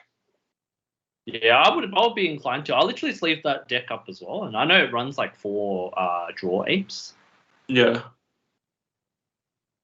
So it's pretty insane. Oh, I'm having some technical difficulty. I can't see the screen, so I'm just having to join and rejoin.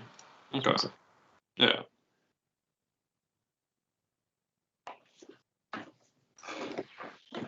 And my Discord is playing up. Maybe just restart Discord, Benny. See how that goes. Yeah, I have. Yeah, it's good. I can see it now. All right. Cell Search winning the dice roll, is it? Oh no, yep. Soul Strike good. Look, I feel like it's definitely Cell Surge favor. Just I feel like you can answer a lot of what Soul Striker wants to do as the Soul Surge player, and then on top of that as well, you are very hand destruction. You are hand destruction, right? No, I think favored for Cell Surge for sure. Even in my books. I think there's still ways that Goku will win this. Ooh, interesting. I saw his energy. He's playing that 4-cost Janemba. Okay. 4-cost Janemba. This one, when you play it, lets you at the end of the turn draw a card and untap 3. I'm pretty sure. Not the biggest fan of this card, but have to see. It looks like he's pitched a Ribrianne, I think, or it's either that Maiden chick. That's a Ribrianne. It is the Ribrianne. That's the new artwork. Yeah. Battle Evolution. All right, swings, yeah. So turn 2 play that Soul Striker really like to do is combo Apia and then tap to draw 2. Let's see if he does it now. Does not look like it. Nope. Yes, he's taking that. And he's passed. Okay. Oh, this is.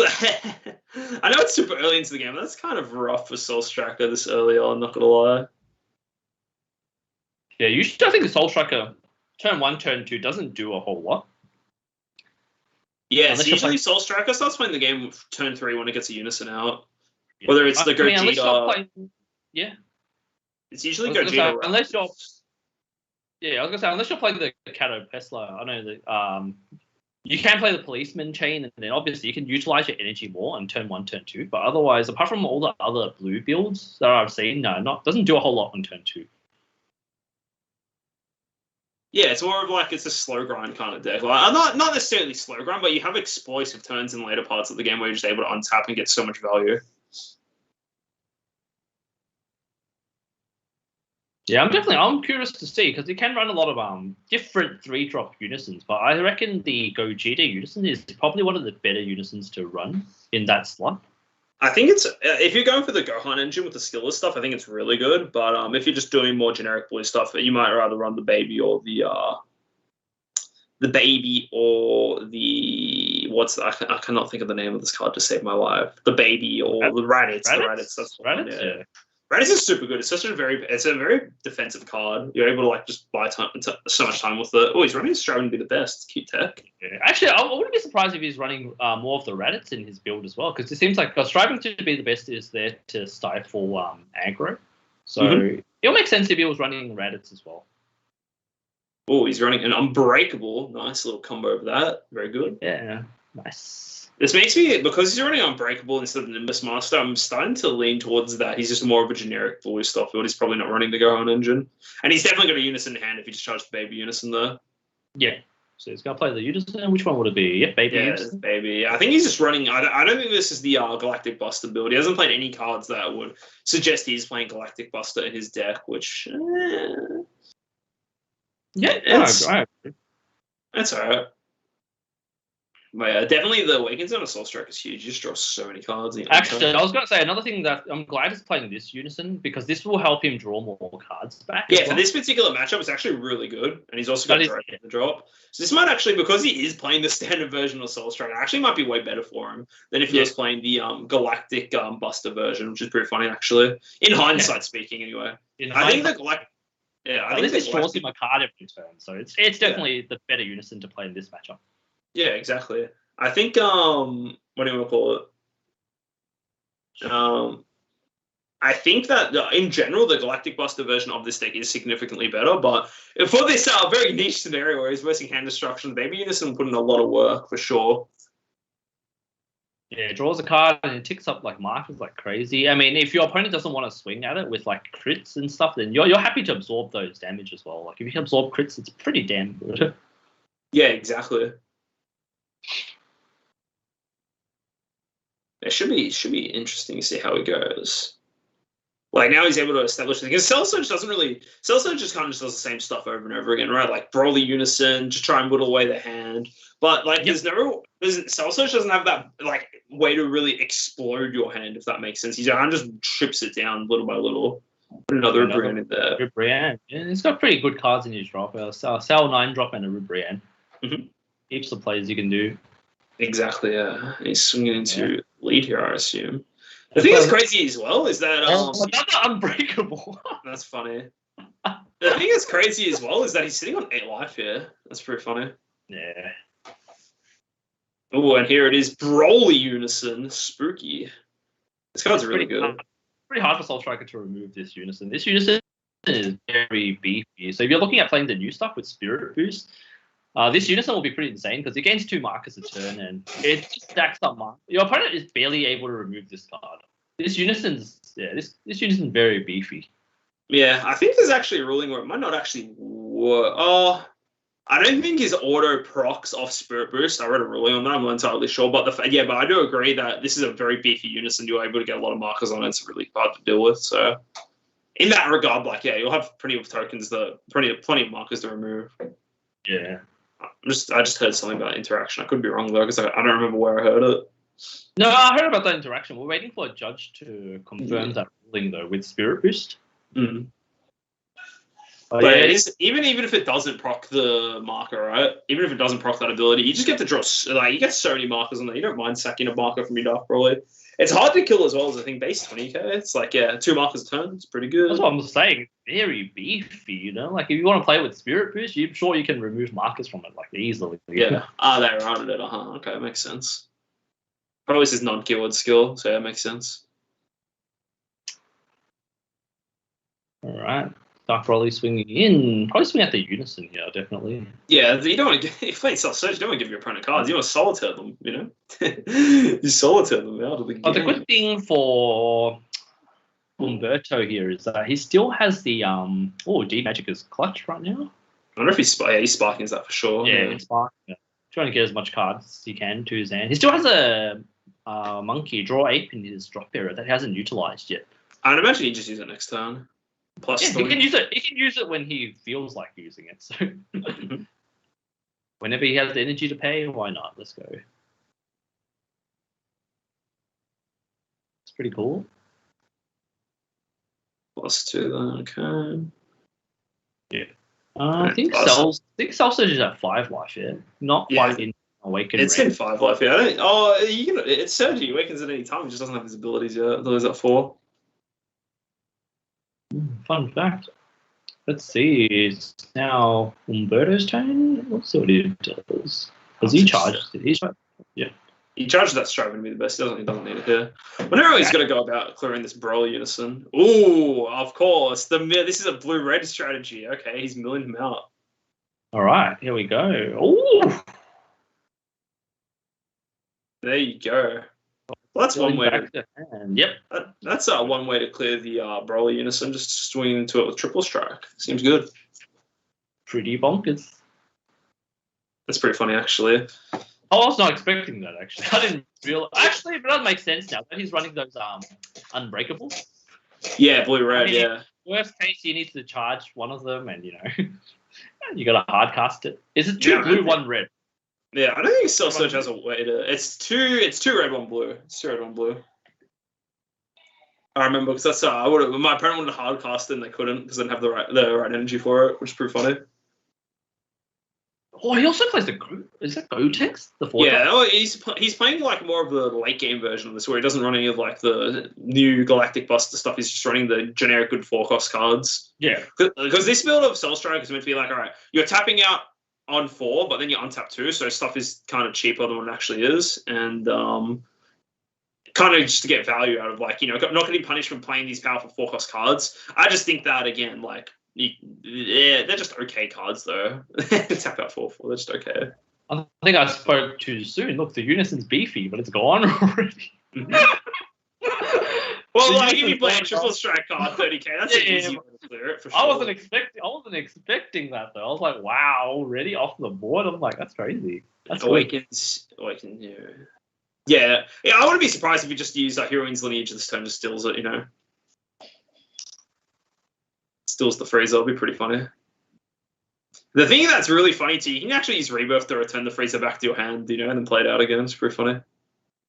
True. I like it. Value, dude. Getting my card back seems good. Big Amour. That's a good card as well. Self Search playing Big Amour, charging it. It's just for Dark Broly, Yeah, we haven't seen one. Well, not on stream anyways, but yeah. I wonder if there's any. Everyone saw the Dark Broly errata. I'm like, oh no, I can't play it today. As everyone's Heartfelt, please ban to 1. I was like, limit to 1. Like, yeah, it'd be so funny if like TAC was like, I don't think Shredder could still do this, but like, yeah, look, ban list is live right now. I know PPG for some of the events implements the ban list earlier, but it would just be funny. It's so troll. Oh no, that's actually the reason why I'm not playing. I'm banned from all events according to Trent. You have to permanently commentate, Permanently commentate. No, you don't worry. You can be my mentor. Trent, you're too nice to me, buttering me up so I come back next event to commentate. And yeah, that freezer is the triple strike one that mills cards. Negs them all 20k when it attacks, and your opponent has to mill 2 for every card minus. Doesn't really matter. I guess Dark Broly's just going to remove it instantly. There we go. Oh, and he's awakening here too. Okay, interesting. Huh. I'm actually surprised that he's awakening here. How many life is he on right now? He's on 5, but I believe Does he still have a cell in his drop era to remove? He might. He might, but I don't think he did from before. But he does have a Brienne there for sure, so he's going to just rip another 2 cards out of Umberto's hand. So like he's just trying to peck away. But yeah, this is the point I was making before. Like Cell Surge isn't a deck that will just destroy your hand instantly. I feel like a deck like Green Broly is a deck that kind of just makes your hand explode randomly, right? But Cell Surge kind of just pecks away at your hand little by little. Like, you can only realistically use the Broly Unison for 1, use Rubrian for 2. Like, yeah, 3 cards, sure, but he's mitigating. But Umberto's, like, literally this game just mitigated those losses so hard. And he's got the Trunks Unison too, so... I was going to say, when you said, mills your hand, gets through your hand explosively, Android 13. Yeah, that kind of, yeah. And if you play against Green Android 13 and they drew the nuts, you're like, oh. Yeah, it's pretty funny. That deck just explodes your hand. If it doesn't explode... Yeah, I'm saying, if they draw the perfect Exodia hand, like, it's pretty much over for your hand. Yeah, it's rough. I gotta say, Jack has a nice tattoo sleeve of Trunks, It's pretty cool. Big sleeve tattoo. I saw it there when he had his arm up, It's pretty nice. Nick would probably like a Trunks sleeve. And he's like, nah, tattoo's not for me. Not for me. But... Would you get a tattoo of Vegex, buddy? Probably won't. Not a what about a tattoo of Koitsukai video? I think you'd love that tattoo. I'll put it on your face. No. It's your most hated card. I'm good. Every time I drop Koitsukai, John's face turns. Just roll my eyes every time I see a fight against me. He'll start swearing. No, I never swear. Oh, it's a rage quit from Jake. He's rage quit. Oh, what's going to happen now, though? So we'll wait for a judge to come in, because unfortunately Jake's webcam has disconnected. This is pretty unfortunate, but yeah. We'll wait and see what happens from now. It's funny. I'm just going to... Holy shit. Yeah, this is one of the problems with playing with on webcam. There is sometimes technical difficulty, and you sometimes you just drop out for no reason. So, I mean, sometimes your camera overheats. Sometimes your internet connection's wonky. It is just what it is. But fun fact, just saying, if Umberto does win here, he's quite equipped to beat the Vegex though, because he does main striving to be the best. What do you think? Do you reckon it's a good Vegex matchup if they do win? Or versus Mecha? What do you reckon? Say that again, sorry. I was going to say, if Umberto does win here, he does main board striving to be the best. It kind of hurts Vegex a little bit because he can't swing with those 1-drop weenies to self-awaken. Yeah, I think striving to be best is actually a really good card right now. It's like, it's got barrier. You don't really want to use cards to do it. Even hurts Mecha, they can't swing with Basil, hurts Black, hurts Red. It literally hits everything besides like blue and green, really. It hits like 3 of the 5 colors, like a lot of their primary cards to attack with. I think striving to be the best is actually pretty slept on card right now. Like what hits the 1-drop self-awakeners, hits the Bardock's crew lineup, hits Basil, also hits, what's that card called? I'm trying to think off the top of my head. Hits the red-green Piccolo. It's a really slept on card for sure. Yeah, I think blue players should. I think striving to be the best if you're playing blue should be in your meta side. I always sideboard striving to be the best. I think it's a very good card. Sided for me, right? Sided for you. Sees many times of play striving to be the best. Yeah, no, it's just a good card for sure. Yeah. Actually, people tell me like, "Oh, I've sided this card for you." I'm like, "Okay, cool." Well, it's a good card, I think. It is a good card, yeah. I think like obviously it doesn't stop the high and the bigger stuff, which is like a lot of things nowadays. But just being able to like stop the 1-drops is pretty nice for sure. There's the 4-drop Janimba you were talking about. Yeah, well, he charging his energy, so no, just play one on the board. The reflection, the glare. He's swinging with it right now. Oh, that's where the glare is right now, so you can't see it. So pretty interesting. Yeah, swing with that. Janimba. Can you actually see? He's played his Digimon card. It looks like. I'm trying. Yeah, the Janimba, like for those who don't know what the Janimba does, it has it's got deflecting critical, and when you play it at the end of you draw a card, and at the end of the turn you untap 3. That's all it does. It's not a really revolutionary card, but it's still a pretty decent card.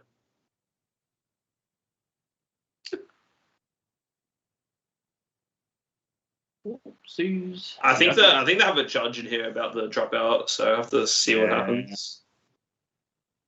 Yeah, I think Mark is in here, Judge Mark. I'm quite curious to see what's happening on Channel 1. Let me have a quick peek while I'm out. Mm-hmm.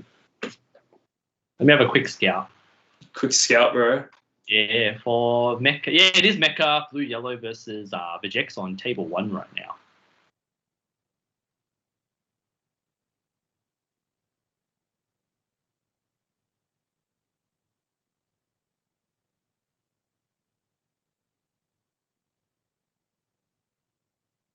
Alright, Stolen with Heroine's Lineage. Not the greatest card still. It's kind of like a whatever card, I guess. And he's using the Digimon card as proxy, so that's interesting.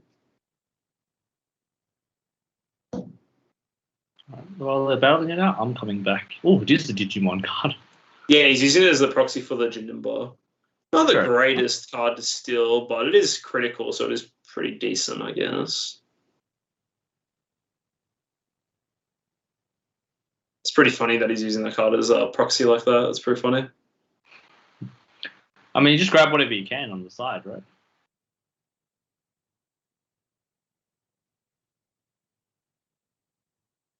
I guess, yeah. Just like whatever you can use the makeshift of Heroines. It's pretty funny that we have cards now. That, like, you can steal a lot of cards and play cards in your opponent's side of the board fairly easily now with a lot of the meta decks. It's kind of funny how you have to deal with it online because obviously you can't like put your card through the camera. just quickly just express my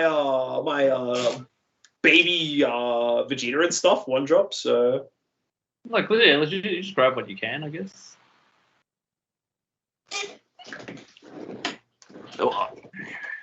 It's too funny. Yeah, Heroine's Lineage is really good though. I mean, it's a temp. You don't have to use it when your opponent's dumping for game, but you can use it for like grabbing a card that brings tempo for your board. Legit. Best budget SCR in the game. I am bound to agree. It is a cheap one. I think Kai's better than it, but yeah, for sure. Oh, I'm talking about budget. Best budget. Sorry, I did say yeah. That. Yeah. Well, my favorite SCR is definitely still Kai. Like nothing. Kai's too good. Nothing can replace that card.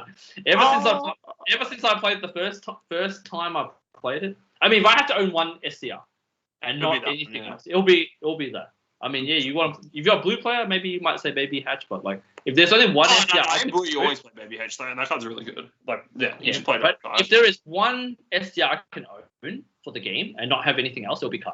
Yeah, I'd agree to that for sure because it works in every deck. Pretty keen to see how the new Boo SCR is going to be like played because I think that card like its power rivals Kai in my opinion with like what it can do, but it's for green obviously.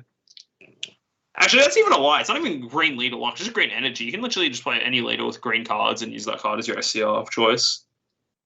It is pretty good. I mean, your opponent can't swing with battle cards, so it's good. And it also stills unisons. That can be like game changing for sure. Yep. Spirit boost to you. If you want, you can also EX evolve. EX evolve, maybe. I'm sure no one's going to do that, but just in case someone wants to do that. The option EX evolve for 3 on Kibito Kai for sure. Seemed busted. He's busted, dude. Pretty funny, yeah. Why would you do that? For the flex.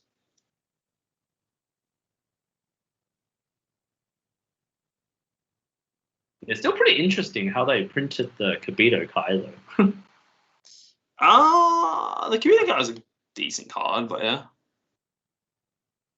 This is back to the game. This is a very grindy matchup. Both players are slowly going at it. It looks like now, like, Umberto's dropped down a lot of life. Jake's just chilling at 4. He's got his self surge stuff, so it's like, yeah. And he's playing, Rosie for 3. Okay, he's going to try and push for game here, it appears to be. Also, the Rip 2 can also, it's more like he can answer the unison as well. That's true, yeah. And I also guess that Jake probably feels pretty safe with his leader skill, because the leader skill just forces him to play all his cards in rest mode, right? So. Yep, definitely safe. Trying to see what else they can do. What do you reckon? Who's going to win this matchup? I don't know. It's actually a lot closer than what I thought it would be. Like I thought Soul Surge was going to have a significant advantage going in.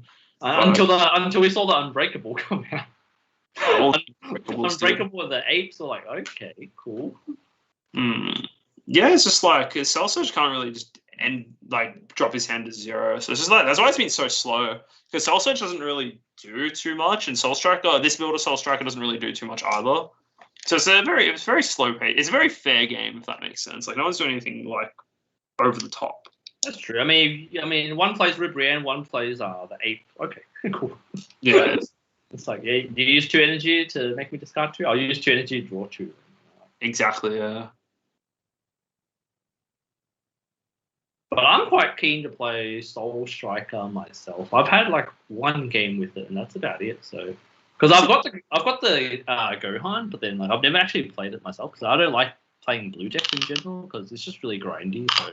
Yeah, blue's a very grindy color. It's fun though. I'm surprised that he used Sparking Negate to uses Sparking Negate to stop that attack. He could have literally just negated it and been fine.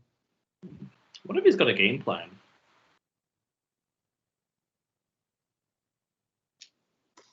Game plan is to win, dude. I reckon that is a pretty decent game plan, in my opinion. Another thing good that he's playing this Unison, right? I mean, if he's playing the baby Unison, if he's got enough like markers, he can do the -5 on it. And then he can play the free monkey, counter. Counter, maybe. I think Soul Surge is looking to win this, honestly. Like, you look at the board stance, like, well, Soul Surge is still on 4 life. And it's kind of hard for Soul Striker to push through at this point. Yeah, especially with the Soul Surge ability to just, like, time warp everything and make them rested. Yeah. Like, I keep on talking about it. It's like, well, what do you call it? Like, this version of Soul Striker, like, yeah, you get to play powerful cards, like, your 4 drops for sure, but you don't really do too much in the turn. It means, like, it's kind of easy to, like, kind of survive, I guess. You can easily just defend yourself through these turns. Not whereas, like, the other ones, like, you swing twice with the Unison, play a card, swing that for free, untap 2, play more stuff. Like, it's just okay, I guess. Like, it's just very slow. And you can't really be aggressive where you have to be aggressive. You're not providing, you don't have to answer a lot of things. No, I get you, yeah. And he's just going straight for comboing off a Draw Monkey and using it straight away. Yeah, it's good. It's great to replenish his hand, give him more options in hand as well. So, great card. Actually, Draw Monkey is still really good, actually. Yeah, Draw Monkey will be, like, always good. It's just generically, like, fine, powerful card. Like, what?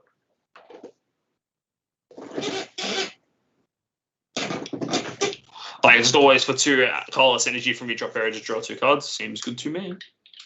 Mm-hmm. The new alternate art's pretty nice as well. Really you're talking about from the Magnificent Collection. I can't call it the collection thing. I don't actually know. Collector's Volume. There we go. That's the word for it. Collector's Selection Volume 1, I think. So there will be... Actually, now that they said Volume 1, so the most likely Premium Bandai will probably release more of them. Oh, yeah, for sure. That was a very nice product. Yeah. But unfortunately, it is limited print run, so they are very, very scarce. Yeah, they're really hard to find, actually. Yeah. I mean, if you're local, you didn't pre-order one at your local. If your local it is what it is. So I think actually I saw TAC put more up for sale the other day, so you might be able to get one from TAC. Oh really? Oh, I missed that. Yeah, I mean, I'll be keen if they. All gone. Oh, Trent is all. Never mind. Trent bought them out. Trent bought them out. Oh wow, that's funny. Trent, I thought you bought them out, Trent. Yeah, Trent would have bought them out. He's got to foil out his deck. Max collector's rarity, Trent, can you print another album for me? Yeah, Trent, can you reboot my leader already, please? My Vegeta. That's what I've been waiting for this whole time. Okay, 6 energy here. I feel like a decent play from Soul Surge is Double Rosie, honestly. Double Rosie would be a good play if he has it in hand. Double Rosie? Yeah, just cripple his hand, dude. But I guess Soul Striker's on 2 life here, so Dark Broly Swing's pretty smart as well. Does he have a negate, or is he just going to take this? Oh, he's hatching. True. That's a card. Good card. That's a card. Best secret it's gonna get just instantly destroyed by what do you call it? Oh, he pitched through Shrouded. Okay. I would not have pitched. Oh, yeah, Through Shrouded is quite a closer. Like, oh, wait a minute, what? He pitched a through Shrouded. This, unless he has a second one. Okay, well, Jesus, that's. Is he gonna turning the tide, or what's going on? What's going on? I don't think turning the tide saves him here. I think Cell Surge wants to get turning the tide. He doesn't mind that. I was like, what? Really? Oh, Through Shroud is quite key. Like, Through Shroud just turns off everything. Yeah. And now he's going to kill the hatch. Yeah, well, I don't agree with that. And stuff cut out of his hand. I think Cell Surge is liking this. You're not really missing out, Phoenix. It's kind of just like back and forth. Like, it's been a very slow, grindy game. I think Cell Surge is starting to get ahead. So let's see. It looks like he's just decided to do the effect where all his cards get played in rest mode. Pay 1 for 2 for the trip. I think it's lock his opponent out. Look, there is only one more round after this. It'll be the winner of this versus the winner of the other game on table 1, which is, you said, Vegex versus Mecha. So it'll be looking like Cell Surge versus the winner of that, honestly. Kind of curious to see how that goes. I don't know. I know Cell Surge is a fantastic best of 1 deck. Best of 3 a bit hard because you just played Deborah and that. That's true, yeah. There's a lot of decks that are good in best of 1. Like, Baby is really good best of 1 as well. Yeah, your opponent can't side all the hate cards for untapping. Yeah, I think blue is just a super popular color, and like when people see that blue's good, they'll just play blue. I think it's been like historically the most popular color in this game. Yeah, I like blue as well. I mean, Soul Striker I think Soul Striker might be one of the most popular leaders of all time. Yeah, I think so. That's safe to say. Yeah. Yeah, it is facing a very hard matchup for sure. It's been a very uphill battle for Soul Striker this game. Honestly, it's been kind of back and forth. I don't think either side's blowing out the other side. This has been a fairly close game. Yeah. Your Kryptonite, yeah. Maybe. Yeah, I think the apes are really pulling him back. I'm pretty sure he runs 4 apes at this rate, right? Yeah, and he's also got the Unbreakable, which is huge, preventing him from taking those crit damage.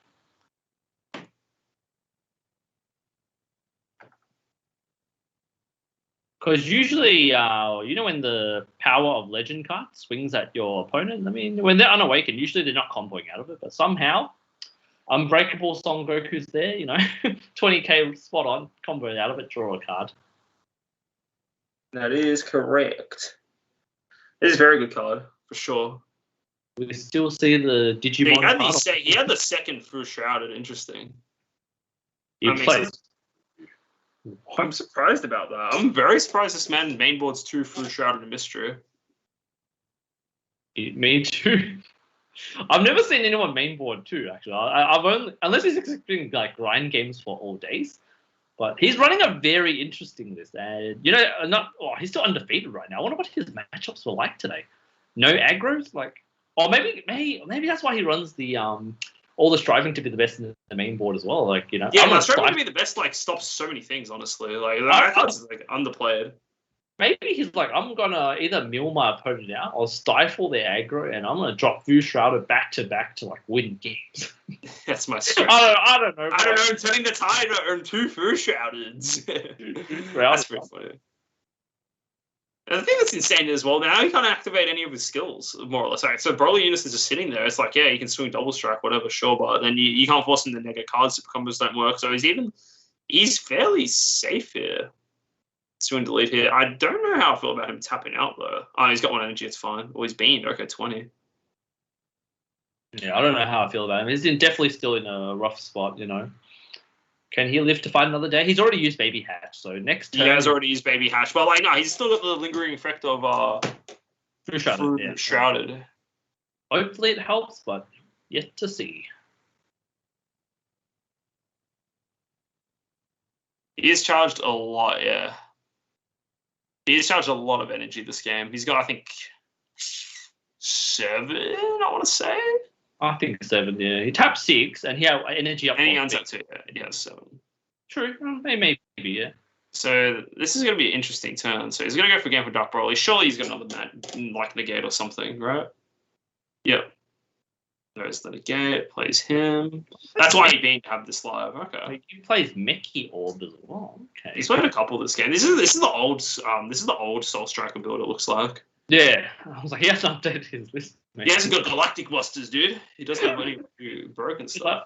He's like, I'm still running some of the old cards that I had, whip it out, and, still doing well. Well, damn, he's preventing all these attacks going through, because things that Cell Surge doesn't really have, like, crazy ways to, end the game either, right? It's like, it tries to get you to 0, and that's it. And Rosie is not only triple attack on the turn you play it, so it's just a 15k swing. In my mind, there's no way that, this Cell Surge deck's running like a Chomper in the main or something, or like a double strike. The Cell Surge deck is weird. It's a very budgety deck, and then it's just like, oh yeah, it runs like the most expensive cards in that deck will probably be like what do you want to call it? The Broly Unison. I guess the Freezer counterplays. The rest of it's like pretty cheap. And he's got 5 in hand. Okay. Actually, is Ape still expensive right now? I don't think so. I feel like it's been reprinted so many times. I can't imagine it being that expensive anymore. I know Ribrians are pretty cheap. Ribrians you can probably pick up like $5 a piece, but yeah, yeah. I'm not sure about Droids. Droids would probably be worth more than Ribrian because it's more like useful. They have more generic good use. It did come out in an event pack. So event pack wasn't the easiest to get. It's like a 1 in 10 pull rate. So yeah. Interesting. Oh wow, he's running a lot of cards that stop like 1 cost, 2 cost aggro. Like that Kai kind of has a similar effect to strive and be the best, but it's a counterplay card, and then its order is that you and your opponent can't attack with battle cards 2 or less until the end of your next turn. Maybe his local has a lot of Piccolo Juniors. Maybe, damn, he lost again. This is an intense game. All right, Foo Shrouded. Turning the tide now. Foo Shrouded. I don't know. Like Foo Shrouded, turning the tide, whatever you call it. If he has turning the tide, I think he would win actually in this situation if he has turning the tide. Wait. This could be it. That's like what I'm saying. You know what, Benny? They say the tide has been turned, baby. I'm kind of hoping he has it. No, he doesn't have anyone uptick if he had it. He would just play the turning the tide, then just draw his cards. Yeah, true. Maybe he's digging into it. I don't know. Digging into it, uses all his draw abilities, then does it. Ooh, he's swinging with Soul Striker. First. No, you have to play something first. You don't want to swing Soul Striker first. Oh, wow. No, you have to surely play something. He's not sure what he wants to do. I mean, fair enough. His hand is probably not that good then. I think I saw, he opened his hand for a second. Looked like he had a Vegeta super combo there. I wouldn't be surprised. Yeah, there it is. He's digging for something to play. Turning the tide. Turning the tide, baby. Just combo hand, then turning the tide. Let's go. If he's running 2 Foo Shrouded, why are you not running turning the tide? I'm sure he's running it. Yeah, probably. I can't believe that. Don't turn the tide. Oh, Dr. Giro. Super combo, okay. Express 1 card straight to the graveyard. Yep. Oh, he's got the the new monkey. Yeah, the new monkey. Okay. Yeah. I like the artwork. It looks really nice. Kind of curious I think a really good card here to even play is the it's kind of hard actually because whatever card you play will probably get hit with a Freezer counterplay because he's only used 1 this game, Jake. So Umberto needs to. Oh, he's going for next turn. Okay. Yeah, I think that seeing double Ribrian in the drop. Oh no, he would put a drop in Ribrian. I think you have to kind of push for a game this turn. I think if you're Umberto. Because if he survives another turn, he's going to actually rip the remaining few cards out of your hand, I think. I think Umberto's got like 3 or 4 cards in hand. And that's just 1 Ribrian and 1 Rosie away. That's it. All right, we'll find out. There's no turning the tide, otherwise he would have dropped it straight away, right? He's thinking. I think he's got a lot of energy. He has to play something. Oh, 5-drop monkey. Yeah, I think that's the correct play. Like, I honestly think it's the correct play. Freezer, yep. Oh, and he's God-sealing it. Genius, yeah. It's time. He should be able to draw a card off. I don't see if he drew a card already, but yeah, he had to hard cast something before. I don't think he's drawn a card yet. He has to. Oh my! Does he realize he can draw a card? I think they're explaining. They're talking about the. Sure, he's putting this card back in his deck. He doesn't want to deck out. And then he's drawing a card now. That's hilarious. Nice. He cleared the Digimon threat. Okay, so he just swings with this. So now.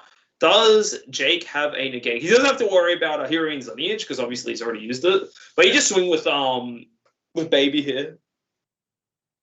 I hope he does not have a negate. Well, there's a high chance he does. Like he's not really used any negates this game.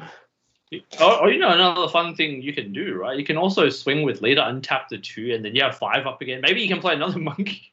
No, I don't think so. I don't think that's the play. Yeah, I'm just saying. See, this isn't a game. But I'm just saying, like, he's got 3 energy up right now, yeah? Mm-hmm. But I'm saying if he swung with leader, he could have possibly had Could have possibly, yeah. Because he can still revolve the counter skill. Yeah.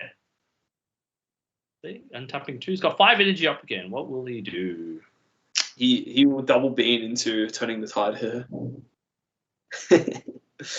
Double beam into turning the tide. What will he do? He's still swinging with leader, still mid-battle right now. Curious to see if he'll combo. Yeah, even if he combos, it's pretty scary because like every time your opponent still has a Ribrianne in the drop, right? Yeah. But that's why I'm saying I feel like he has to kind of win this turn. He's gone to 6 energy again. Now tell me he's going to try to play another. Does he have the 3rd Fu Shrouded in his deck? Can we see a beam and a turning the tide? 30 here. You might be calling it, like if he plays He doesn't win if he plays turning the tide though. Hey, better than nothing. Just drop it for the lols. Just drop it for the lols. Drop it for content, bro. 30k in the lead here for 1. He's got 6 energy up. Yeah, his opponent's thinking. Oh, you know what he might have actually? You know that I think it's called Mirishim. It's like a boony, but it has the double strike and barrier or some shit. And then you look at the top card of the deck if it's a battle card against double attack or something.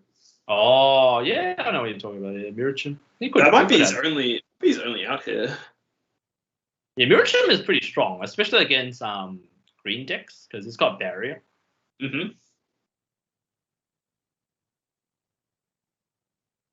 I was thinking about cards in drop.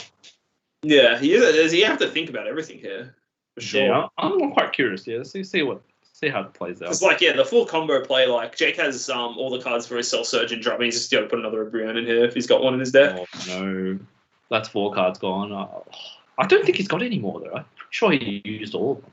They're all in his drop and warp already. Yeah, he's choosing not to put anything. He hasn't hit anything. Yeah, no Ribriannes left. And he needs just 10 more to get out of this, which he has the cards for it. No, there, it's in his hand. All right, in his hand. Okay. All right, so 4 cards out of your opponent's hand. All right, Solitaire. Solitaire time, baby. Unfortunately, it looks grim now. Yeah. It looks. If he doesn't win this turn, it's over. He's got 5 cards in hand, and they'll all just go on between the 2 Ribriannes in his drop, and then Broly on the board. Yeah, exactly. He's only got 2 cards left. If he doesn't win here, I would scoop as well. Like, even then, you know what's funny? He can probably just make it. He's probably gonna force him to deck out as well. too many angles to win. Like, it doesn't look like he's got any cards left in his deck. Yeah, it looks really small. His deck looks like 1 or 2 cards there from our angle, anyways. He's just thinking now. I don't know, what there is to play. He's on 3 life. He's already played his baby triple strike. It's very, very hard. All right. Let me scout as well. I'm scouting. Yep. Mecha 1. Mecha 1, okay. So the winner of this match will be versus Mecha Frieza. Unfortunate for David. Mickey Kabura. He's probably seen Rosie, I'd say. Did I not tell you Seraphim's a good player? Seraphim, you made it all the way. Yeah. Yeah, Seraphim. I told you he's playing Blue Yellow Mecha. I versed him before. This guy is good. Great player. Damn, Mickey Kabura slid into the game. I think he knows he's lost. Yeah, I'm bound to agree. He would have done something now if he could think of an out, but I think it's hard. Swing the lead. Like you said, yeah, Mirachim was probably one of his doubts. Yeah, he definitely come over on off before. He's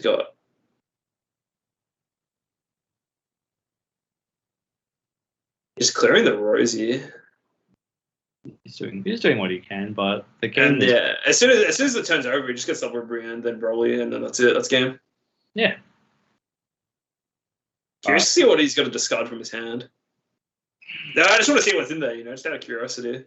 Yeah, it's good for next game. It'd be more interesting. Man, I know Jimmy would be really proud. There's Jake representing the boys from Perth. Yeah. So can Australia still take this one? Maybe. Brienne. Let's see what he pitches. Let's see what pitches. Jore, Pakula. GG. Zero cards. Oh, really? Not with he didn't really have anything he could have done, actually. He had nowhere. Yeah, sure. That's all right. I mean, we knew where the game was heading. So, okay.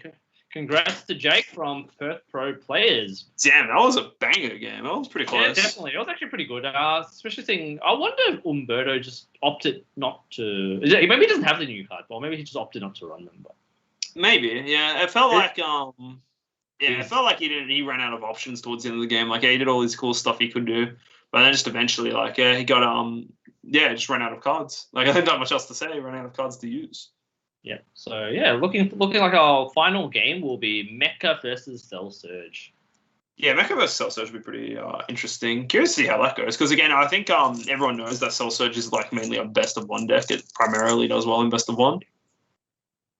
I mean, the good thing about Cell Surge is that you don't have to swing at your opponent's leader, and if your opponent doesn't have U9 to start like snowballing off, like Mecha will be off to a pretty slow start.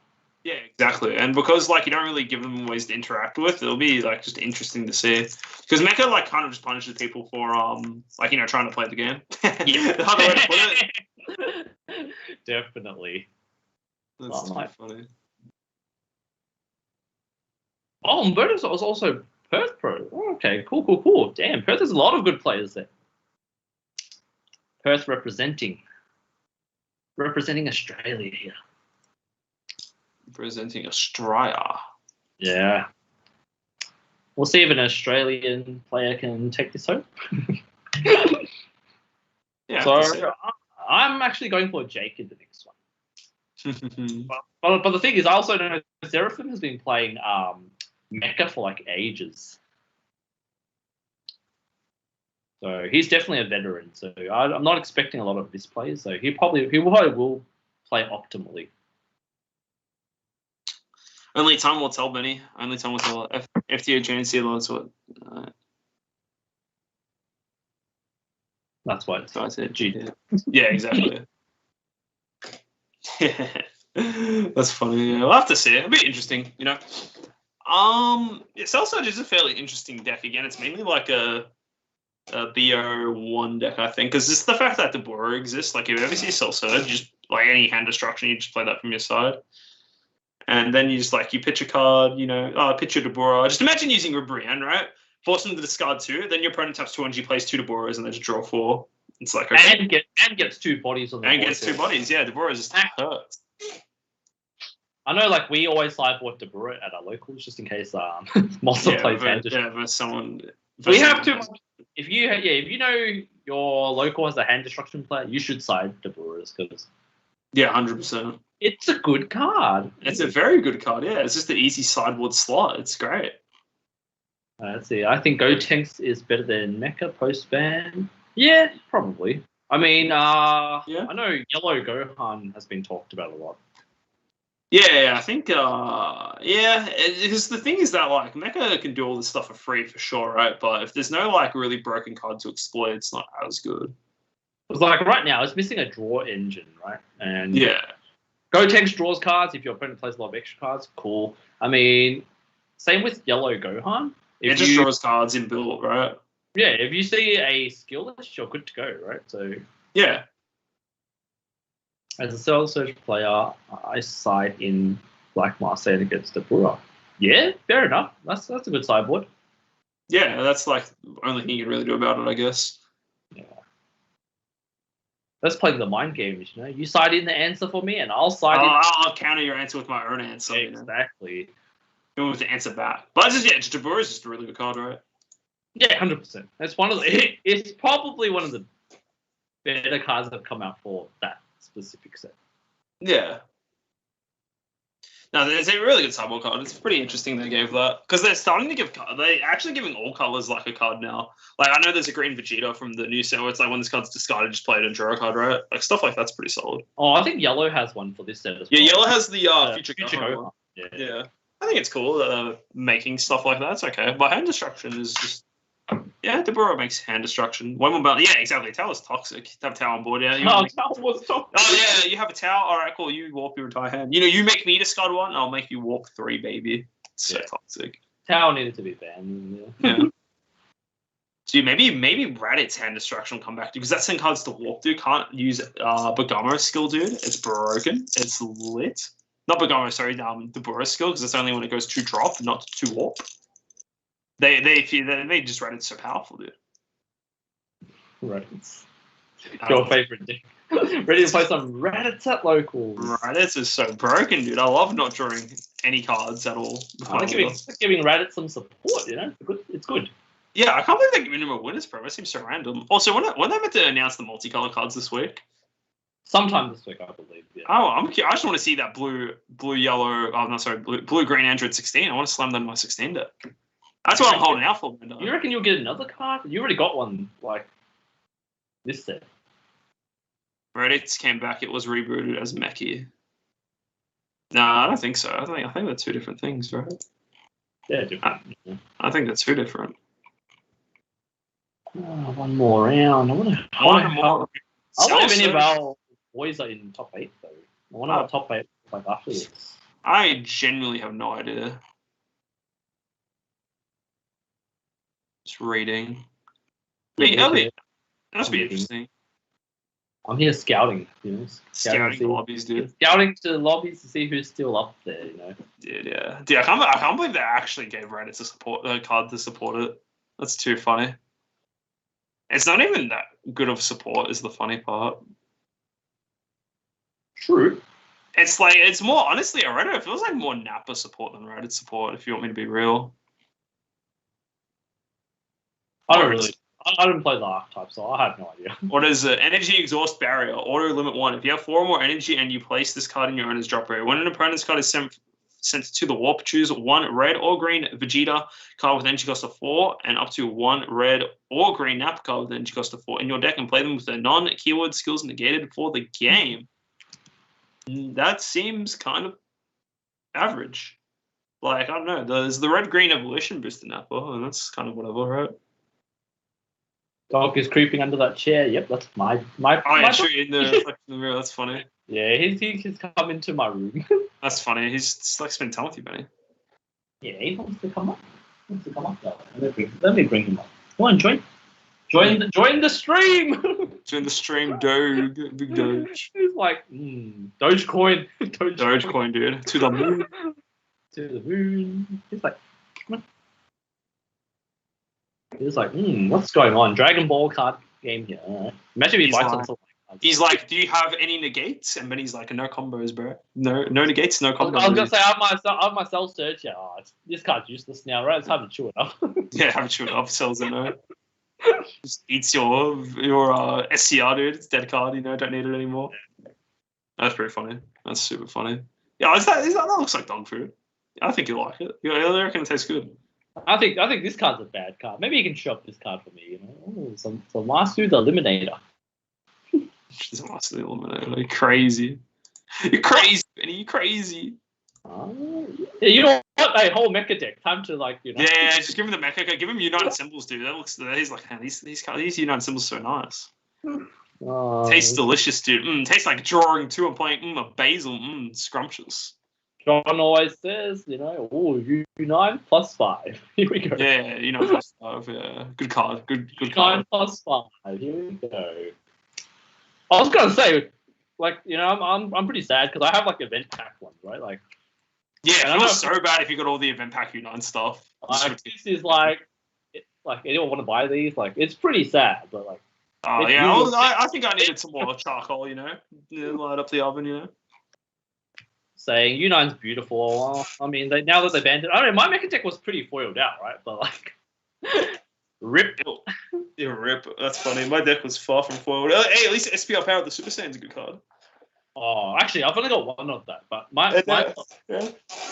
I think it's like a 12 tech in most decks now. Seems that you can't really combo with Bergamo. It's still really good for sure, but I don't think you get any more than 2 or 3 now in most decks.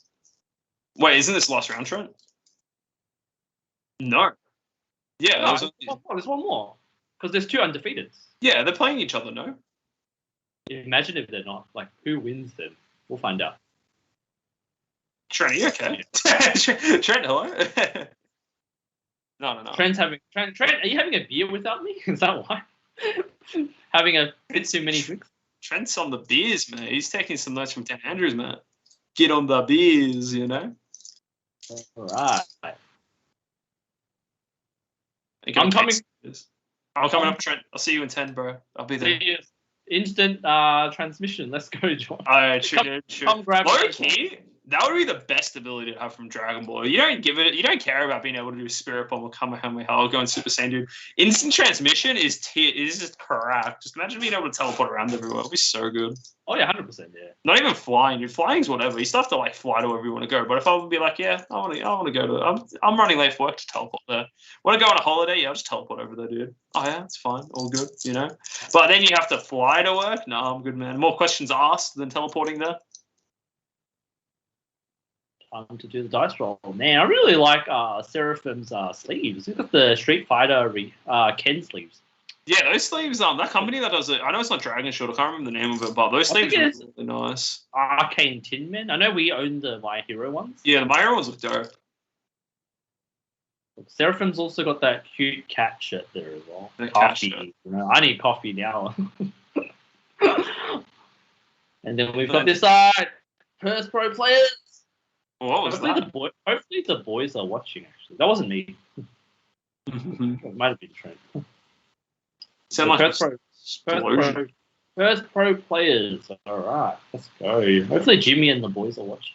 You know, Jake's making you guys proud. Should be the final. Yeah. Let's shoot. Thank you. What I was gonna say.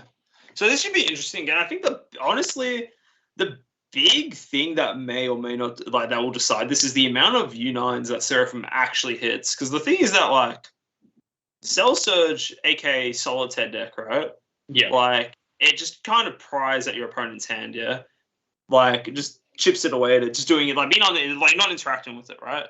Whereas Mecha like kind of just wants to explode the game on its one, so has its like one massive kill turn, but like Cell Surge doesn't actually care. Yeah, he's even resolving a U9 instantly. He knows that he's doing this as many times as he can. Yeah. The more U9s you see, the better. Yep. And he also needs a way to start drawing cards from turn one, right? Like, if you can just get an immaculate hand, like massive hand size and whatnot, then Cell Surge can't really, you know, we can't get that hand down to 0, you know? It's pretty good.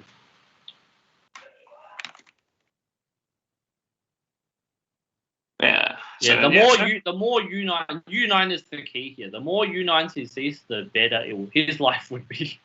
I do like seeing this Demigra, though. I do hope he has Demigra to play turn one. Just turning on the Freezer counterplay is quite nice. Like, he's going to U9 anyway. Might as well start clearing stuff, I guess. Yeah, I guess. I don't think it's that important, though, because if you play a Demigra on turn one, your opponent can play U9 and also play a Basil as well. I don't think that's what you want to do. So probably playing Demigra is not that good. Yeah, I think we just wait for a Dark Broly here. That's why he recognizes that and charges the Demigra straight away. Yeah, I don't know. My theory was that, like, if he plays it turn one, you can't just blow it up. But I guess you do lose more cards. Then it's not worth it. My bad. Won't do it again. I'm sorry. No, I don't think it's wait for Dark Broly. I think that's the game plan here. Oh, another U9. Oh, wow, 2 U9s already. That's pretty interesting. That's pretty godly. I remember like Gala games where I only see like 1 or 2, and sometimes I see 0, and it feels so bad. Like U9's obviously the most important card of the Mecha deck. I can't believe this guy's cheating. He's got Mecha. That card's banned. He's used it twice. What is going on? Oh, next minute we'll look at the date, July 17th. Not yet. Not yet. My bad. So a fun thing here is like, you know, now he's got Ribrianne in the drop, but you know, against other decks you can probably just tap the 2, but in this scenario, would you pay the 2 to make it? Look, he has used 2 U9s. Nah, it's not worth it. It's not worth being greedy, I don't think. I just think Demigra Unison's still good here for 1, I reckon. Yeah, I mean, it could be. It could be right. Because, like, there's no way for, there's actually no way for Seraphim to force his Awaken here. Like, Cell Surge isn't going to attack you, right? Yeah. Cell Surge the only way is if you just counterplay on a card he plays, so... That's what I'm saying. I wouldn't be surprised if he used the 2 energy here for the Ribrianne, hoping his opponent doesn't have any more U9s. But that's just what I think. Yeah, I think he might do it. Yeah, good play.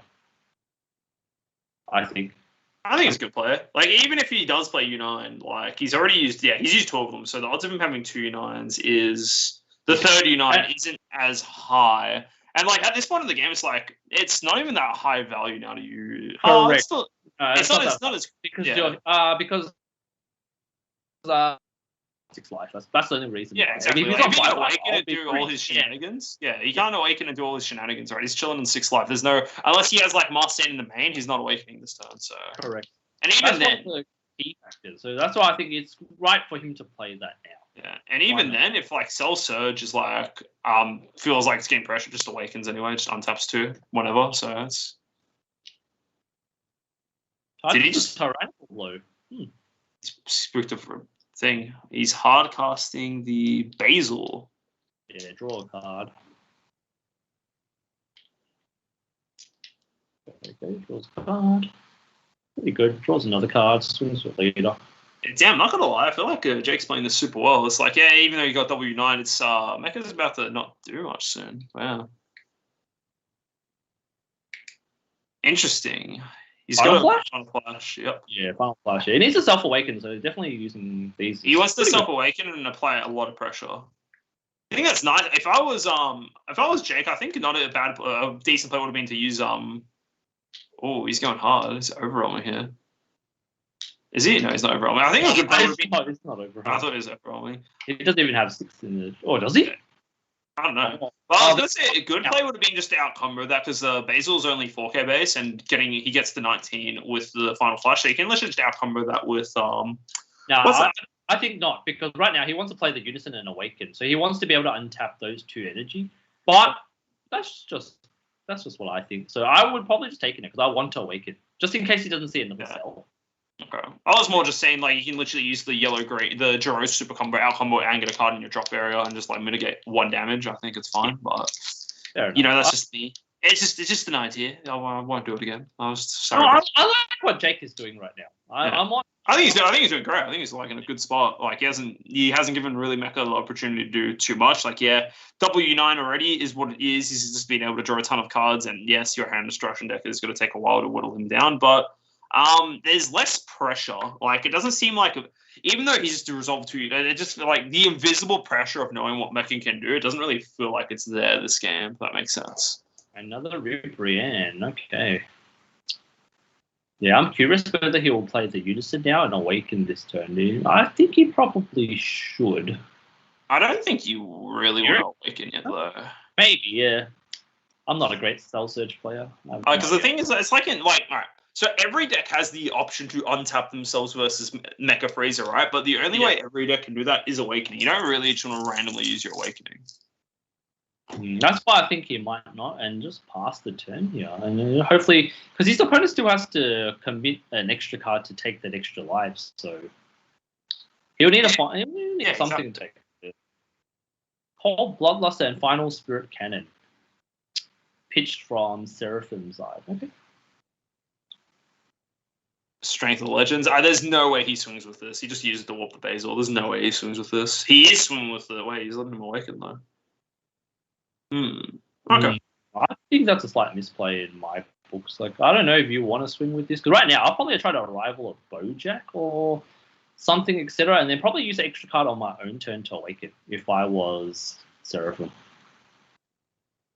Even Bardock Ape is really good here. Oh, actually, no, Bardock Ape's a scam here because it just dies to the thing.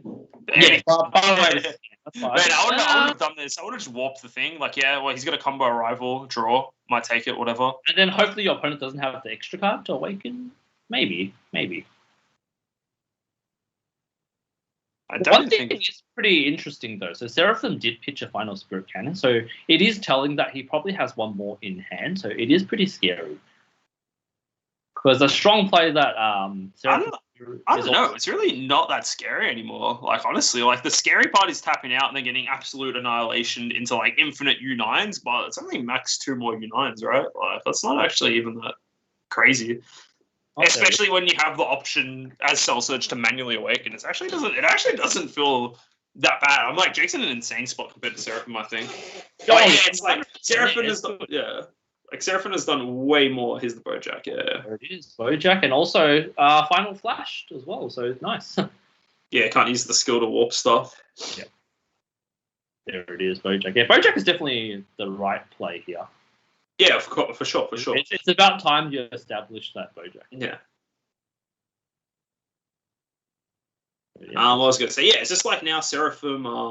Jake is like, yeah, you can't use the thing, whatever. But like, even if he gets manually tapped out by Seraphim, right? Like, he's got to use max 2/9s, and there's no way he's dying in the situation he's in. He hasn't awakened yet, whatever.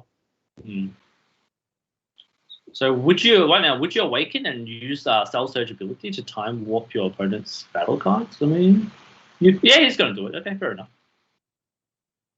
Yeah, I think now's the time because you know your opponent's got 2 turns to pretty much kill you, and you're trying to use those 2 turns to destroy your opponent's hand. So definitely awakening now is not too bad, right? Because every battle card they play now is like played in rest mode. What do you reckon? I missed that. I was reading the Sam's comment in the thing. Okay. In a second, maybe this. Yeah, I can ask about that. I don't think. No, he's using it to keep hand count, I think. Oh, okay. Did not realize that. Okay. I don't think that's. I'll message someone, but I think it's too big of a deal because he can just ask how many cards in hand, just saves time. Yeah, it just saves time, but different if he's writing different things. But, yeah, I don't think it's too big of a deal, but okay, fair enough. Yeah. Thanks, Sam, for letting us know.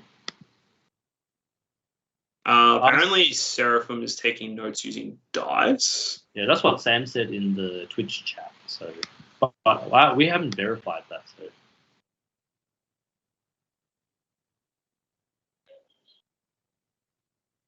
Anyway, looks like he's put 2 Cell Surge cards under his leader to awaken, and Rosie here. Yeah, Rosie is a strong card. I mean, Rosie definitely, you can put some pressure on. You know what's crazy about this? Actually, this is a really nice player. You don't know why he's got to use his leader skill and force everything to be played in rest mode. That's what I said, right? I mean, that's why he wants to awaken this turn. Your opponent will try to kill you in the next 2 turns if you don't do it. So he will do it back to back. And by the time he's got 2 turns to rip his opponent's hand apart. Mm-hmm. Yeah, so legit in the next 2 turns, if you can't rip his opponent's hand, I mean, even if you don't rip your opponent's hand, you can chip them down to like very low cards in hand. I mean, it might help though. Even chip them down to low life, so they can't pressure you as hard. Yeah, it's like there's a judge in the call now, just sorting that out. So yeah. Yeah, Cell Surge is actually pretty good against Mecha Frieza, and especially like in this like current game state, So he's got himself 2 turns to rip his opponent's hand apart. Pretty good. Mm-hmm.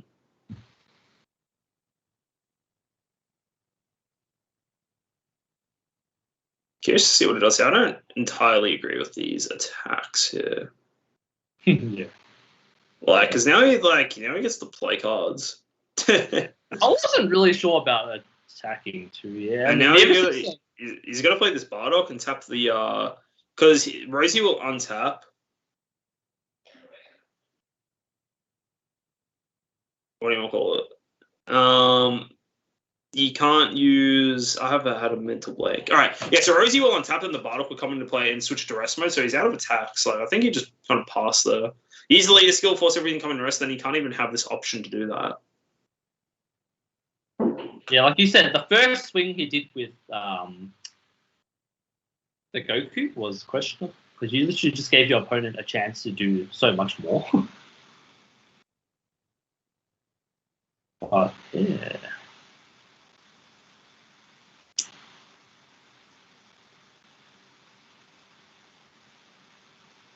I don't think anyone's cheating. No.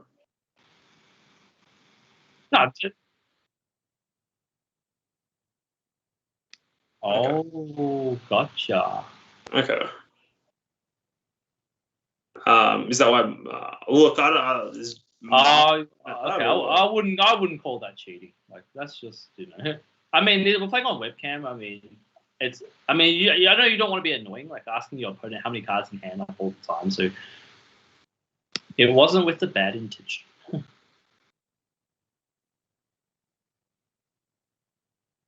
Okay, well, there you go, 1-1. Everyone's even. I mean, it's fair enough. I mean, just double game loss.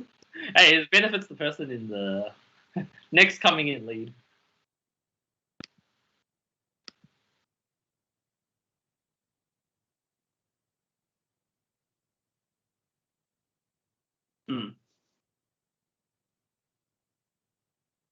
Yeah. Anyway, back to the game. Yeah, back to the game. Yeah. So yeah, I think Swing with the Rosie. Both are doing it. I just mean. I mean, fair enough. It's still pretty hard for Mecha to kill Cell Surge with just the four. I mean, just the leader, Bojack, and the Raiders Warcry. So he'll probably aim to clear his board right now.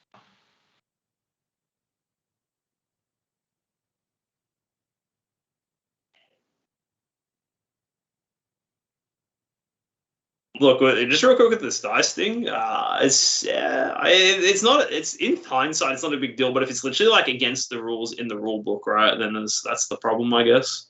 And it's kind of like unfair if both these players were doing it through the entire day. But like, yeah, I like it. I get it's not a big deal. I don't know how serious it is. I don't think it's anything crazy, but yeah. So I think we should just not worry about it, I guess, because it's not like nothing ridiculous. I don't think so. Yeah. It's definitely nothing. There's no harm, right? Yeah, it's the same as like using dice to keep track of being. It's like, yeah. Otherwise, it's like not really.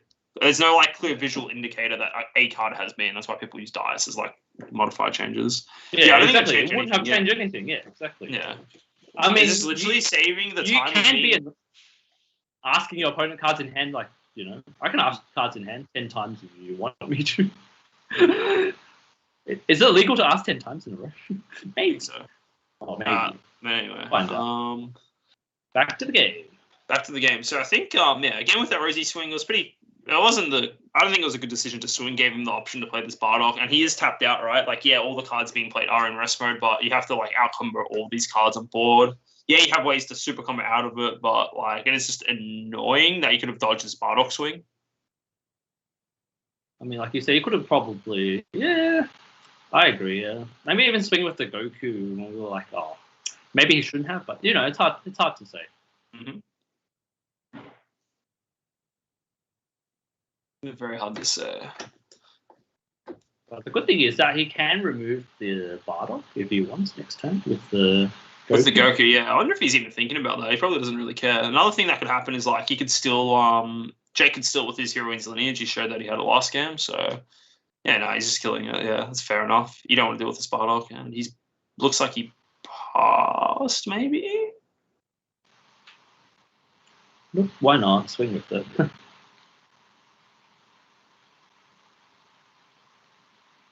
Yeah, I would swing with it. Why not? Just swing with everything, dude. Oh, combo 2. Ooh, that is a little rough. Is he trying to... Is that a leader? Probably a leader. If it wasn't the Rosie, I would just let it go. Yeah, if it was at the Rosie, okay, that was 100%. And Seraphim with the third The third U9, baby. It's Basil time in rest mode. Broken. Time to +5. +5, baby. Oh, wait. What? Yeah. I was like, wait, put an active metal. 2 life. See, the thing is that, like, even though he's sitting on 2 life, Cell Surge actually can't threat for game unless you're on 0 life. I'm 0 cards in hand, so yeah. 0. Can't threat for game unless there's 0 less. Like, no cards in that deck. Honestly, I think a good card for the Cell Surge player would be the new Hercule extra card. You know, the one that forces they may take all their life. That's some cheese. Actually, I think a good card for Cell Surge is playing the 4-drop AOD Unison. Whatever, I'm just gonna board wipe you and go for game. You, bro.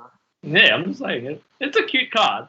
Mm-hmm. I really like that card actually. The Vegeta Unison. Yeah, just playing it even if it's a one-off, you know. It ignores barrier. That's the main thing, right? It's cute, but you know, it's alright. Let's see what Jake wants to do here. I'm gonna resolve create, draw 2.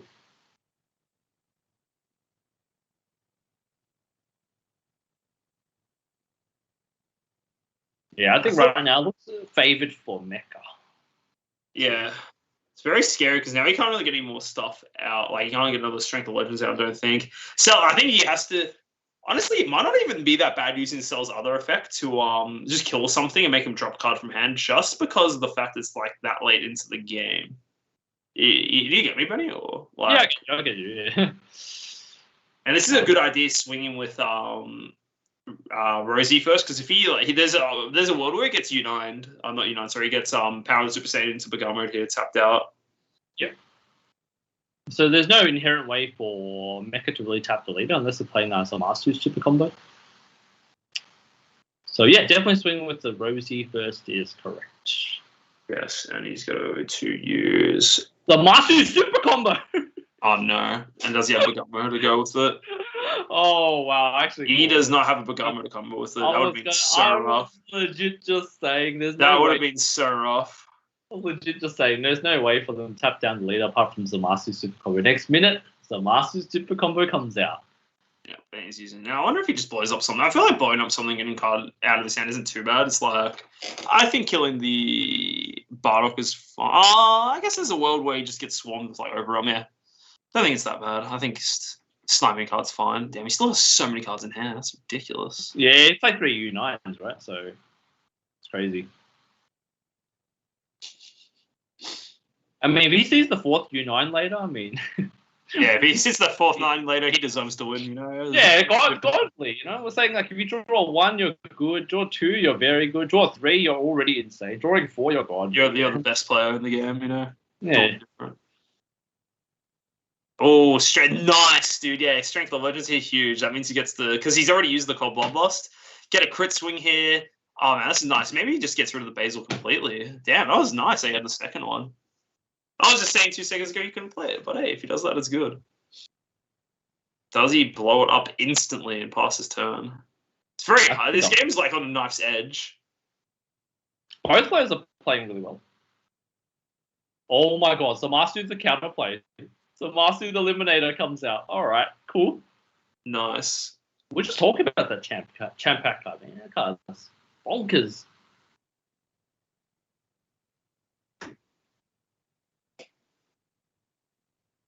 I wonder how many copies he runs. I mean, surely he runs 2, right?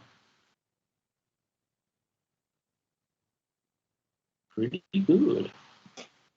Oh yeah, it's like actually huge though. It keeps the base alive and protects him from a crit swing. It's not like it's not like he's going to do. Seraphim's going to do not Seraphim. Sorry, Jake's going to do anything else with his turn. If he wants to rip 2 more cards out of his hand and play another Strength of Legends, then yeah. You know what the funny thing is? Also, when he plays the Zamasu, he also gets to draw another card. That's pretty funny. I'm surprised that he used Big More here. Means he can't attack with Bojack, I guess, but it's very scary. I think Seraphim pushes for game here. Surely using Big Amor was not that good, right? Because now the Basil has got 5. I think that was a misplay. Because if you use Big Amor, Basil gets the power boost now, right? Because he would have had 1, 2, 3, 4 cards in rest mode. But because you use Big Amor, he's got 6 now in rest mode. The Basil can just activate main and swing. For life, yeah. I guess if he's got sparking, what do you call it? What's that they get called? Sparking, shocking death ball. He can get rid of it. Yeah, but honestly, yeah, it's gonna be pretty intense here. I can't see what that card is. Neither can I.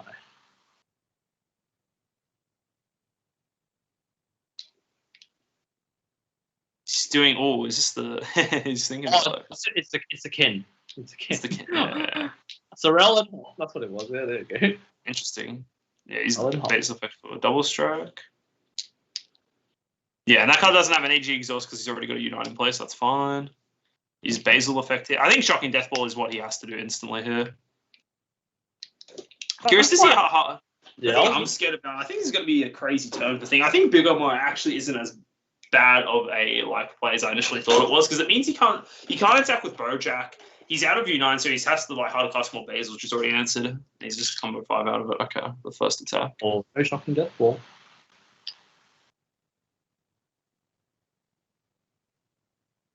This is down to the wire. I wonder how many cards is in Seraphim's hand right now. So everyone doesn't have that many left, I don't think. I think both players like on the last legs, which is pretty funny, which is pretty intense. Like, I'm just just curious to see how Jake will be able to get through this. I think I think it was actually a pretty clutch Big Up More here, because that means, like, let's just say now if he plays Kai, for example, right, he can't attack with that. If he overwhelms, he can't attack with that. So I think it was actually. But they can't attack anyways. He used the Cell's ability. Yeah, he used the Cell Surge ability to KO a battle card and to discard card. My bad. I missed that there. I thought he would have time warped for sure. Yeah. Yeah, so Bojack can't attack. Basil is like the only thing to attack. Bagamo, if he plays it, can't attack. There's so many things that just can't attack now because of Big Up More. I think it was actually a really nice player.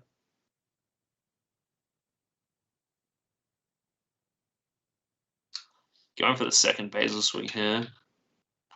I'm sorry. I feel like I've been quiet. This is a pretty close game. This is like literally either player's way, because like, Seraphim, 2 life left. Both of them like not many reader cards left to deal with. Yeah, Seraphim seeing the 3 U9s, that's huge.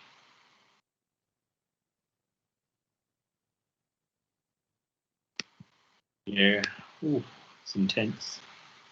Looks like Seraphim does have quite a few cards in hand. Looks like 8 there. He does have 8 left in hand.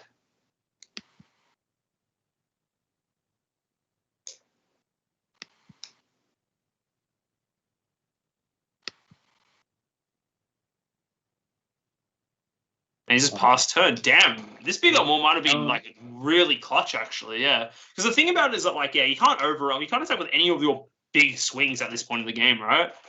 But like, holy, that was actually really clutch Big Up More. I thought it was kind of trouble, but when you think about it, it makes so much sense. Like, well, you can't overall swing. Bojack literally can't attack. He's out of U9, so you're not getting Basil spammed. Like, well, he's got 1 left, but still very, very clutch. I quite like the play there. That was nice.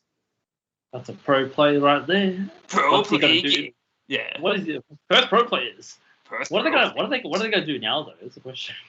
Well, I think the first thing is yeah, it's a big Rubrian here. I wouldn't be surprised.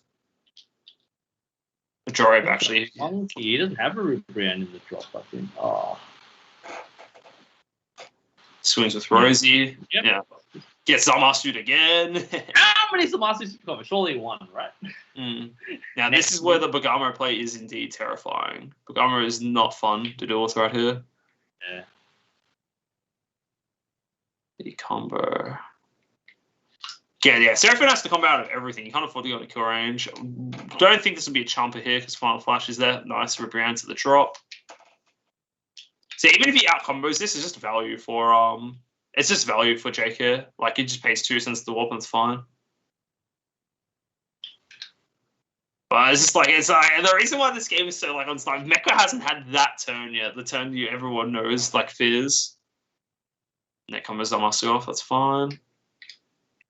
Like the big pop off turn, and I think he's out of ways to stop these massive, like, explosive turns here. So I have to see what he decides to do. 3 energy. Tapping 2 for Rubrian, another 2. I wonder how many cards Jake has got in his hand there. Maybe can he survive? Maybe. Choosing to pitch these 2. Wow, his build runs poutine. How many strings of legends does this man have, dude? It just doesn't stop. DJ Carly, another one. Another one, dude. He's played another one. That's crazy. 3. He's running 3. That's insane. This one's a foil one. This one's a foil one. It means there's more damage, Benny. I'm pretty sure the other one's wet before. Alright, is he going to get Final Flashed? I mean, we'll find out. I think it's risky. I don't think you can want a combo on this one. Unless you... okay, that's a good combo. Because it's crit, 25 crit swing, yeah. And you Final Flashed out combo anyway. Yeah, It's getting close. Because he wants to get him on 1 to go for game with his leader. Just dump everything. Oh, this is so close. This is intense. This is super intense. Like, depending on what happens here, it could be huge. Like, this could be just 1 Final Flash out combo, by the way. Like, that's it. How many cards in his hand? He doesn't have that many left. I think he only has 4. I mean, if he's got Final Flash, he would have used it already. So there is no Final. I think, could be a play, but I don't. If he's representing like he doesn't have a Final Flash, because if he did, there's no question about it. I'll Final Flash, so you can't even use Goku's ability to warp my Basil. Yeah, I think it's so right now he's repping that he doesn't have one. And the thing that's cooked as well, like he has to, if he doesn't have one, he has to combo at least 2 cards to get out of this attack and put him in kill range, right? So this is huge. He's really thinking about it. He either takes this, or he dumps 2 to 3 cards. Yeah, because if he's got Final Flash, I'll 100% use it straight away. So you can't even get rid of my Basil. Power of the Super Saiyan, okay. Resting, nothing draws a card, sure. Did he get the legendary Final Flash? It's getting really... Ooh, Super combo. Wait. Mm-hmm. Is he going to use it? Put it down and took it back. Yep, Krillin Super combo. Yeah, he has to, yeah. And then needs 5 more. Which is like 5 more, whatever. Still needs 5, yeah. Just thinking about it. Really hard about this, yeah. If he had the Final Flash, it would have used it, so that's telling. I also wonder if Jake is running any overwhelms in this deck. We didn't see any in the last game, right? I wonder if he runs like a Tolwa, man. It would be wild if he had that Vegeta overwhelm, the new one that just rips a card out of the hand. I don't think yeah. Curious if he runs any or not. I think the one that most people run in Cell Surge is the Goku Double Strike Critical guy. I can't remember the name on top of the head. Man on a Mission. Yeah, Man on a Mission, yeah. So I think that's the one that most Cell Surge players run, because it is just a way to get 2 crit damage out. It'd be funny if you... Or anything, yeah. Oh, you Final Flashed it as well, okay. Yeah, so he drew into a Final Flash. That's pretty rough. That's pretty neg, not gonna lie. But he had to. He didn't want his Basil to go, so... Yeah, exactly. Very curious to see. I think it's like... I would respect the Man on a Mission play, but he's still got a couple energy open. And is he past turn? Still got his Cell Leader swing. I don't think... dealing the 1 damage is alright, yeah. Hit him with Champa. Hit him with the Champa. With the one of spicy Champa tech.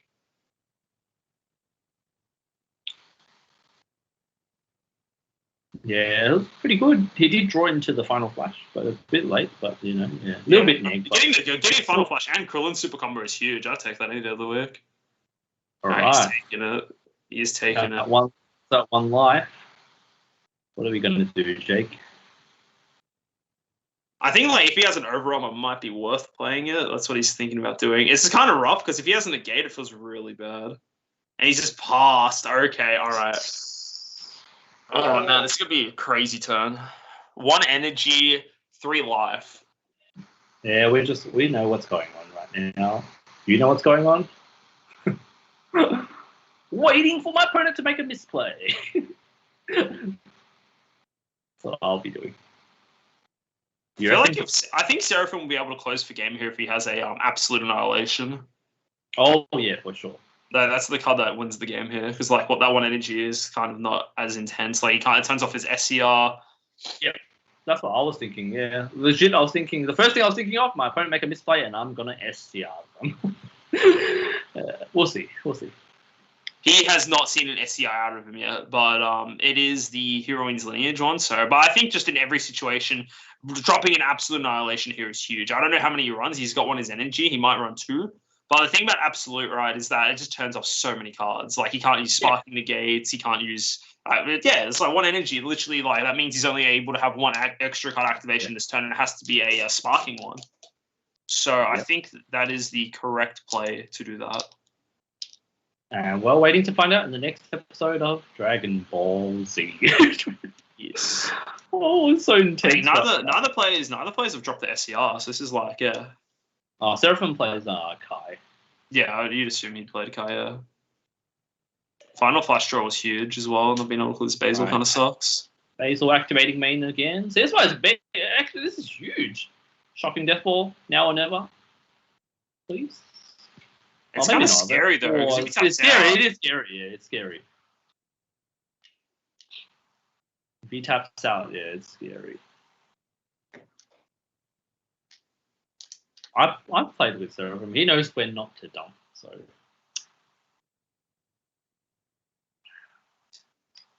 Oh, he's stealing it. Okay. All right, fair enough. He's stealing it. Okay. Yeah, it's good steal, I reckon. Tapping out. There's the Digimon card again. This is Digimon. Hey, if you can use one heroine lineage to, that's worth 2 cards in your hand because you would have a combo out of it twice. So I didn't use Strength of Legends to pop the Basil because the skills got negated with our Final Flash. Yep. Don't know what Zingo can do. Oh, interesting. Even combo there. Okay. Very interesting. It's like 3-4 more cards in Jake's hand there. I think both of them have about 4 cards in hand, so it's gonna be super close. This is close. We're just waiting for fighting against fate to come out. Like Seraphim has more than 4, but oh, Secret Identity. Okay. Gets rid of. I'll get rid of the combo power. Yeah, get rid of Basil and the Strength of Legends probably. Interesting. Okay. Oh, yeah, fair enough. You can activate an extra card to rest the Basil. I mean, if he's going to activate one. Oh, not really. He's already powered the Super Saiyan. Yeah, he's already powered the Super Saiyan, and that means already he's propped his leader's activation. Yeah, definitely the battle card. So, all right, let's go. Big swing leader. Big swing, taking it. He is taking it. So now it's the legendary Champa everything here. Yep, leader Champa. Let's go. I cannot see what card he has activated. Oh, it's the Trunks Unison. Okay. Nice. I was going to say, I didn't recognize the artwork for a sec because I only own the SPR ones. Yeah, so this Unison has dual attack, so... Yep. Yeah, the leader has to proc on the first extra card player. I think this is Seraphim here. He's got a Sparking Negate, yeah, and then he just dumps on the second swing here. He's still got his leader swing. I think Seraphim's got it, guys. He's able to clutch it out. Swings with leader. Yeah, still got energy open. Filling super combo again, yep. Unfortunately, Jake's super combo doesn't even draw, so it's huge. I think that's the game, guys. There we have it. Seraphim wins. Congrats. Seraphim wins. Congrats. Yep. Very close. Yeah, very close. Trunks Unison was interesting. Didn't really win the game. I think Absolute actually just outright wins him the game there, but yeah, it was. There you go. Seraphim is the winner. It was a really good game. Really good game. Yeah, Jake was able to hold his own for such a long time. They're just like at the end, so one life. Yeah, just that needed that one extra damage to pull through. But yeah, it was good. The Goku hand, yeah. He had a lot of that card. That's funny as. 4 Strength of Legends. There we go, guys. That is the game. That is the series. That is the tournament. Seraphim takes the win. Jake played really well, though. Yeah, it was good. Yeah, he had to hang in there for such a long time to survive. Seraphim won with a Mecha Frieza. This could have been me and you, John. This could have been. What do you mean? I don't know Surge. No, we could have been the mecha player too. I'm just saying. But I can't play the Dragon Ball card game. I'm not very good anymore. I'm washed, bro. You know. I'm washed, bro. There we go. That's it. Yeah, it was really good. Those last couple of games were really good. Once we stopped watching Blue Mirror matches, it was actually a good time. It was a great time. Definitely. But there we go. That was pretty fun to watch. Like Cell Surge, Cell Surge is like there's a reason why it's only a best of 1 deck, even against like the more like higher quality decks. It's still hard for it to close out, right? Like even like it's tough. It's tough for sure to push through all this stuff. So yeah, it was good to see though. Cell Surge did good. Saw a lot of blue, but Jex versus Mecha was actually a really fun match to watch. It was good. I had fun with the games today. Now we went for the U9 ban, forced them to play carefully counterplay it. There's no Spartan. There's no way they play carefully counterplay. That card's so bad. Like literally, yeah, it is what it is. It's a trap, all right? Don't fall for it. Yeah, it's like wait, you're telling me I can only draw 2 cards when my opponent plays a card, and it's a counterplay. Yeah. It's whatever. Meh. Yeah. Oh, yeah, there we go. We're doing anything else, Trent, or we got to wrap it up? Yeah, we already know who the winner is, so. Oh, I missed what you said, Trent. Trent, talk to me. Are you there? Hello? Yeah. Yeah, easy. Yep. Well, yeah, I called a bit early today. Well, yeah, again, congrats to Seraphim. He did good today with his Mecha deck. Was able to pull through against Cell Surge. It was fun to watch. It's fun talking about the ban list with you, Benny. It was good. Oh, yeah, definitely. Yeah. The photos already poured out. Smarter. People buy out anything, Smarter. I don't think about people buy out anything. It's just so troll. I mean, if you like a particular deck, I mean, yeah, feel free to foil it out. I mean, that's so funny that the foil was bought out. People are crazy. People are actually crazy. Just in case it's good, right? Like, you know, if it's good, you know, it might work. Whatever. Big one. Big maybe. Actually, you know what? I just realized. So the ban list is August the 6th, yeah? So I won't actually get to play this deck again then. Next tournament. Because I commentated today. I chose to commentate today instead. Yeah, man. It's just commentate every tournament. It's great. It's fun. Oh, no, I'm just dealing with my mecha deck. I'm just like, I would have played it. Spectators booth with Mecha Frizer. Man. Oh, well. Oh, alright. It has a pre-release stamp, it does. Does it? Oh no. I don't know if it comes in foil or not. The Kefla thing. Oh, it might not actually. Kefla's Fury, yeah. I don't think it would. Everyone hit up Trent. Hit up Trent. Trent's got a few in foil. Let's go. There you go. Alright. I'm actually gonna wrap it up. I need to make something. I haven't eaten today. I'm hungry as, so I'm gonna go sort out some dinner. Actually, early me too. I haven't had lunch yet. Unfortunately, it was like a bit of a weird time. So yeah. All I've been drinking is this bottle of water. Yeah. Now, thanks for having us today, Trent. It was good fun, and I hope you. Yeah, I hope you guys enjoyed the stream as always. We missed our last one because I decided to play. I won't do it again. I'll just commentate from now on. All right. Oh yeah. All right. Now, thanks guys, and thanks Trent, and thanks for joining me today, Benny. And yeah, we'll see you all next time. Thank you.